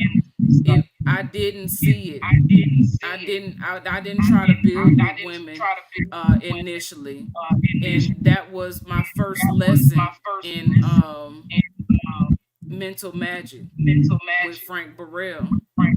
He was the first one. He was the first man to direct my focus and attention on other women and side stars. And still to this day, those side stars that was joined together with me, we are still joined together. They check on me, I check on them. You know what I'm saying? We don't do how we used to do, because once you graduate, you go on about your business, right? So I've graduated the University of Mental Magic, and that's when I came into the matriarch. And still, the matriarch was the focal point, was the women, to get the women's attention. But you want to know the crazy thing about it? Once I came through the matriarch, the women were attacking me. They were angry with me because I was standing the test of time. They had seen so many come and go. But I'm still here today. And that's brought to you by PAIN, the Pan African Intelligence Network. So, and even in order to get here, I had to go through PAIN. So everybody got to go through the same thing. It's just a matter of understanding your pain. And that's why those women who have already gone through this same type of leveling up, we are the ones that got to be coming together to show that we are a force. Because everybody that's looking at you is going to see me. Everybody that's looking at me is going to see you. And all around the table, all the eyes will be at the center of the table. And then it'll be for us to show in a unified manner of what this looks like. And we can't see that until we show that. Yes, ma'am. So that's really that's a really huge part of the engine. And ain't nothing moving without an engine. Amen. And if it does, it just flaps around in a circle without ever doing anything worth anything. It looks like a bird with a broken wing just flapping in a circle. Right. Running in place.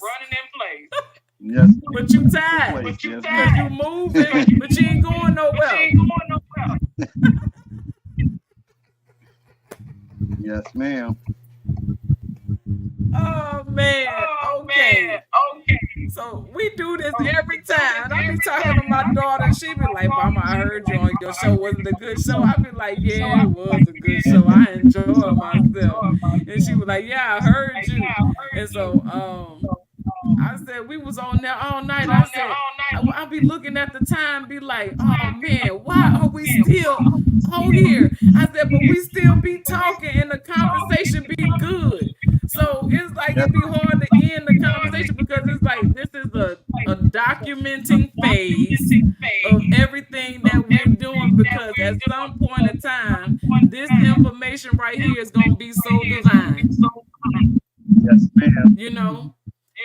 And so I'm just really grateful to be here and to be a part of this. I really am. I really have my daughters, and not just my daughters. I have all children who even come into communication and contact with my children to be infected by the love that we have. And this right here is a show of love, you know, and I love being here. You know, I hope that this information is useful in helping those who find us to understand what we're doing and why we're doing it, and the fact that it's in love, truth, peace, freedom, and justice for all people. Yes, So, ma'am. yeah. Yes, man. That's the most important thing. That's what this is. It's for everybody. Just got to come aboard and get it. Come get your piece before it's too late. All aboard. Right. Woo-woo. Because the train is moving. Okay, so I wrote this song in hopes of getting the attention of the brothers who had taught me something and helped me to get to this point in my journey. And so this song is Who's Speaking the Truth, and it's and basically I just wanted to, this was me trying to put them together and be like, okay, so y'all need to talk type deal, you know what I'm saying? Like, because I see this one person, see all of you look like this, and this is my story of who I saw as speaking the truth. So if you don't mind, I want to play it. It's old. It's one of my first pieces, and it's not all whatever. So just don't judge me. Be nice to me.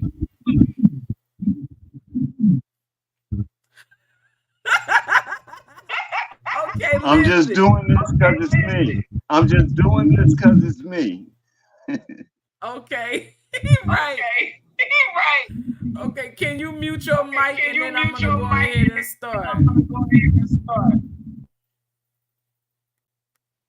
Who's speaking the truth? Who's speaking the truth? Who's speaking the truth? Who's coming through with the real game? Giving out the real game. Who is speaking the truth? They not coming as the same. Oh, the old school of the new fools. This is a new school. In a new age, pay attention as we enter a new stage of growth and development. Who's speaking and what they speaking about? Who's speaking and what they speaking about? First, giving honor and praise to the one and only chosen S-U-N of the matriarch, the one who appointed me, Akshita V, to hold the position of the chosen daughter of the matriarch. Much love, much respect to my partner. partner in time.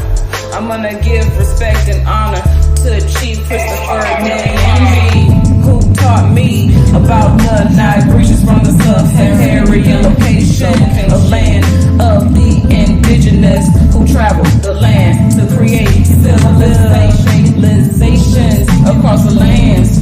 We are here, we don't fear. Nigerians bring light, that's right. Nigerians bring light, Nigerians bring light. Speaking the truth. Feed me with information and I will give it back to you. Akshita style poetry, frequency flow. This is how you'll know I'm listening and paying attention. That's the reason I'm glitching, because there is a lack of knowledge flow, logic, common sense, critical thinking. But we got Sabir Bay bringing knowledge through the knowledge verses. And he invites you and all to join his show to share your knowledge over verses. Come on and show us what you know. He brings the fifth element of what we bring through hip hop. I thought I told you that we won't stop. Bad boy. Then we got Rod Hayes. He's a general, a protector of the matriarch. He has a message that will bring the women through safe from harm. Because the soldiers rocking with him wear crowns under the right teaching. Base of instructions, guerrilla warfare. Guerrillas guide the matriarch through. Honor to the gods of the disciples in the real ganglands. Right here in Turtle Island. The elephants represent the matriarch. That's why I'm stomping so loud. Akshita's here and I got boots on the ground. We got boots on the ground. With all this war going on, we can't forget to laugh. And sometimes we should laugh at our own pain. So I go to Joseph Howard's page. He's bound to say something right off the brain. He's telling the truth, using words like cockasaurus with a Chopper City style, telling stories. He's a real chill griot, that's what I know. And if you ain't laughing while you listening to him, you're probably catching some jewels. Like a Mardi Gras, he throwing moon pies. Moon pie. Who's coming through with the real? Giving out real game. Who's ready to step out on this real stage of life? Eternal life. Death we know no more. Because we are team no fear over here. We speaking the truth. Gonna give a shout out to you too, Frank Burrell. Bringing the magic of the mind and mental magic. Omniverse City showed me the way inside to identify myself as one with nature. To know who I am is part and partial to this land. I know I am more. We are more. He gives us more lineage as a nation within the nation, based on a name. We are more. I'm coming to you. MMOC for life. Mental magic in the building. Butcher to the tribe. The Messiah Code. My brother Lazarus Lamel is the Prime Minister of the wild little tribe of Boom. We welcome you to the age of Aquarius. We got the information that will get you information. Cool. We bring the boom through the Messiah Code, Divination Diva, Akshita, Veda, learn psychic warfare through Woondu. This is how we stay protected like you. A computer who needs a firewall. Who's speaking the truth? We got Shabaka Sankoray. Black Panther Chaos God, I'll say, with a voice that roars. And protection addressing the cognitive dissonance across the land. Let's give thanks to Mad Dr. D for the plan, for the platform to be heard through Shabaka's Black Experience exposed. Spreading love from the Oak Town, Panther Town, it's where it's going down. Don't forget about D-Ray, D-Ross, telling true lies, speaking facts, on facts, always got facts on deck. In the garage blowing trees, showing us facts on the map right there.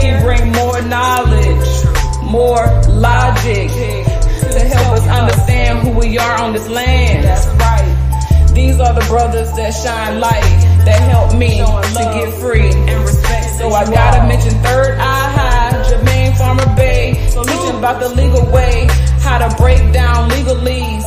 Open up your eyes so you can see what they hiding right in front of you. Before it started, you always take them 5 shots. Love, truth, peace, freedom, justice. To God himself as a pure example, what it means to be more. What is it to be more? So, who's coming through with the real? Giving real game, living their life free, national name. I just named a few.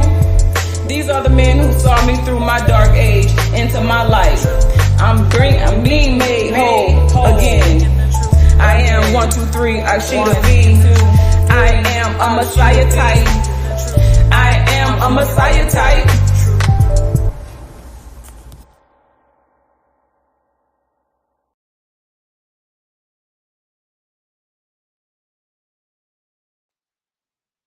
That was who speaking. Islamism. The concepts are dope. The concepts are dope. Yeah, that's what music is about. The concept, and the concepts are dope.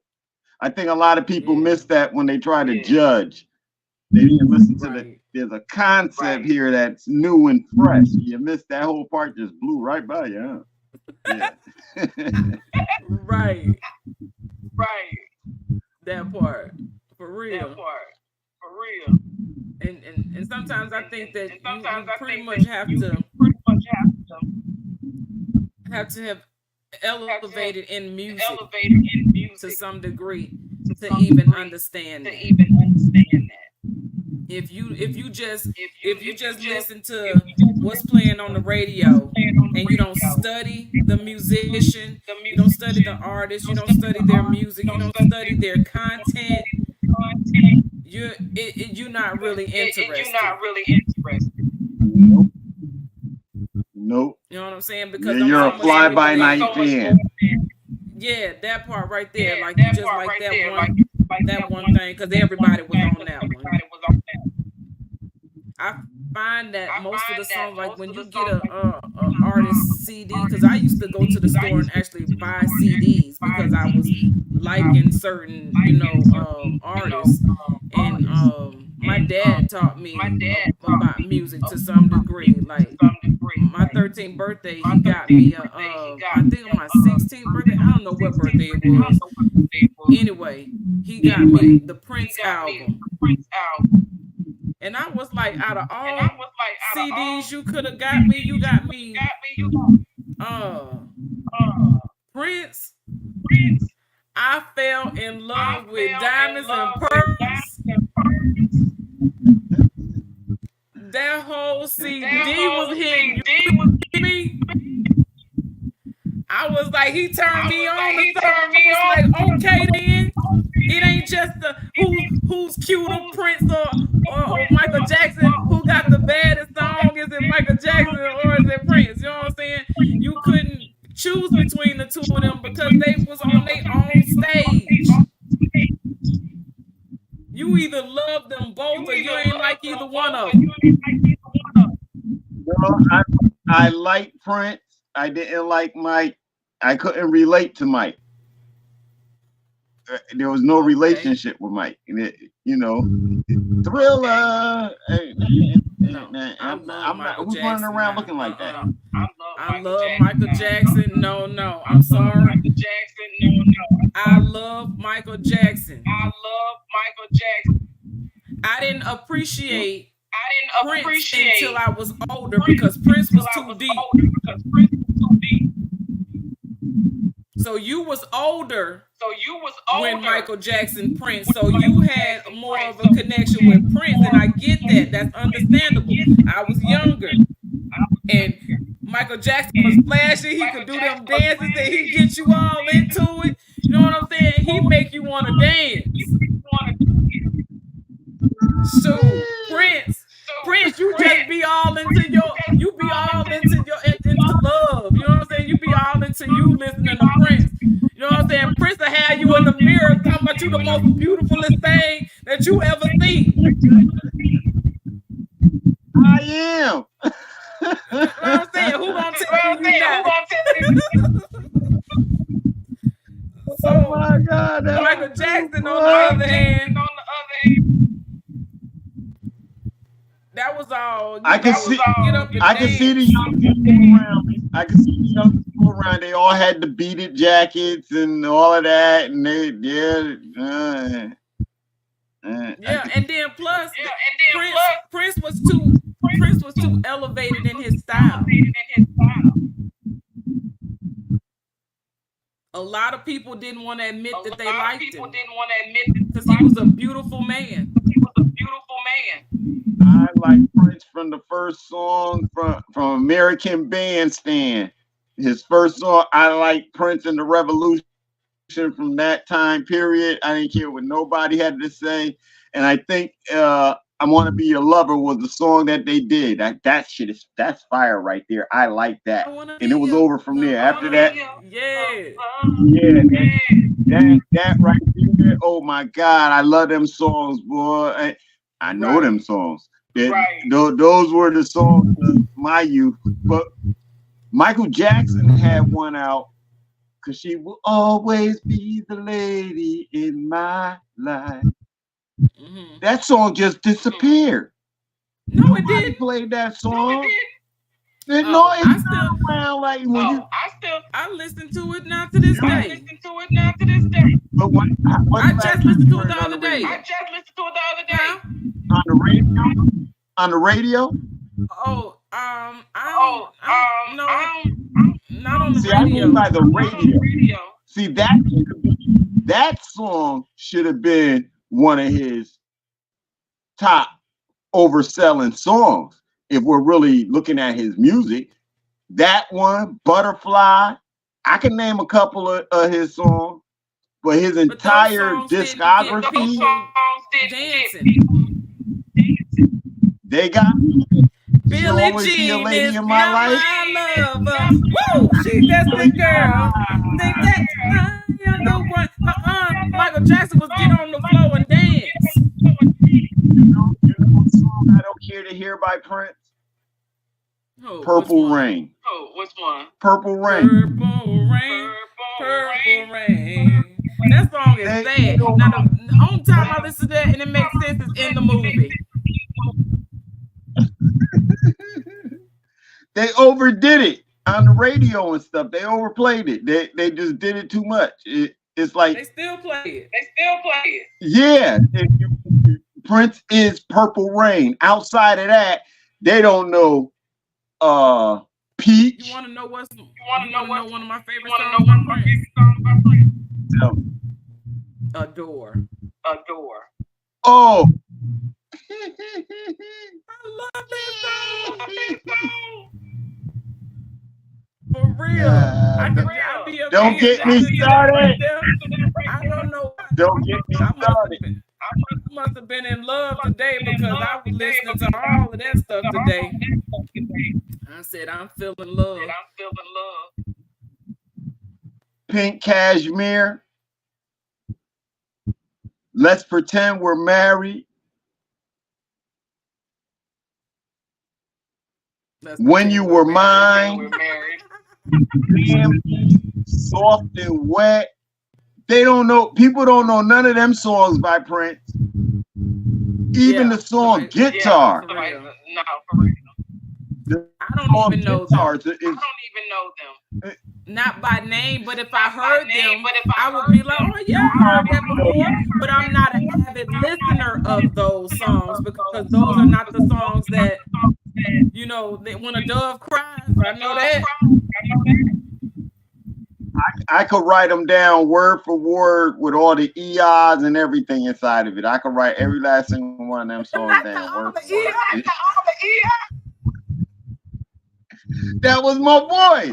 He couldn't do nothing wrong. That was my boy. In 1987, I stopped listening to hip hop. Only thing I listened to is Public Enemy, Prince, Brand Nubians, not Queen Latifah, MC Lyte, Mary J. Blige, Anita Baker, Sade. But all that others, I didn't know nothing else. outside of them. Outside of that world right there, I didn't know nobody else existed. Didn't even care if anybody else existed. Okay. That was it. And then you got to go back to the Temptations, Nat King Cole. I listened to all that, but all of that music back then, 80s and 90s, I wasn't even really listening to music in the 90s. I was sick of it. Everything was sex, drugs, and dirtier than that. If they could make it dirtier than that, I couldn't. Well, I got into that type of music. And so I had to calm down off of that type of music once I had children, because my daughter was in the back seat singing one of them Trey songs. And you know, Trey Songz, all his stuff was sexually explicit or sexual innuendos. And so I didn't want my daughter. I turned it off so fast, and so from that point on, I was listening to Pandora Radio, to kiddie songs, kids bop. So that's how I kind of stayed up with what was type like current type songs, but they were sung in the version of a child. Okay. So I listened to music like that with my daughter, and then I listened to R&B, like what you just mentioned. I like Freddie Jackson. I like Luther Vandross, Anita Baker. I love Mary J. Blige, Sade. I love everybody, but during that time in the 90s, I was listening to Jade, Escape, Total, Brownstone, Aaliyah, R. Kelly. Yep. Brownstone is must go on some of my brown sugar. That was or Maxwell or somebody. That was D'Angelo.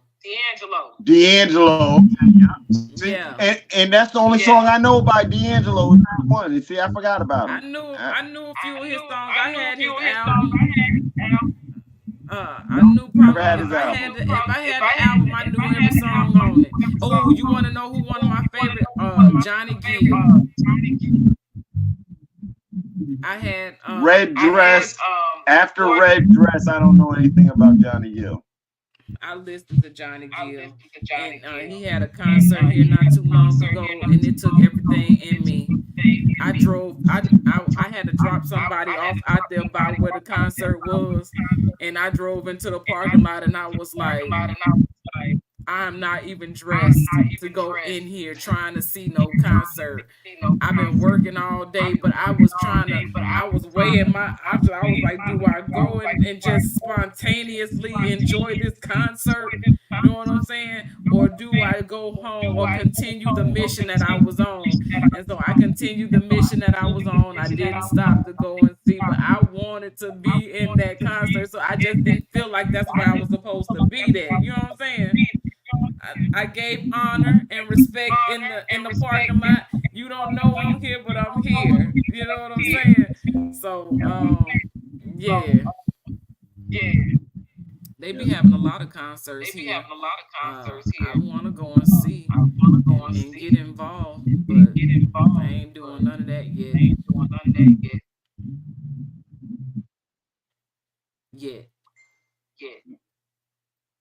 Yeah, I want to go to Manhattan. There's a few symphonies I want to go see. Okay. I know all I'm gonna do is go in there and go to sleep. No, you're not. Yeah. How can you go to sleep in a symphony? It is too intricate. There's too many things happening and going on. You got the conductor who's on his own thing and everybody's following his. I'm watching everything. How could you fall asleep in a symphony? Flowing through my ear, especially if you hit violins. I'll close my eyes and go to sleep.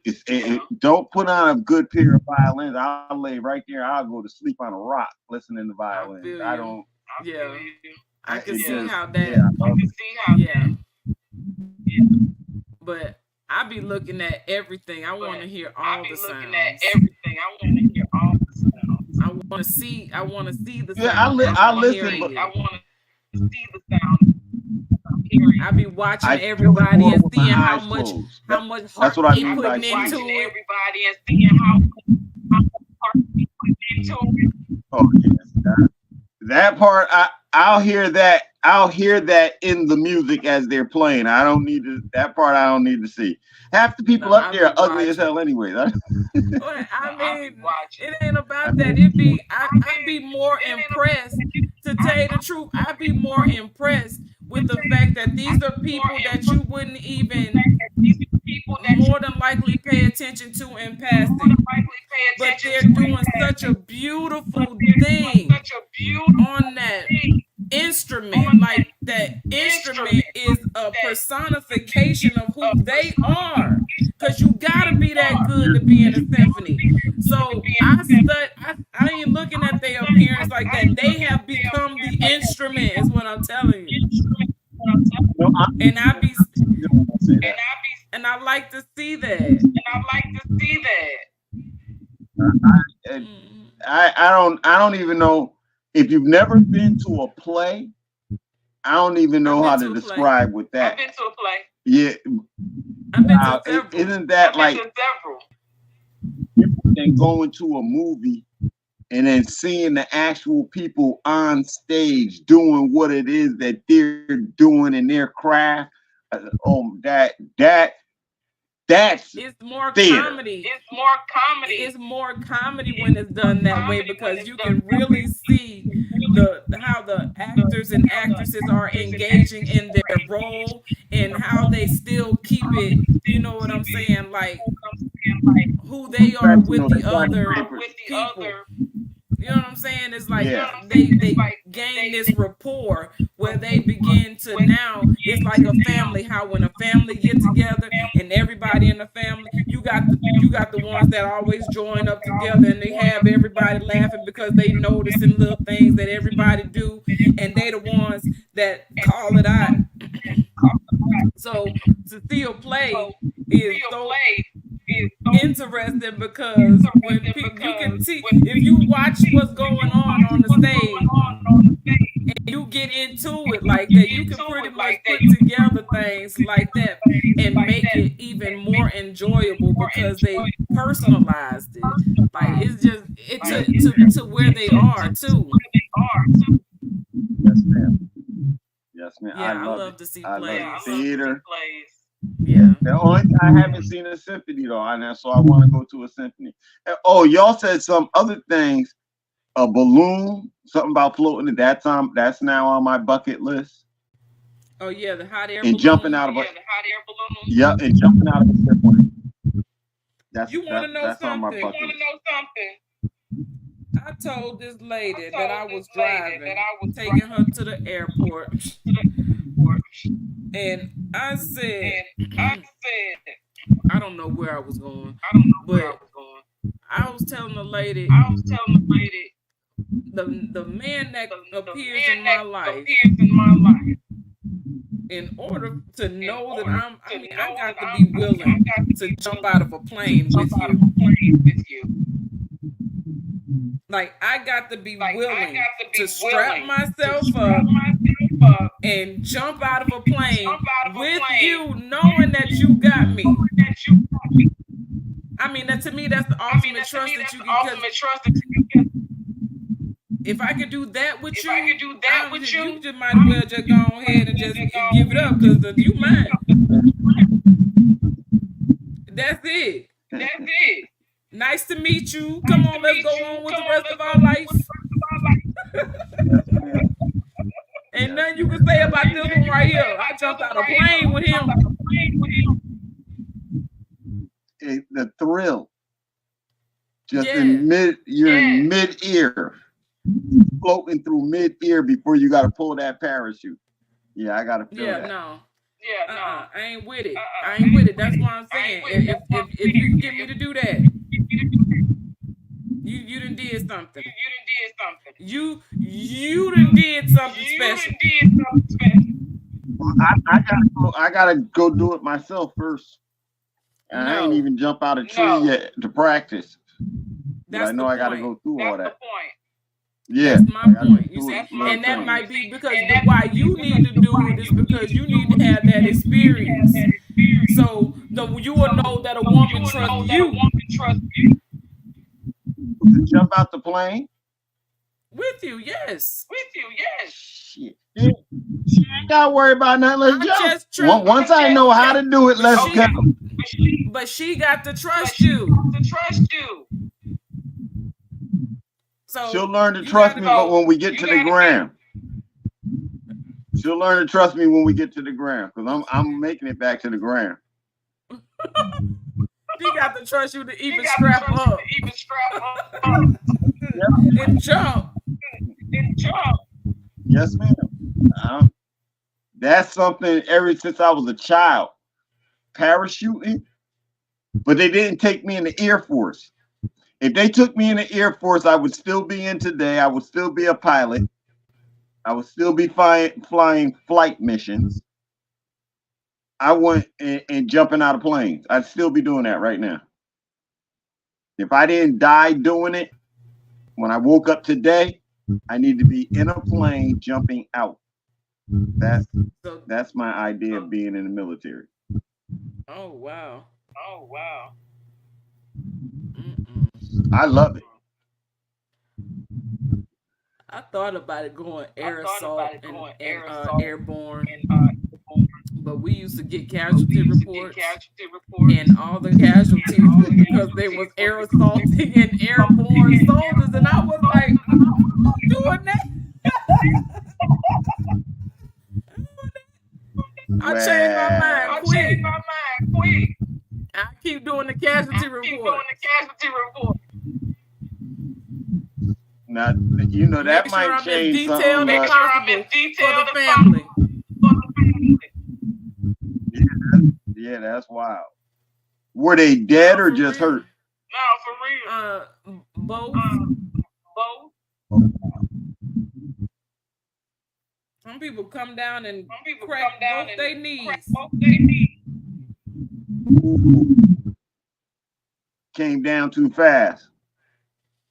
Yeah, they wouldn't. They didn't follow the instructions.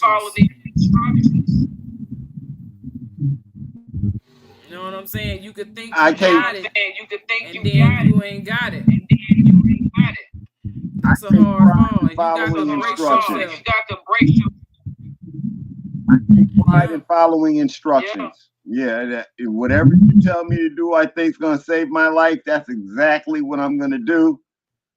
Once I needed a couple of demonstrations, and then I got this, pal. I'm going to do that. I was a daredevil back in the day. I love stupid stuff. Rolling too fast on a bike with no brakes going down a hill. I love that kind of stuff. And then I would slide out the bike from underneath me and have to keep my balance to get down the rest of it, because at the bottom of the hill is the traffic.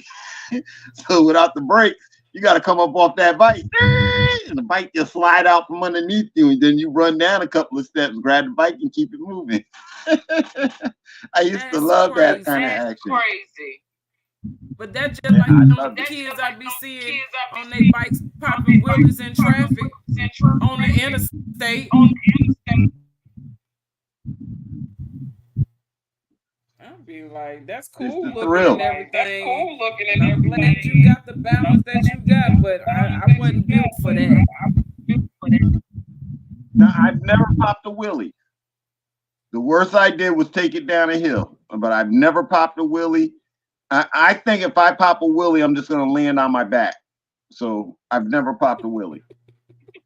Yeah, all that. I see how they balance the bike out and stuff. Nope, I'm not playing with me like that. Nope.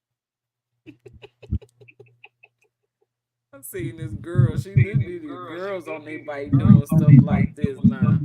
I'll be like, okay, then go ahead. I like to see it. Yeah, I like to see it. So, but for sure, it'll be nice to come back at a later date and see the progress that we have made. and I just pray that everything stays intact and in order, that whatever we're aiming for, that the target remains clear, and if there are obstacles, that we have the tools available with the knowledge to use them, like the 7 weapons being brought by the Messiah code, and understanding those weapons and the use of those weapons, and how to move forward in spiritual warfare. Yes, ma'am. And so this is going to be an exciting journey. Like, I feel like I'm in the staging of something so great. Not just me, but we are in the staging of something so great and beautiful, you know. Yes, ma'am. And it's just so funny that the things that people laugh at are the things that grow. It's like, think about it. You put a seed in the dirt, so they throw dirt on you, and they think they burying you, but really the seed is being planted so it can burst through the soil and grow and blossom in front of everybody. Yes, ma'am. Yes, ma'am. And that's exactly what I see. And the reason why I started talking a little bit of junk, because that's exactly what I see, especially the way it came out. Oh, you don't you don't really know what's going on, do you? Okay, gotcha. Gotcha. I understand. Yes, ma'am. Yes, ma'am. Yep. About to be a new day out here. New sheriff in town. Right. Literally, it's 11:56, which is 11:11. It's 4 minutes till the next day, which you have already met the next day. You know, I had Mariah at 11:56. I went into the hospital on New Year's. Had her on the 2nd of January at 11:56. Happy Holy Day. Happy Holy Day. Yes, happy Holy Day. Yep. Interesting. So I guess we in now, because we be on here like 4 and 5 hours. I'm like, golly, what did we talk about for so long? A little bit of this and a little bit of that, adding up to a whole lot of everything. Right. No, for real. And the crazy thing about it is, every time we come back, we on something new. We ain't even talking about what we talking about for real. We may come, this much of this. Yes, ma'am. So I think that says a lot. This is I thought it was, I don't know how many episodes we done did, so that's why I counted out. This is the 8th episode, and I see the number 8 as number. First of all, the 8 is the infinity symbol, and then not only that, it's like after the day of completion, the 8th can only bring in new beginnings. So we've come into one completion and coming into something new. And then Lazarus came on saying something of the same thing. Yes, ma'am. You know what I'm saying? So I'm like, everything when it match up and the pieces are right, you know what I'm saying? It's like you can't deny. You can't deny that. Ain't nobody trying to force fit no pieces nowhere. If you don't fit, you don't fit. Period. We gonna find who you fit at, and your fit may be way over there in the corner at the top. You know what I'm saying? A part of the sky. You're not the main picture, but you are a part of the picture. I mean, everybody got a place. You got to get where you supposed to be, and that's based on your agreement. And you got to know how to pass the torch. Yeah. Yes, ma'am. Passing the torch why because is it's a marathon. why is 7? Huh? Why is 6 scared of 7? Why is 6 scared of 7? That's not supposed to answer that? Because I don't know. Because 7, 8, 9. Because 7, 8, 9.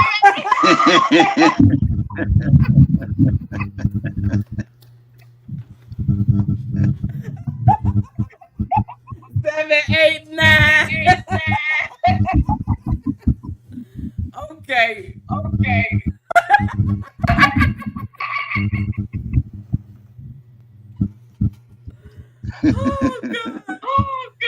Okay.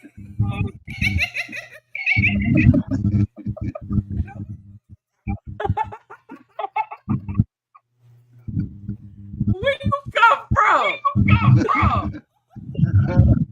I got more corny jokes. They just come up sometimes. Oh my God. 7, 8, 9. I'm gonna have to use that. I'm gonna do it on my daughters. I'm gonna be like, why is 6 scared of 7?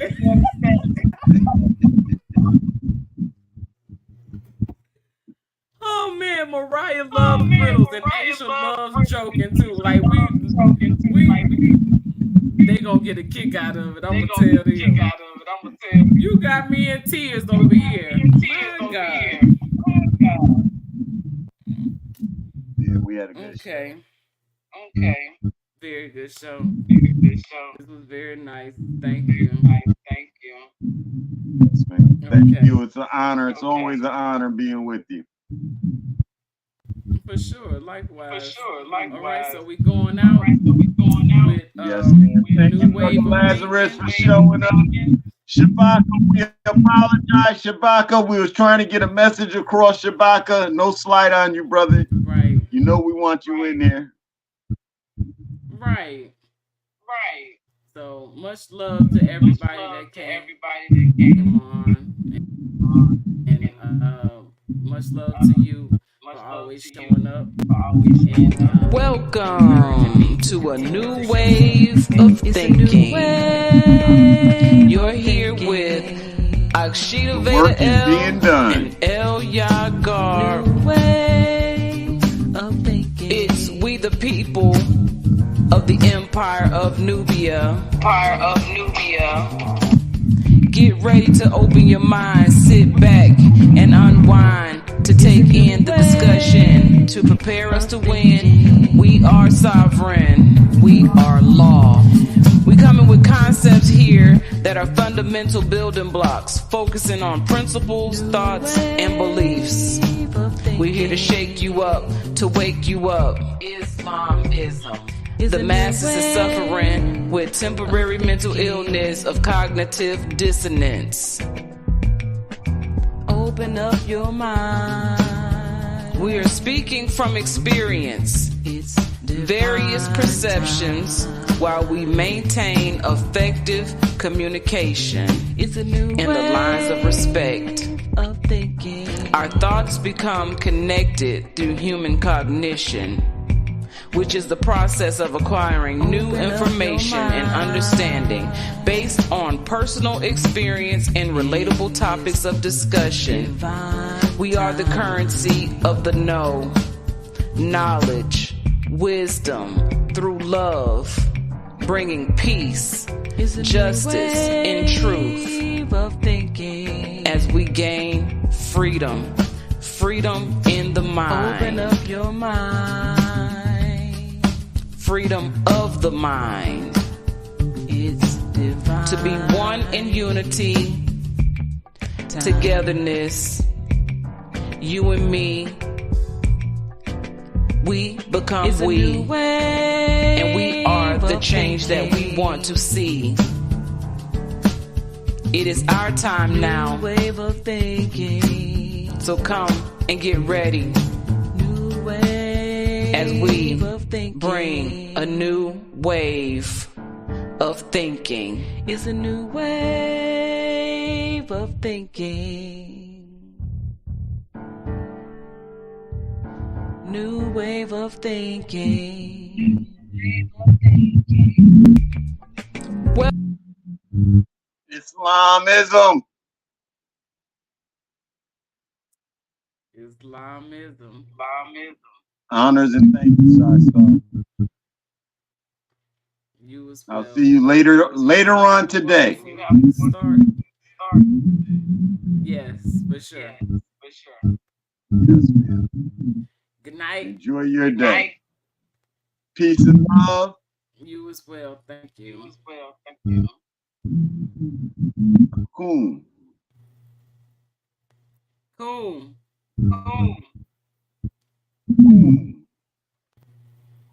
Peace and love.